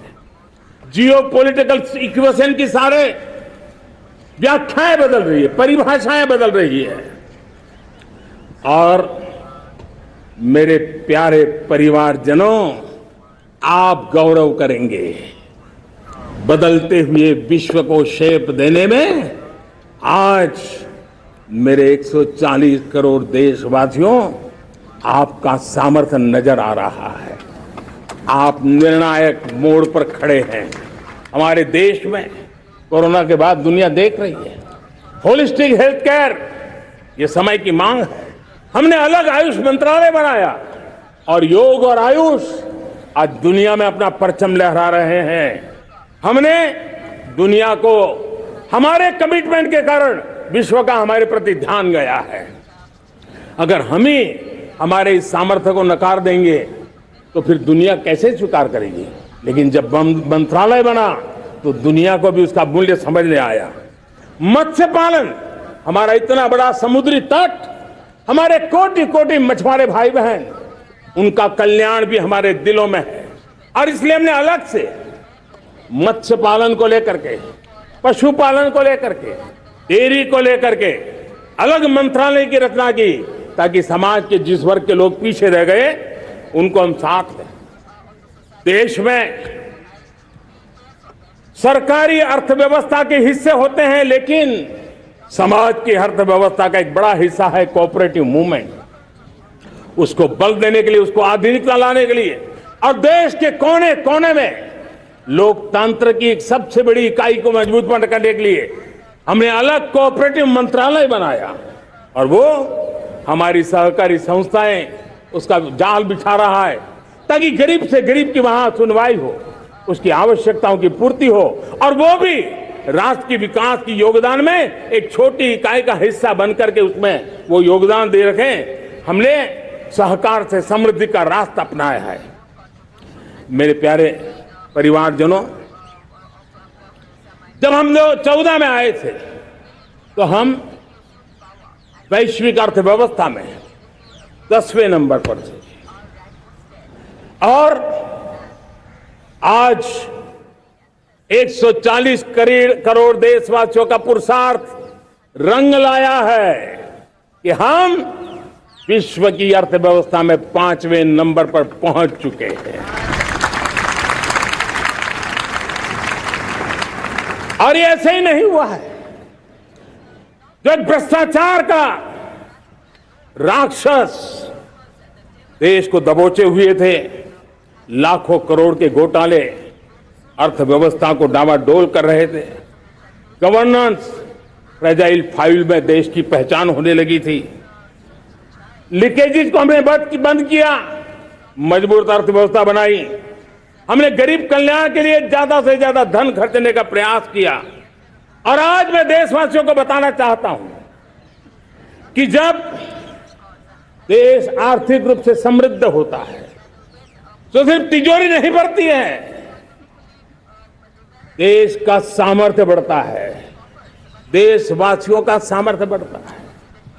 और तिजोरी का पाई पाई अगर ईमानदारी से जनता जनार्दन के लिए खर्च करने का संकल्प लेने वाली सरकार हो तो परिणाम के साथ है। मैं 10 साल का हिसाब तिरंगे की साक्षी में लाल किले की प्राचीर से मेरे देशवासियों को दे रहा हूं। आंकड़े देख करके आपको लगेगा इतना बड़ा बदलाव, इतना बड़ा सामर्थ्य। 10 साल पहले राज्यों को 30 लाख करोड़ रुपए भारत सरकार की तरफ से जाते थे। पिछले 9 साल में यह आंकड़ा 100 लाख करोड़ पर पहुंचा है। पहले स्थानीय निकाय के विकास के लिए भारत सरकार के खजाने से 70,000 करोड़ रुपया जाता था, आज वो 3 लाख करोड़ से भी ज्यादा जा रहा है। पहले गरीबों के घर बनाने के लिए 90,000 करोड़ रुपया खर्च होता था, आज वो 4 गुना होकर के 4 लाख करोड़ से भी ज्यादा खर्च गरीबों के घर बनाने के लिए हो रहा है। पहले गरीबों को यूरिया सस्ता मिले, जो यूरिया की बैग दुनिया के कुछ बाजारों में 3,000 में बिकती है, वो यूरिया की बैग मेरे किसानों को 300 में मिले। और इसलिए देश की सरकार 10 लाख करोड़ रुपया मेरे किसानों की यूरिया में सब्सिडी दे रहा है। मुद्रा योजना 20 लाख करोड़ रुपए, उससे भी ज्यादा मेरे देश के नौजवानों को स्वरोजगार के लिए, अपने व्यवसाय के लिए, अपने कारोबार के लिए दिए हैं। 8 करोड़ लोगों ने नया कारोबार शुरू किया है, और 8 करोड़ लोगों ने कारोबार शुरू किया है तो नहीं, हर कारोबारी ने एक या दो लोगों को रोजगार दिया है। 8 से 10 करोड़ नए लोगों को रोजगार देने का सामर्थ्य ये मुद्रा योजना से लाभ लेने वाले 8 करोड़ नागरिकों को करा है। देश आधुनिकता की तरफ आगे बढ़ने के लिए काम कर रहा है। आज देश रिन्यूएबल एनर्जी पे काम कर रहा है, आज देश ग्रीन हाइड्रोजन पे काम कर रहा है, देश की स्पेस पे क्षमता बढ़ रही है, तो देश की डीप सी मिशन में भी सफलता के साथ आगे चल रहा है। देश में रेल आधुनिक हो रही है, तो वंदे भारत बुलेट ट्रेन भी आज देश के अंदर काम कर रही है। गांव गांव पक्की सड़कें बन रही है, तो इलेक्ट्रिक बसें, मेट्रो की रचना भी आज देश में हो रहे हैं। आज गांव गांव तक इंटरनेट पहुंच रहा है, तो क्वांटम कंप्यूटर के लिए भी देश तय कर रहता है। नैनो यूरिया, नैनो डीएपी, उस पर काम हो रहा है, तो दूसरी तरफ जैविक खेती पर भी हम बल दे रहे हैं। आज किसान उत्पादक संघ एफपीओ का निर्माण हो रहा है, तो हम सेमीकंडक्टर का भी निर्माण करने के लिए चाह रहे हैं। हम दिव्यांग जनों के लिए एक सुगम भारत के निर्माण के लिए काम करते हैं, तो हम पैरालंपिक में भी हिंदुस्तान का तिरंगा झंडा गाड़ने के लिए मेरे दिव्यांग जनों को सामर्थ्यवान बना रहे हैं। हम खिलाड़ियों को स्पेशल ट्रेनिंग दे रहे हैं। पुरानी सोच, पुराने ढरे को छोड़ करके लक्ष्यों को तय करके लक्ष्यों को प्राप्त करने की जरूरत से चल रहा है।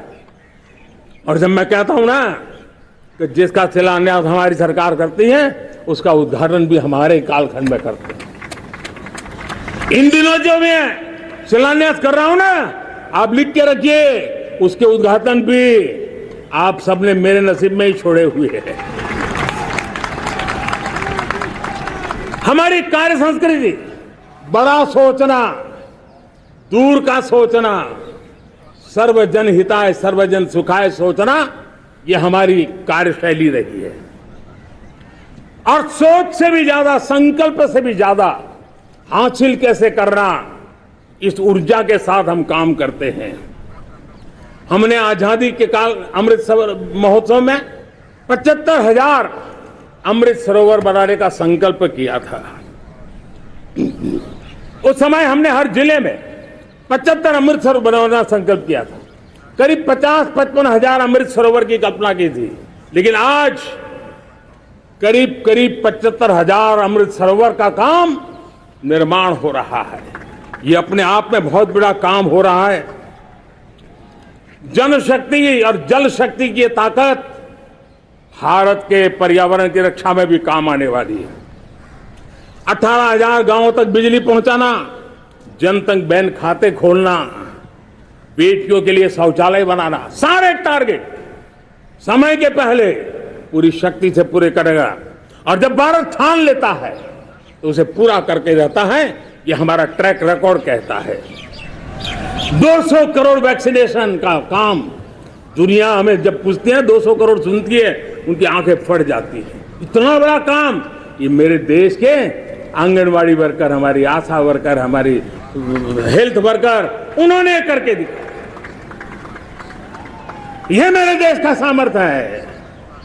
5G को रोल आउट किया, दुनिया में सबसे तेज गति से 5G रोल आउट करने वाला मेरा देश है। 700 से अधिक जिलों तक हम पहुंच चुके हैं और अब 6G की भी तैयारी कर रहे हैं। हमने टास्क फोर्स बना दिया है। रिन्यूएबल एनर्जी, हम टारगेट से पहले चले हैं। हमने रिन्यूएबल एनर्जी 2030 का जो टारगेट तय किया था, 21-22 में इसको पूरा कर दिया।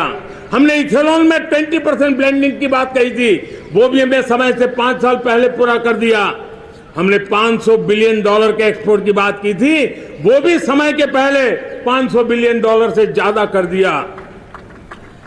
हमने तय किया, जो हमारे देश में 25 साल से चर्चा हो रही थी कि देश में नई संसद बने, पार्लियामेंट का कोई सत्र ऐसा नहीं था नई संसद के। ये मोदी है, समय के पहले नई संसद बना करके रख दिया। मेरे प्यारे भाई बहनों, ये काम करने वाली सरकार है, निर्धारित लक्ष्यों को पार करने वाली सरकार है। ये नया भारत है, ये आत्मविश्वास से भरा हुआ भारत है, ये संकल्पों को चरितार्थ करने के लिए जी जान से जुटा हुआ भारत है। और इसलिए ये भारत न रुकता है, ये भारत न थकता है, ये भारत न हाँफता है और न ही ये भारत हारता है। अगर 2047 में हमें हमारे देश को विकसित भारत के रूप में देखना है तो हमें श्रेष्ठ भारत के मंत्र को जीना होगा, हमें चरितार्थ करना होगा। अब हमारे प्रोडक्शन में, मैंने 2014 में कहा था जीरो डिफेक्ट, जीरो इफेक्ट। दुनिया के किसी भी टेबल पर मेक इन इंडिया चीज हो तो दुनिया को विश्वास होना चाहिए, इससे बेहतर दुनिया में कुछ नहीं हो सकता है। ये अल्टीमेट होगा। हमारी हर चीज, हमारी सर्विसेज होगी तो श्रेष्ठ होगी, हमारे शब्द की ताकत होगी तो श्रेष्ठ होगी, हमारी संस्थाएं होगी तो श्रेष्ठ होगी, हमारी निर्णय प्रक्रियाएं होगी तो श्रेष्ठ होगी। ये श्रेष्ठता का भाव लेकर के हमें चलना होगा। तीसरी बात है, देश में आगे बढ़ाने के लिए एक अतिरिक्त शक्ति का सामर्थ्य भारत को आगे ले जाने वाला है, और वो है women lead development.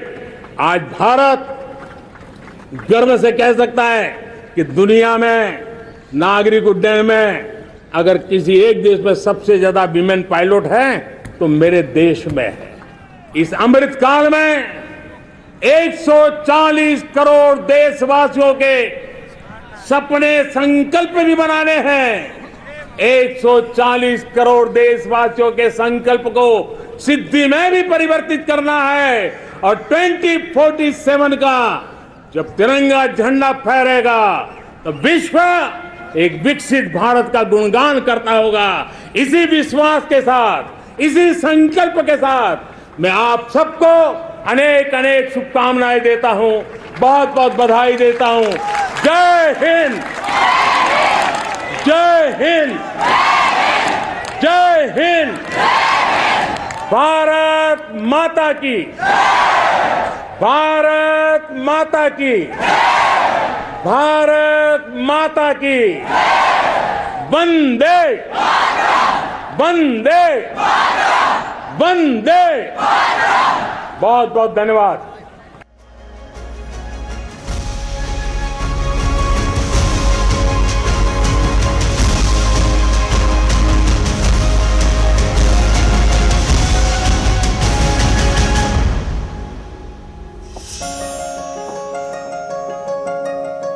Good morning to all our viewers. Thanks a lot for staying with us here at CNN News 18. I'm Ridhima Bhatnagar. First of all, wishing all our viewers a very happy Independence Day. India is celebrating its 77th Independence Day. The nation heard from the Prime Minister while he addressed the country from the ramparts of the Red Fort. This was his 10th consecutive address to the nation. A whole host of issues that were addressed by the Prime Minister. It was a report card that was presented to the nation of what the government has achieved so far. It was a vision that was presented of what the country aims to achieve in the years to come. Big messages that have come in from the Prime Minister. The country needs to be free of corruption. The country needs to be free of appeasement politics. The country needs to be free of dynasty and the politics around it. But the Prime Minister, more importantly, spoke about issues like Manipur, saying that peace will prevail very soon. He also exuded confidence that the BJP government will come back to power in 2024 and the Prime Minister will be back next Independence Day to address the nation once again. We'll be analyzing the speech and the politics around it as well. But first, let's take a look at some of the highlights that are coming in.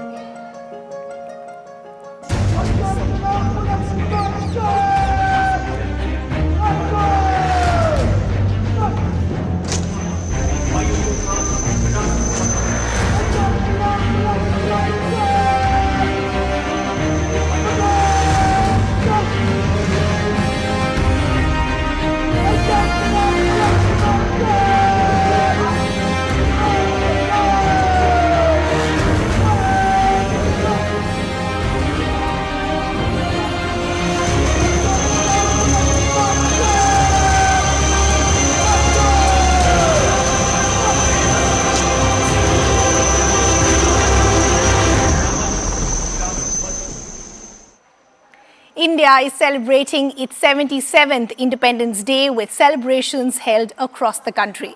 The Prime Minister addressed the nation and citizens from the rampart of the Red Fort.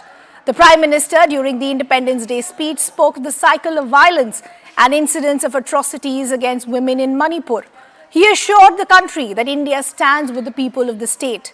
He further added, and I'm quoting him, "Slowly peace is being restored in the state. The centre and the state government will continue to work to restore peace," end quote. The Prime Minister also hit out at the opposition and said decades of dynastic politics have ruined the country and have framed social justice. He further added that appeasement politics is a threat to the country and must be ended. Meanwhile, the Congress lashed out at the Prime Minister's speech. Congress Chief Mallikarjun Kharge said that it is the same government which is muzzling the opposition's voices and passing unconstitutional bills in the parliament. जब हम 2014 में आए थे तो हम वैश्विक अर्थव्यवस्था में 10वें नंबर पर थे और आज 140 करोड़ देशवासियों का पुरुषार्थ रंग लाया है कि हम विश्व की अर्थव्यवस्था में 5वें नंबर पर पहुंच चुके हैं। और ये ऐसे ही नहीं हुआ है। जो एक भ्रष्टाचार का राक्षस देश को दबोचे हुए थे, लाखों करोड़ के घोटाले अर्थव्यवस्था को डामाडोल कर रहे थे, गवर्नेंस फ्रेजाइल फाइल में देश की पहचान होने लगी थी, लीकेजेस को हमने बंद किया, मजबूत अर्थव्यवस्था बनाई, हमने गरीब कल्याण के लिए ज्यादा से ज्यादा धन खर्चने का प्रयास किया। और आज मैं देशवासियों को बताना चाहता हूं कि जब देश आर्थिक रूप से समृद्ध होता है तो सिर्फ तिजोरी नहीं बढ़ती है, देश का सामर्थ्य बढ़ता है, देशवासियों का सामर्थ्य बढ़ता है। और तिजोरी का पाई पाई अगर ईमानदारी से जनता जनार्दन के लिए खर्च करने का संकल्प लेने वाली सरकार हो तो परिणाम के साथ है। मैं 10 साल का हिसाब तिरंगे की साक्षी में लाल किले की प्राचीर से मेरे देशवासियों को दे रहा हूं। तुष्टीकरण ने सामाजिक न्याय का सबसे बड़ा नुकसान किया। अगर सामाजिक न्याय को तबाह किसने किया है तो ये तुष्टीकरण की सोच, तुष्टीकरण की राजनीति, तुष्टीकरण का सरकारी योजनाओं का तरीका, इसने सामाजिक न्याय को मौत के घाट उतार दिया है। आज मेरे देश के लोकतंत्र में एक ऐसी विकृति आई है जो कभी भारत के लोकतंत्र को मजबूती नहीं दे सकती। और वो क्या है बीमारी? परिवारवादी पार्टियां। और उनका तो मंत्र क्या है? Party of the family, by the family and for the family. इनका तो जीवन मंत्र यही है कि उनकी पॉलिटिकल पार्टी, उनका राजनीतिक दल परिवार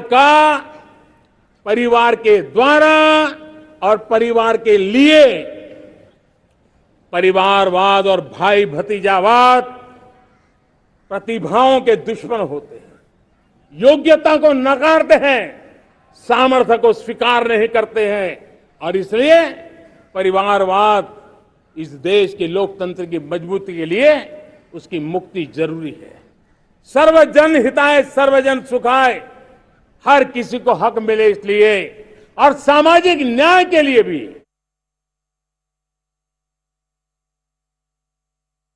पिछले कुछ सप्ताह नॉर्थ ईस्ट में, विशेषकर मणिपुर में और हिंदुस्तान के भी अन्य कुछ भागों में, लेकिन विशेषकर मणिपुर में जो हिंसा का दौर चला, कई लोगों को अपना जीवन खोना पड़ा, मां बेटियों के सम्मान के साथ खिलवाड़ हुआ। लेकिन कुछ दिनों से लगातार शांति की खबरें आ रही हैं। देश मणिपुर के लोगों के साथ है। देश मणिपुर के लोगों को पिछले कुछ दिनों से जो शांति बनाए रखी है, उस शांति के पर्व को आगे बढ़ाए और शांति से ही समाधान का रास्ता निकलेगा। और राज्य और केंद्र सरकार मिलकर के उन समस्याओं के समाधान के लिए भरपूर प्रयास कर रही है, करती रहेगी। So there we heard the big highlights of what the Prime Minister said from the ramparts of the Red Fort. But by the time the Prime Minister finished, politics erupted soon after. Let's listen in to what the Congress President Mallikarjun Kharge also had to say. मुझे ये कहते हुए बहुत पीड़ा हो रही है कि आज लोकतंत्र, संविधान और संस्थान तीनों पर बहुत बड़ा खतरा है। पार्लियामेंट में विपक्ष के सांसदों को निलंबित कर उनकी आवाज को कुचलने की कोशिश की जाती है। और आज लोग ये कहते हैं कि डेमोक्रेसी को मजबूत हम बनाते हैं और दुनिया का सबसे जमहूरियत भारत है, और जहां 140 करोड़ लोग इसमें समर्पित है। लेकिन संसद में जब मैं खुद ही बात करने के लिए उठता हूं तो मेरा माइक बंद हो जाता है। मल्लिकार्जुन खड़गे जी की एब्सेंस को लेके बीजेपी सवाल उठा रही है। देखिए, मुझे लगता है राजनीति नहीं करनी चाहिए स्वतंत्रता दिवस पे। क्या उनके सारे मंत्री थे वहाँ? क्या उनके सारे सांसद थे वहाँ? नहीं थे ना। तो क्या वो स्वतंत्रता दिवस नहीं मना रहे? क्या वो देशभक्त नहीं है क्या? जो भाजपा के सांसद नहीं आए क्या? तो ये जो कहना, हर चीज की न्यूज बनाना, दुष्प्रचार करना, ये लाल किले की प्राचीर और स्वतंत्रता दिवस को भी नहीं छोड़ते हैं अपनी न्यूज बनाने के लिए। ये बीजेपी के लोगों को सोचना चाहिए। हर चीज में राजनीति नहीं होती। खड़गे जी पूरा दिन स्वतंत्रता दिवस के कार्यक्रम में लगे हुए, कहीं भी कोई स्वतंत्रता दिवस मना सकता? क्या रोक है कि लाल किले जाके स्वतंत्रता दिवस मनेगा? सर, एक परिवारवाद पे भी अटैक किया है। परिवारवाद का पे तो बोलने का अधिकार भाजपा को है नहीं। हर जगह, हर राज्य, उनके सहयोगी ले लो, सब परिवारवाद में डूबे पड़े। उनके यहाँ तो परिवारवाद की भारी भरमार है। आखिरी सवाल सर, 15 अगस्त को मैं दोबारा आऊंगा और यहीं से झंडा लहराऊंगा। मेरा कहना है कि ये बात कौन झंडा फहराएगा अगली बार और कौन नहीं फहराएगा, ये अधिकार किसी को नहीं कहने का। न विपक्षी दलों को कहना चाहिए कि वो नहीं फहराएंगे और न उनको कहना चाहिए कि हम फहराएंगे। ये जनता पे छोड़ना चाहिए। जनता तय करेगी ना कौन फहराएगा कौन नहीं। ये अधिकार, एक अधिकार तो जनता पे छोड़ दो कि वो तय करे। Sir, how do you see the statement coming in from Prime Minister? Politics, dynasty politics is going on in opposition parties. I don't know which opposition he sees dynastic politics. 50 to 60 people in the Bharatiya Janata Party, in their government, are related to somebody else who has been a functionary of the Bharatiya Janata Party or in government of Bharatiya Janata Party. Why doesn't he first look at himself, speak about why he's done that, and then we'll talk about anybody else. All corruption happened during the Congress era is the big allegation that is coming from the Prime Minister. Then how come people of Karnataka, people of Himachal Pradesh have voted against them on this very issue as to who's done corruption? So how many times will he repeat a falsehood? To be corrupt is bad. To say a falsehood about corruption is even worse. One last question. Next year also I will come to unfurl the national flag is what the claim of. We are all waiting. We are all waiting. So those were multiple reactions coming in from the opposition who have now hit out at the Prime Minister, saying that it was unfair of the Prime Minister to take a jibe at the opposition, specifically when he was addressing the nation. But let's give you the big takeaways in terms of the report card that was presented by the Prime Minister from the ramparts of the Red Fort in terms of what the government has already achieved and the vision that has been presented going forward as well. The first point that was presented by the Prime Minister, where he said the country today is rid of graft and scam. And that is why he said going forward we need a country, we need politics which is free of appeasement, which is free of corruption. The second point that was presented was that look at the kind of policies that we've brought in. One rank, one pension. This is being debated for decades together, but the previous governments didn't have the kind of right intent to pass it. Our government has done it. The third point that was presented was that look at what the poor have achieved as far as this country is concerned. They've now become the new class. He spoke once again as far as the level of poverty also in the country is concerned. He said 13.5 crore have been brought out of poverty, and that's a big achievement. But there is, of course, still a long way to go. He also spoke about various other policies and schemes that have been brought in. Under the Mudra Yojana, he said that we've succeeded in providing many jobs to people, and the unemployment figure has also drastically come down. He also spoke as far as the healthcare sector is concerned, where he said healthcare for all.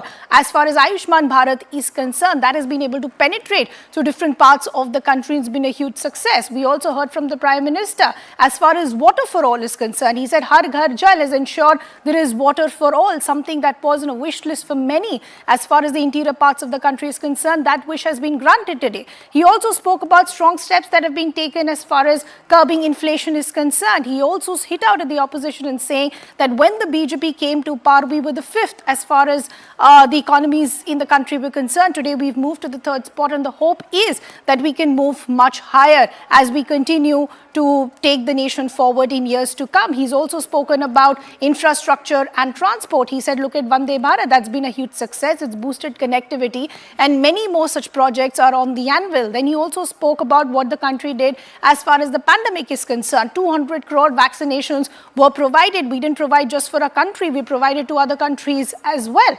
Renewable energy, that target that was presented by the government, that has already already been achieved. The new parliament building, that has also been built before the deadline. So this was just a snapshot of the kind of report card that was presented by the Prime Minister. Let me also now bring in our colleague and senior editor, Aman, who's also now joining us on the broadcast. Aman, it was not just the report card and the vision that was presented by the Prime Minister, but the big takeaway was the confidence that was exuded by the Prime Minister that I will be back next year, which shows the confidence that the BJP has as far as 2024 is concerned. Absolutely. I think the PM saying from the ramparts of the Red Fort that he'll be back next year to give another speech and cite his achievements as the Prime Minister, there can't be a more confident statement than that for the BJP for 2024 elections. Also, I think very major points, the three ills of the society which are ailing the country, which he mentioned, corruption, appeasement and parivarvad. All three of these ills that he associated the country with are also attack on the Congress party, because this is what the PM has been saying for a long while now, that dynasty politics and corruption, this is something that the country has moved on from. There is no tolerance for corruption or appeasement or dynasty politics in this country. Also, the PM mentioning to the lost millennium. No PM, I think, has so boldly highlighted how 1,000 years of India's development were ruined by slavery, subjugation, and that the coming 1,000 years will not be like this, that India will rise to newer heights.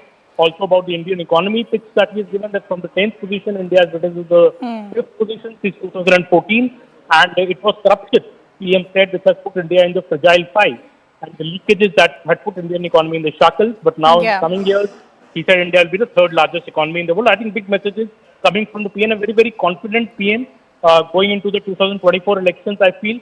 Also, I think the point that he has made about women-led development and about the India being a Vishwamitra, these are going to be the buzzwords, and him calling people no more as Deshwasiyon but calling them as my Parivarjan, which is also a feeling that he's trying to build that all of the country is my family.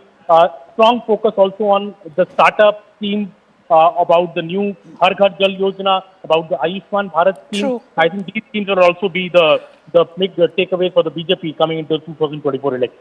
But on unexpected lines, politics also erupted soon as the Prime Minister was finishing his speech. One, there was a lot of back and forth as far as the presence of the Congress President Mallikarjun Kharge was concerned. What are we hearing? Is it now being confirmed the Congress President did in fact miss the ceremony at the Red Fort? Where was he, and what is the kind of explanation that's coming in from the Congress? Well, that is the BJP is being seen as very unfortunate for the Congress President to not come for the Independence Day speech. Of course, this is a function for the country, not for the the party or the government as such. This is a function. Independence Day has its own decorum, for which it was expected that the Congress President would be there. The Delhi Chief Minister, Mr. Arvind Kejriwal, was present at the function. In fact, he was seated right next to Mr. Hardeep Puri, the Union Minister. So in a way, I think this is something that the BJP will strongly raise, that why is the Congress President, in a way, not attended the ceremony. This brings down the decorum and the whole political nicety of the Independence Day function. Aman, we'll just request you to stay on with us. We also have our colleague Payal Mehta, who's also now joining us on the broadcast. Payal, as far as the vision and the report card that was presented by the Prime Minister, he's of course taken a very serious attack against the opposition as well. That, as Aman was rightly pointing out, the country needs to be free of appeasement politics, the country needs to be free of corruption, and the country needs to be free of dynasty politics as well. Here, many reactions that are coming in from the opposition, they're saying it was unfair of the Prime Minister, who was addressing the nation at large, to take a jab at the opposition. Well, the Prime Minister has maintained this particular set of things, whether it is dynasty politics, appeasement politics, or even, corruption, in all his speeches, including the no confidence speech where he spoke recently as well. He's basically saying that India is looking at Amrit Kal, and India is looking at the future of the country in 2047. And these are the three vices from which the country needs to be free. Of course, the opposition feels targeted. The opposition feels the Prime Minister using this platform to take a political jibe at them. And the opposition, therefore, has decided not to attend. You saw that Mallikarjun Kharge was not present at the Red Fort. And also the opposition has decided in the past also to boycott many things. Half of the Prime Minister's speech in the recent times when, he spoke on a no confidence motion was also boycotted by the opposition. They had walked out. You've also seen that the entire united opposition had boycotted the inauguration of the new parliament building as well. So obviously, the stage has been set for 2024 Lok Sabha elections as well. But yes, the Prime Minister making a strong attack at the opposition parties, in a way setting the mood of what you're going to see in the coming weeks and months. Payal, I just request you to stay on with us. Going back to Aman also, what was very crucial was the Prime Minister speaking on the situation of Manipur, because this is something that has dominated the monsoon session of Parliament. And there is a sense of reassurance that he gave to the nation that the country, the state government stands with what's happening, and there is hope that peace will prevail very soon as well. Absolutely. I think on Manipur, PM has very strongly stressed that peace is the only way to resolve all disputes in Manipur. I think that's a very important statement, and also that many problems, had flared up in Manipur, had their origin during previous regimes as well. So Prime Minister Narendra Modi in his speech today mentioning about Manipur, the government efforts to restore peace in the state. It is also, I would say, in contrast to earlier Independence Day speeches when, Manipur, like the 1993 Manipur riots were in a way omitted in the Independence Day speeches of maybe Minister Narendra Rao. So in a way, by neglect, by the kind of speech that the Prime Minister has given today by mentioning Manipur, also mentioning that peace is returning to Manipur. The last few days have not seen any major incidents of violence or death. So the last few days have been good for Manipur to reach out for hope, and also this very clear a sense of responsibility and empathy, I think, so for the Prime Minister while addressing Manipur, providing comfort and understanding of the situation and maybe the potential solutions which could lead to peace in Manipur.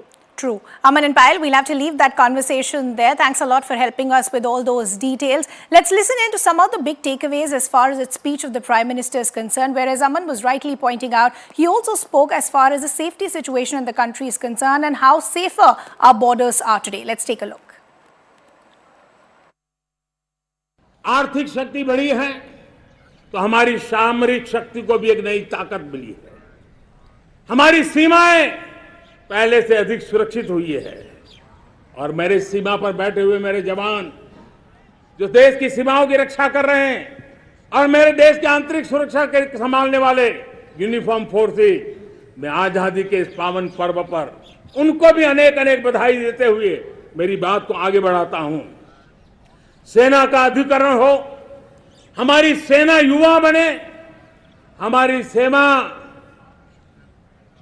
Battle के लिए ready, युद्ध योग्य बने, इसलिए निरंतर reform का काम आज हमारी सेना में हो रहा है। मेरे प्यारे परिवारजनों, आए दिन हम लोग सुना करते थे, यहां बम धमाका हुआ, वहां बम धमाका हुआ, हर जगह पे लिखा हुआ रहता था कि इस बैग को मत छूना, अनाउंसमेंट होते रहते थे। आज देश सुरक्षा की अनुभूति कर रहा है और जब सुरक्षा होती है, शांति होती है, तो प्रगति के नए अरमान हम पूरे कर सकते हैं। उसको लिए सीरियल बम धमाके का जमाना बीती हुई बात हो गई है। निर्दोषों के जो मौत होते थे वो बीते हुए कल की बात हो गई है। आज देश में आतंकी हमलों में भारी कमी आई है। नक्सल प्रभावित क्षेत्रों में भी बहुत बड़ा बदलाव आया है, बहुत बड़ा परिवर्तन का एक वातावरण बना है। 2014 में मेरे देशवासियों ने 30 साल के अनुभव के बाद तय किया कि देश को आगे ले जाना है तो स्थिर सरकार चाहिए, मजबूत सरकार चाहिए, पूर्ण बहुमत वाली सरकार चाहिए। और देशवासियों ने एक मजबूत और स्थिर सरकार बनाई और 3 दशकों के जो अनिश्चितता का कालखंड था, जो अस्थिरता का कालखंड था, जो राजनीतिक मजबूरियों से देश जकड़ा हुआ था, उससे मुक्ति मिली है। मेरे प्यारे परिवारजनों, देश के पास आज एक ऐसी सरकार है, वो सर्वजन हिताय सर्वजन सुखाय, देश के संतुलित विकास के लिए समय का पल पल और जनता की पाई पाई, जनता की भलाई के लिए लगा रही है। और मेरी सरकार, मेरे देशवासियों का मन एक बात से जुड़ा हुआ है। हमारे हर निर्णय, हमारे हर दिशा, उसका एक ही मानदंड है, नेशन फर्स्ट, राष्ट्र प्रथम। और राष्ट्र प्रथम यही दूरगामी परिणाम, सकारात्मक परिणाम पैदा करने वाला है। देश में बड़े स्तर पर काम हो रहा है।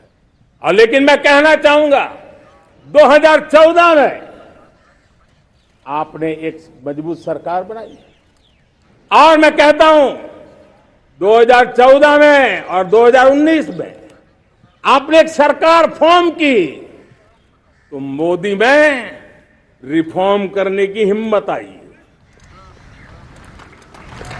आपने ऐसी सरकार फॉर्म की कि मोदी को रिफॉर्म की हिम्मत आई। और जब मोदी ने एक के बाद एक रिफॉर्म किए तो मेरे ब्यूरोक्रेसी के लोग, मेरे लाखों हाथ पैर जो हिंदुस्तान के कोने कोने में सरकार के हिस्से के रूप में काम कर रहे हैं, उन्होंने ब्यूरोक्रेसी ने ट्रांसफॉर्म करने के लिए परफॉर्म करने की जिम्मेवारी बखूबी निभाई और उन्होंने परफॉर्म करके दिखाया और जनता जनार्दन जुड़ गई तो वो ट्रांसफॉर्म होता भी नजर आ रहा है। और इसलिए रिफॉर्म, परफॉर्म, ट्रांसफॉर्म ये कालखंड अब भारत के भविष्य को गढ़ रहा है और हमारी सोच देश की उस ताकतों को बढ़ावा देने पर है जो आने वाले 1000 साल की नींव को मजबूत करने वाले। दुनिया को युवा शक्ति की जरूरत है, युवा स्किल की जरूरत है। हमने अलग स्किल मिनिस्ट्री बनाई, वो भारत की आवश्यकताओं को तो पूरी करेगी, वो दुनिया की आवश्यकताओं को पूरी करने का भी सामर्थ्य रखेगी। Reform, transform and perform. One of the big messages that came from the Prime Minister's speech. We'll continue to get you all those highlights and takeaways. For now, we're slipping into a very short break.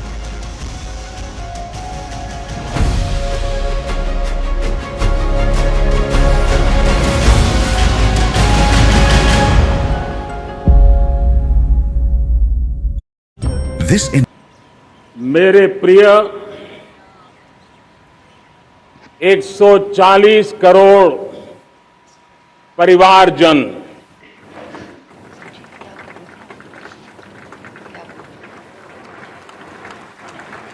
दुनिया का सबसे बड़ा लोकतंत्र और अब बहुत लोगों का अभिप्राय है कि जनसंख्या की दृष्टि से भी हम विश्व में नंबर 1 पर है। इतना बड़ा विशाल देश, 140 करोड़ देश के मेरे भाई बहन, मेरे परिवारजन आज आजादी का पर्व मना रहे हैं। मैं देश के कोटि कोटि जनों को, देश और दुनिया में भारत को प्यार करने वाले, भारत का सम्मान करने वाले, भारत का गौरव करने वाले कोटि कोटि जनों को आजादी के इस महान पवित्र पर्व की अनेक अनेक शुभकामनाएं देता हूं।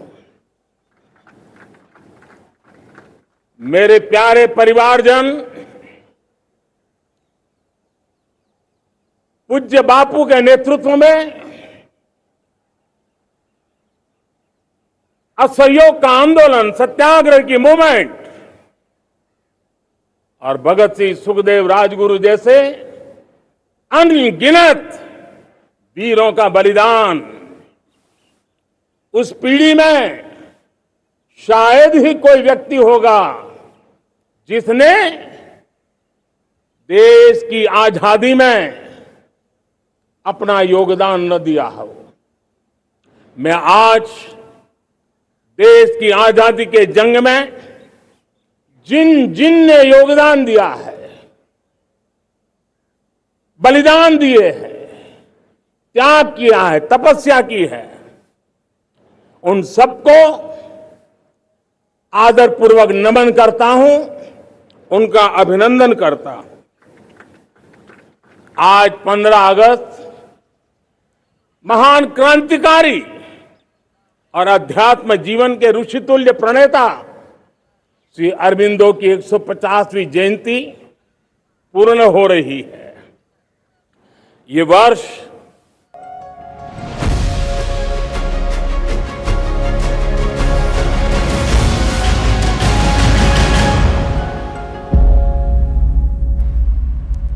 Welcome back. Thanks a lot for staying with us. The Prime Minister today spoke of safer borders, of security and Jammu and Kashmir becoming an example of how India is now forward from an era of violence. Srinagar was engulfed in the hues of tricolour today. The renovated clock tower at Lal Chowk in Srinagar was inaugurated by the LG ahead of Independence Day. Let's take a look at this ground report that has been brought by our colleague Ishan Vani. The reconstructed clock tower, which is commonly called as Ghantaghar in Srinagar's historic Lal Chowk, has today been inaugurated. It was redesigned, and you can see that there's a tricolour which is flying on top of this Ghantaghar. This has been witness to several political changes in Kashmir, from Pandit Jawaharlal Nehru, the first Prime Minister of India, to Narendra Modi, who also came here to unfurl tricolour back in 90s. And after that, Rahul Gandhi also unfurled tricolour here. It has remained, a name which is synonymous with the politics in Jammu and Kashmir. And today you are seeing that the entire building has been redesigned. There is lighting which has been done, tricolour lighting also on the clock tower which has been done. These underground lining has also been done. All the electricity lining which used to be, on this road has been done underground, and this will now be also called as Srinagar Square. This particular place, there is a garden area which has also been made. The entire area has been tiled, and then there is also sitting space for people who want to rest here. There's a giant screen over there after these tents, which has also been inaugurated today by the Lieutenant Governor. This is ahead of the Independence Day celebrations, and we have also seen here that Pakistan flags being waved, but the time government says has changed, and that is why today we are seeing that there is a development taking place. The government says due to the peace that this development in Jammu and Kashmir is taking place. And also, you will also see this Lal Chowk which has been made. This beautiful lighting of water also been done. This has been completely redesigned, this park.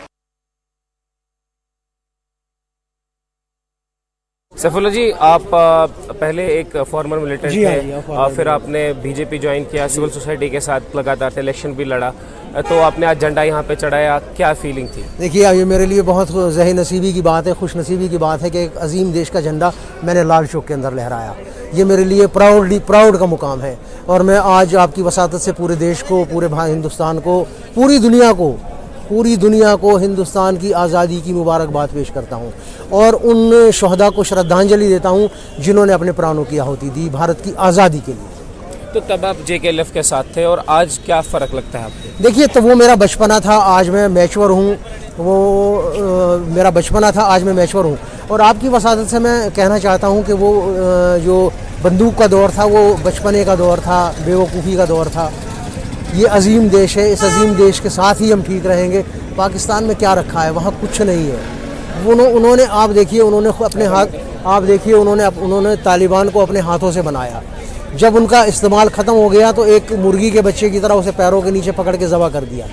तो हम अपने उन देशवासियों से, उन कश्मीरी नौजवानों से ये कहना चाहते हैं जिनके हाथ के अंदर बंदूक है कि बंदूक का रास्ता ठीक नहीं है, इस बंदूक को तर्क कीजिए और अमन और इंसानियत की तरफ। Thank you so much.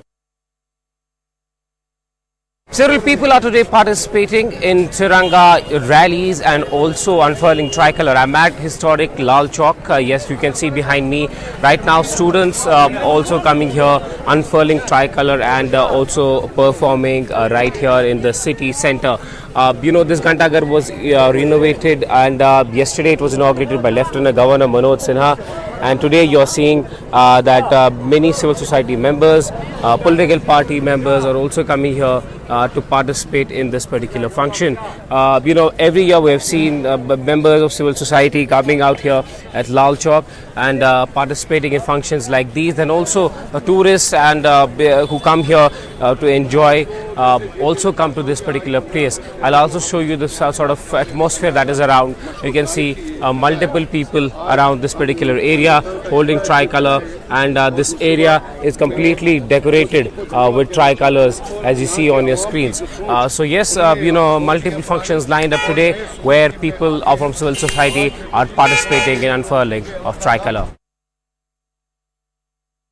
यहाँ पर मैं दूसरा साल है, मैं यहाँ पर तिरंगा ले के पूरा पेंटिंग करके आता हूँ। और मैं पिछले साल भी आया था यहाँ पर, मैं जबरदस्त और उत्साह बनाने, और इस साल तो डबल लग रहा है उत्साह यहाँ पर, जबरदस्त उत्साह लग रहा है यहाँ पर, बहुत अच्छा लग रहा है। और यहाँ पर कल मैं पिछले साल जब आया था, जब एक दिन पहले आया था, एक दिन पहले ही मैं देखा था लाइटिंग, और इस साल तो जबरदस्त लाइटिंग हो रही है। और ये यहाँ पर रोड रास्ते बन गए, काफी जबरदस्त उत्साह बदलाव। हम पहले बोलते हैं जम्मू कश्मीर बदल रहा है, पर अभी बदल नहीं, पूरा बदल चुका है। मैं बहुत तहे दिल से खुश हूँ कि ऐसे मौके बार बार होने चाहिए, क्योंकि यहाँ जो कर्फ्यू लगा रहता था, आज हम तहे दिल से यहाँ ये अपना अमृत उत्सव मना रहे हैं, तो बहुत खुशी महसूस करें। फंक्शन के बारे में क्या पूरा हिंदुस्तान मना रहा है हमारा इंडिपेंडेंस डे, तो हमारे लिए बहुत खुशी की बात है कि हम यहाँ पे घंटाघर के पास सारे एक साथ मिलके इंडिपेंडेंस डे सेलिब्रेट कर रहे हैं। मेरे लिए बहुत प्राउड की बात है, पूरे इंडिया के लिए बहुत प्राउड की बात है कि हमारा जो कश्मीर है वो चेंज हो रहा है। Let's now get you the big takeaways of what we heard from the Prime Minister a short while ago. As the Prime Minister addressed the country from the ramparts of the Red Fort, he presented a report card of sorts of what the government has achieved, but also laid out a vision map going forward. The Prime Minister vowed removal of 3 ills. The first ill that he spoke about was corruption. He said, committed to free the country as far as the corruption issue is concerned. The other ill he spoke about was of appeasement politics. He said the country today is committed to be free of appeasement. And the third ill that he spoke about was of parivarvad or dynasty politics. Once again saying that if these 3 ills are removed as far as the country is concerned, then we can achieve a lot more. Parivarvadi working for this is one family, and we need to work together if we need to achieve the roadmap that has been laid out for the country. There is also a crackdown on corruption. That is the reason for anger against me. So he of course hit out at the opposition, saying the opposition has always not worked in the right intent of the country, and that anger he's taken out personally on the Prime Minister. He's also spoken about corruption. Worst enemy of Vikas, won't tolerate it. So these are some of the big takeaways that the Prime Minister spoke from the ramparts of the Red Fort. Let's also now bring in our colleague Payal Mehta, who's joining us on the broadcast. Payal, take us through the big takeaways that have come in, which is also going to set the tone as far as the 2024 elections are concerned. The Prime Minister listed out a series of things that his government has done in the last, close to 10 years, and also has laid out a vision as far as the upcoming 25 years are concerned. But given the fact that you have 24 elections in the coming few months, it has been a political attack that you've seen by the Prime Minister as far as the opposition is concerned. The Prime Minister, if you remember, had said in his rally in June in Bhopal, essentially Ridhima, that the only guarantee that his government was able to give was that he would make this country free of corruption, and the fact that any corrupt and every corrupt person would be sent to jail. That is the guarantee that he had given. He's highlighted this again. Just a couple of days ago, he had also spoken about the Quit India movement that India needs to now take on, given the fact that there is corruption in the country. There is corruption which is being done by political parties who are diners, and also the fact that they believe in appeasement. So the Prime Minister has also highlighted that Sabka Saath, Sabka Vikas, Sabka Vishwas and Sabka Prayas has been the mantra on which his government has really worked as well. So obviously the Prime Minister laying ahead a roadmap as far as the country in the coming decade is concerned, and also the fact that he's very, very confident. Yet again, the Prime Minister has spoken about the fact that it is important to have a government which has complete majority, because the perils of coalition government is something that India has really seen as well. So quite a fiery speech as far as the Prime Minister is concerned, making it personalized, saying that just because he has taken action against the corrupt, he has taken action against these dynasty parties, he has been targeted and people have disliked him as well. So obviously, that's quite a statement for the Prime Minister really to make, even though the opposition parties have been feeling that this is a wrong platform. The Prime Minister used the platform of the Prime Minister to make a political speech. Yeah, Payal, as you rightly pointed out, it was not just a report card that was presented by the Prime Minister, but he exuded confidence, saying that next year I will be back to unfurl the tricolour, which shows the kind of confidence that the BJP is working going into election year. Well, absolutely. The Prime Minister said this on multiple occasions, saying that next year when we come back, we will do certain things as well. So he's very, very confident that the people of the country, which have given his party a mandate in 2014 and 2019, will not think any differently as well. So that's the kind of exuberance that you've seen in terms of confidence. The Prime Minister also spoke about the fact that it is time that India needs to work together to become the world's third largest economy. That also has been a big thrust as far as the Prime Minister is concerned. And even recently, Ridhima, I remember very distinctly when he was speaking in the BJP parliamentary party meeting. He did again make a mention of that, and he said that next year when our government comes to power, we will do certain things in various areas, including for railways. So obviously that's the kind of confidence that he really has. He also said in the recent parliament session that when Amit Shah was also speaking, he also said that no matter what the opposition tries, no matter what tricks they come up with, the fact of the matter is that Narendra Modi is coming back to power in 2024. So obviously it's a huge pitch as far as that is concerned. The Prime Minister said that he is willing to take everybody head on for the cause of the country, because there's nothing which is bigger in terms of a cause than the welfare of the country, and it's a proven track record. That's what Narendra Modi has been saying. Pal, we'll just request you to stay on with us. Let's play out some other sound bites of what we heard from the Prime Minister earlier in the day. 2014 में मेरे देशवासियों ने 30 साल के अनुभव के बाद तय किया कि देश को आगे ले जाना है तो स्थिर सरकार चाहिए, मजबूत सरकार चाहिए, पूर्ण बहुमत वाली सरकार चाहिए, और देशवासियों ने एक मजबूत और स्थिर सरकार बनाई। और 3 दशकों के जो अनिश्चितता का कालखंड था, जो अस्थिरता का कालखंड था, जो राजनीतिक मजबूरियों से देश जकड़ा हुआ था, उससे मुक्ति मिली। मेरे प्यारे परिवारजनों, देश के पास आज एक ऐसी सरकार है, वो सर्वजन हिताय सर्वजन सुखाय, देश के संतुलित विकास के लिए समय का पल पल और जनता की पाई पाई, जनता की भलाई के लिए लगा रही है। और मेरी सरकार, मेरे देशवासियों का मन एक बात से जुड़ा हुआ है, हमारे हर निर्णय, हमारे हर दिशा, उसका एक ही मानदंड है, नेशन फर्स्ट, राष्ट्र प्रथम। और राष्ट्र प्रथम यही दूरगामी परिणाम, सकारात्मक परिणाम पैदा करने वाला है। देश में बड़े स्तर पर। So on the occasion of the 77th Independence Day, a very happy Independence Day to all our viewers in India and around the world, the Prime Minister making an impassioned plea from the ramparts of the Red Fort. This is his 10th speech as Prime Minister on Independence Day, and he's made an impassioned call for a Viksit Bharat, or a developed India, by 2047. He's talked about social ills that need to be got rid of in the path therein. But joining us now for a very special interview on what the Prime Minister spoke about and some of the pending issues that are facing the country and the government is Honorable Union Finance Minister Nirmala Sitharaman. Thank you very much, ma'am, for speaking with us here on this very special occasion, and a very happy Independence Day to you. Thank you very much, Zaka, and good to talk to you. Ma'am, let me start with the Prime Minister's speech. He made an impassioned plea for a Viksit Bharat, or a developed India, by 2047. And he said that while we need to get there, some of the social ills that we need to get rid of, dynastic politics, corruption, appeasement. Just moments ago, the opposition had a meeting and they are saying the BJP also has those ills. So what is the difference? Could you explain to our viewers why you believe that these are the 3 biggest impediments to India's growth and India's journey to a developed country? I'm shocked to know that the opposition has said that. I'm hearing it from you for the first time. So my first response is shocked.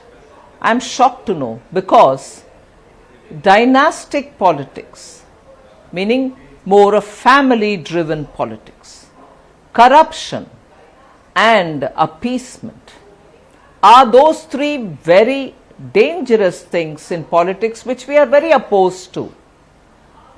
How come the Congress or any opposition party who you were referring to are saying that BJP also has this? Does any one family hold control of BJP? Has it ever, or has it got now? Is it now being held by any one family? It's very well to say, oh, you have some so-and-so's son or so-and-so's daughter in your party and therefore you're also Parivarvadi. Not at all. When we talk about Parivarvad, and into it is also embedded the dynastic Vad, it's the same family which over the generations controls the entire party. That is the Parivarvad which we are talking about. BJP doesn't suffer from it, it has never suffered it. And it is not just the Congress party, there are other parties as well, some of them regional as well. After all, they are all now party to some ... party. So today all of them have become part of this ... alliance, but they suffer from Parivarvad. So that is my understanding of Parivarvad. One party holding the control of a party in toto, and every decision is surrendered to them and the ultimate veto is in their hands. That's the Parivarvad we are talking about. One. The corruption, it's again absolutely ridiculous that they seem to think BJP also suffers from it. 9 years in Delhi as Prime Minister and before that as CM in Gujarat. Please tell me, has there been a whiff of corruption anywhere? So when the opposition speak and in a very loose fashion, they also are, when they're putting these allegations, speaking with irresponsibility. I completely reject this opposition's claim BJP is also. No way, no corruption anywhere near our government. The third, appeasement. We are a government which believes in Sabka Saath, Sabka Vikas. In any one of the schemes of Prime Minister, which are people oriented and for the people, whether it's Ujjwala, whether it is PM Swanidhi, or it is the COVID time emergency credit liquidity guarantee scheme, it reached everyone. There was no difference between so and so and so and so, or this person or that person. Whereas we've heard even from the level of the PM once upon a time, that the first charge, if anything, on the budget or the resources of the government belongs to a particular community. That's the appeasement that we are talking about. And that kind of appeasement is the hallmark of earlier UPA governments. Ma'am, one issue, it's a sensitive issue, it in fact held up the previous session of Parliament as well, is the issue of Manipur, and the Prime Minister talked about it today. What can you say to the people of Manipur, to the viewers who are watching you right now, that both the central government and the state government in Manipur, both belong to the BJP, are doing everything in your power to restore peace in the state? Absolutely.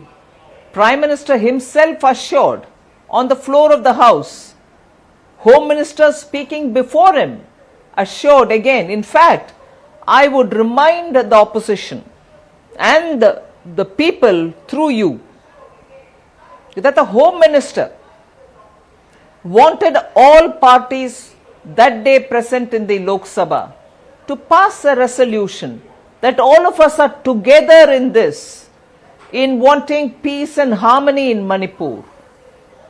The opposition did not even join in this good cause. After all, they've been talking about Manipur and stalling the House. Whether the reply is satisfactory or not, you also forfeited your right to stand up and ask or state your position after the Honorable Prime Minister's speech. You forfeited it. You were the one who brought the no confidence motion.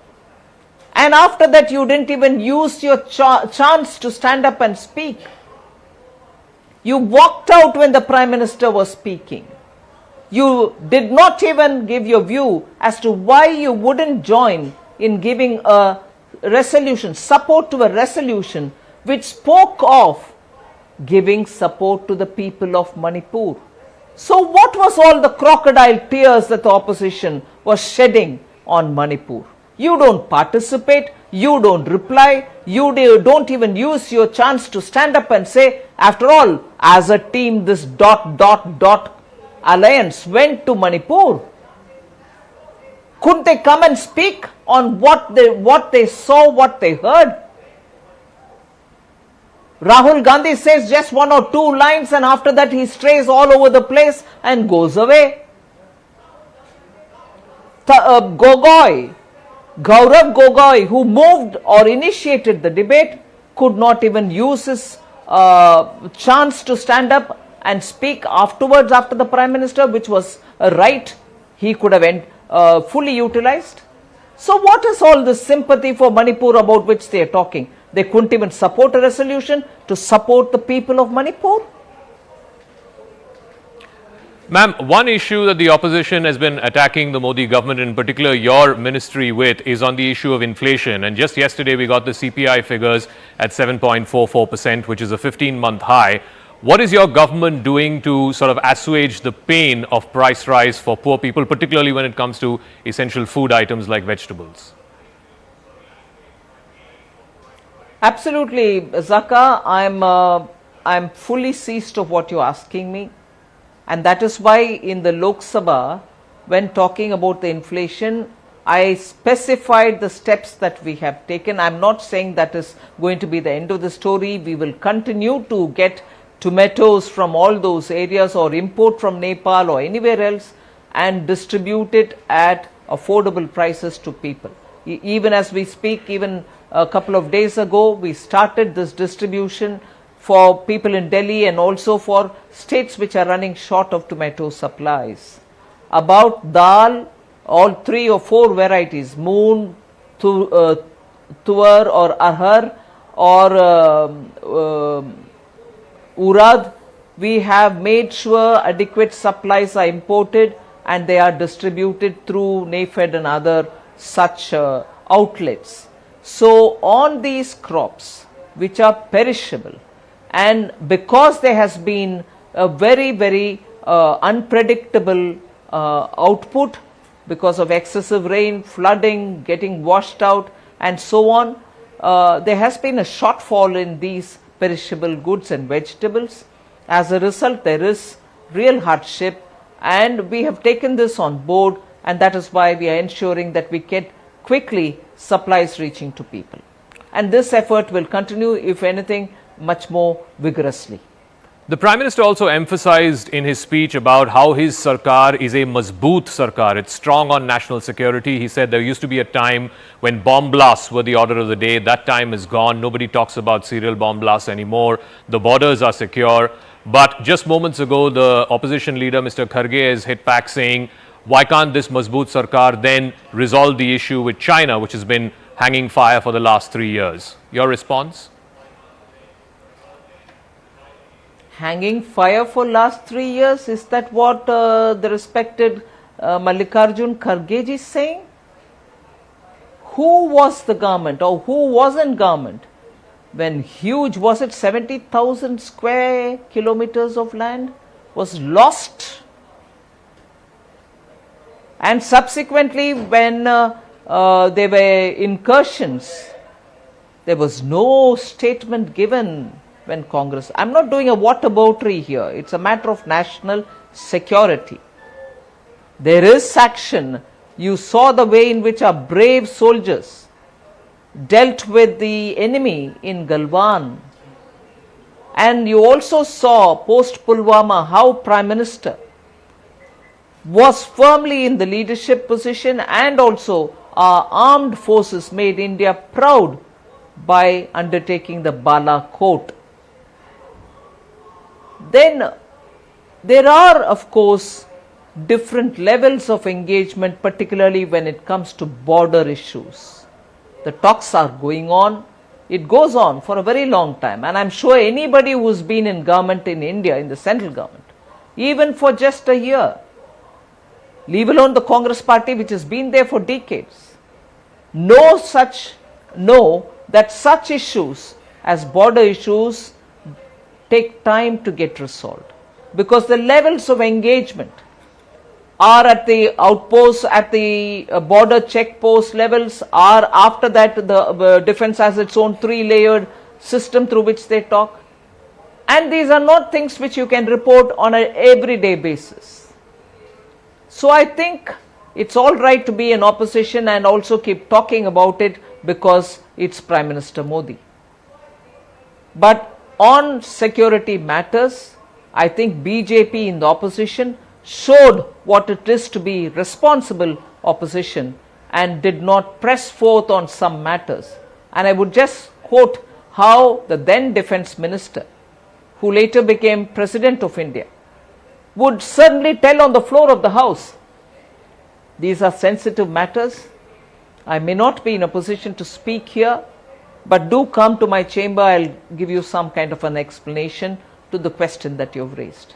We used to honor that. Now that culture is no more. I find it very, very sad that when they were in power, experienced leaders like former President of India would handle it delicately, and when we try to do it, they accuse Prime Minister of all kinds of things. Ma'am, I also want to talk about the G20 summit. India is, of course, hosting that. That's going to happen in the next few weeks. The Prime Minister today said that this is India's time. The next 25 years are the Amrit Kal. But again, the opposition is not buying that, saying that G20 meetings have happened in the past as well, and that India's standing has been improving over the last 30 years. It's not something that has happened just in the last 9. How would you respond to that? No, well, take the credit for it, no doubt. If you've done it, take the credit equally. Take the credit for the Commonwealth Games, which was ridden with everything which can go wrong. Take the credit for that as well. So, Congress being over ambitious to take credit for everything which has been in India for years, like all the different schemes that they launched, Manrega, even Jan Aushadhi Kendra, are all theirs. But did they succeed in launching it and fully reaching to the people? Where is 80 Jan Aushadhi Kendra of 2014, having launched it in 2008? And where are we today when we are touching 10,000 and hoping to reach 25,000? So I just want to give you this example to say Congress wants a bit of everything for themselves. But in today's India, and actually when people are being lifted from poverty, lifted significantly from poverty, and this is not our claim, it is the statements which are coming from IMF, World Bank and so on. You are actually seeing people getting the benefits in their hands, whether it's the free grain, whether it is the water connection. Haven't we heard about potable water reaching villages? So Congress party can always claim we've done it even before. But if they had done it, India wouldn't have required from 2014 this kind of an intensive taking programs to the ground, which gets monitored by the Prime Minister every month in the Pragati program. He talks with the district collector saying, tell me what is not reaching you from the central government schemes. I'll ensure that it is tightened and it reaches you. And that is why today we are able to claim that many of these projects have now reached saturation point. So it's okay, I fully grant them that they also launched a lot of things. They held Commonwealth Games, India's pride, you know where it reached. The shanty that was built as Commonwealth Games village, the filth that was in the village, the way in which corruption, bridges broke down in the last minute, and the Indian Armed Forces had to be called to bridge something urgently. These are also claims that the Congress should not forget.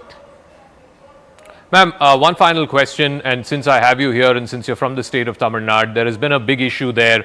A student has committed suicide because of the NEET exam. Subsequently, a couple of days after that, his father has also committed suicide. This has now become a big political issue there, with the Chief Minister saying he's going to boycott the at-home ceremony of the governor.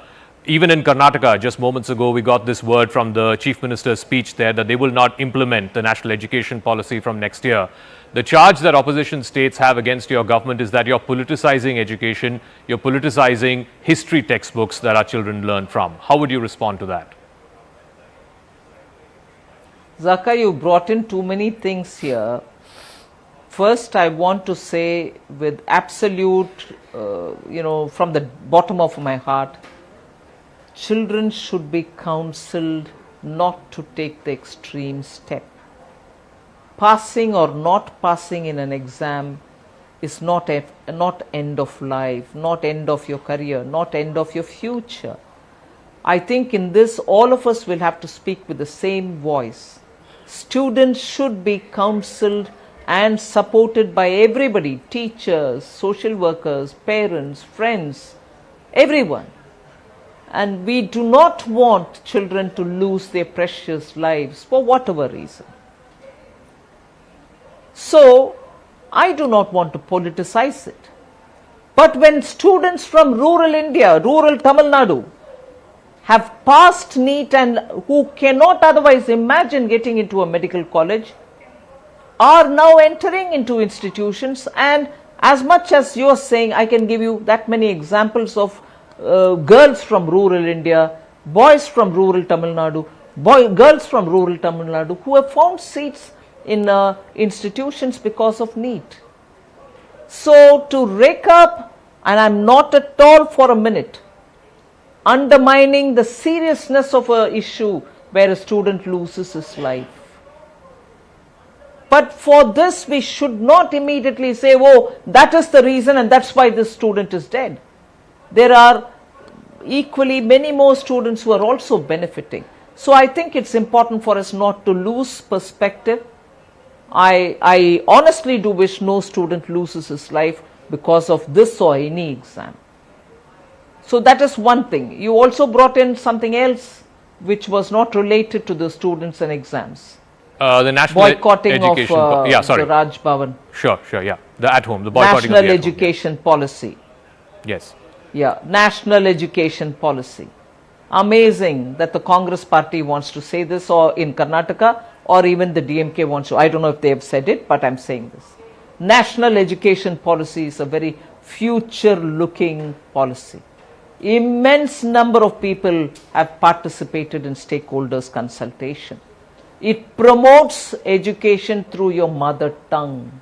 There is no imposition of any language. There is freedom to the student to pick and choose subjects which he feels that he has an aptitude for.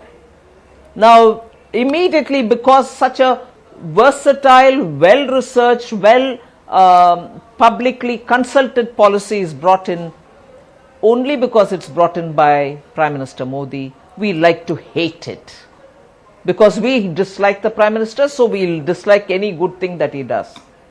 NEP is a progressive and a very, very robust education policy.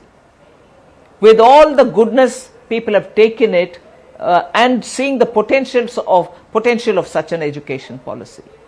And above all, now coming to boycotting, Raj Bhavan or boycotting Rashtrapati Bhavan doesn't speak well for any responsible political party. These are constitutional authorities. You may have differences with them, and I think it is important to be a part of an invitation for a gathering by the Raj Bhavan or by the Rashtrapati Bhavan. Ma'am, I'm going to try. I know you will not be inclined to saying this publicly or on national television, but there is speculation that you, as well as a lot of other ministers in the government, are being asked by your party to get ready to fight the Lok Sabha elections. Have you been told by your party to get ready to fight as a candidate in the 2024 elections? I'll wrap up with that. No, the party has not told me to participate in the election, but there are also options left to people who would want to contest in the Lok Sabha elections. Okay, we'll leave it at that. We'll leave it open-ended. Thank you very much, Nirmala Sitharaman, for joining us here on CNN News 18. Thank you. Thank you very much. So there you have the Union Finance Minister in that exclusive interview to CNN News 18 on the 77th Independence Day, defending the Prime Minister's speech, his call for a Viksit Bharat by 2047 to get rid of the social and political ills of dynastic politics, corruption and appeasement, drawing the distinction as to how the BJP, she believes, does not embodify or does not have these ills of corruption, appeasement and dynastic politics, whereas that is rampant and rife in the opposition alliance. Also talking about how her ministry in particular is dealing with the issue of price rise, particularly essential food items on the back of yesterday's CPI number, and also the whole framing of a Mazboot Sarkar versus a Khichdi Sarkar. The Mazboot Sarkar, whether it is putting an end, or at least trying to put an end to terrorism from Pakistan, or whether it is ensuring that there are no serial bomb blasts, and of course the ongoing issue of dealing with the border situation with China, drawing the distinction between what Mr. Modi's government has done over the last 9 years and what has happened in the previous 70. That's a wrap. Thanks very much for tuning in. But news and updates continue right on the other side with my colleague Ridhima. Well, thanks a lot for that. Good afternoon to all our viewers. Thanks a lot for staying with us here at CNN News 18. First, wishing all of you a very happy Independence Day, and thanks for tuning in to CNN News 18. We heard from the Prime Minister from the ramparts of the Red Fort, his 10th speech addressing the nation, a whole host of issues that were addressed by the Prime Minister, a report card that was presented of what the government has achieved so far, and a vision that was laid out of how much more we can do as a country together. He spoke about 3 crucial ills that the country needs to be freed of: corruption, appeasement politics, and dynasty politics. We'll be getting you the big takeaways of that speech in just a bit.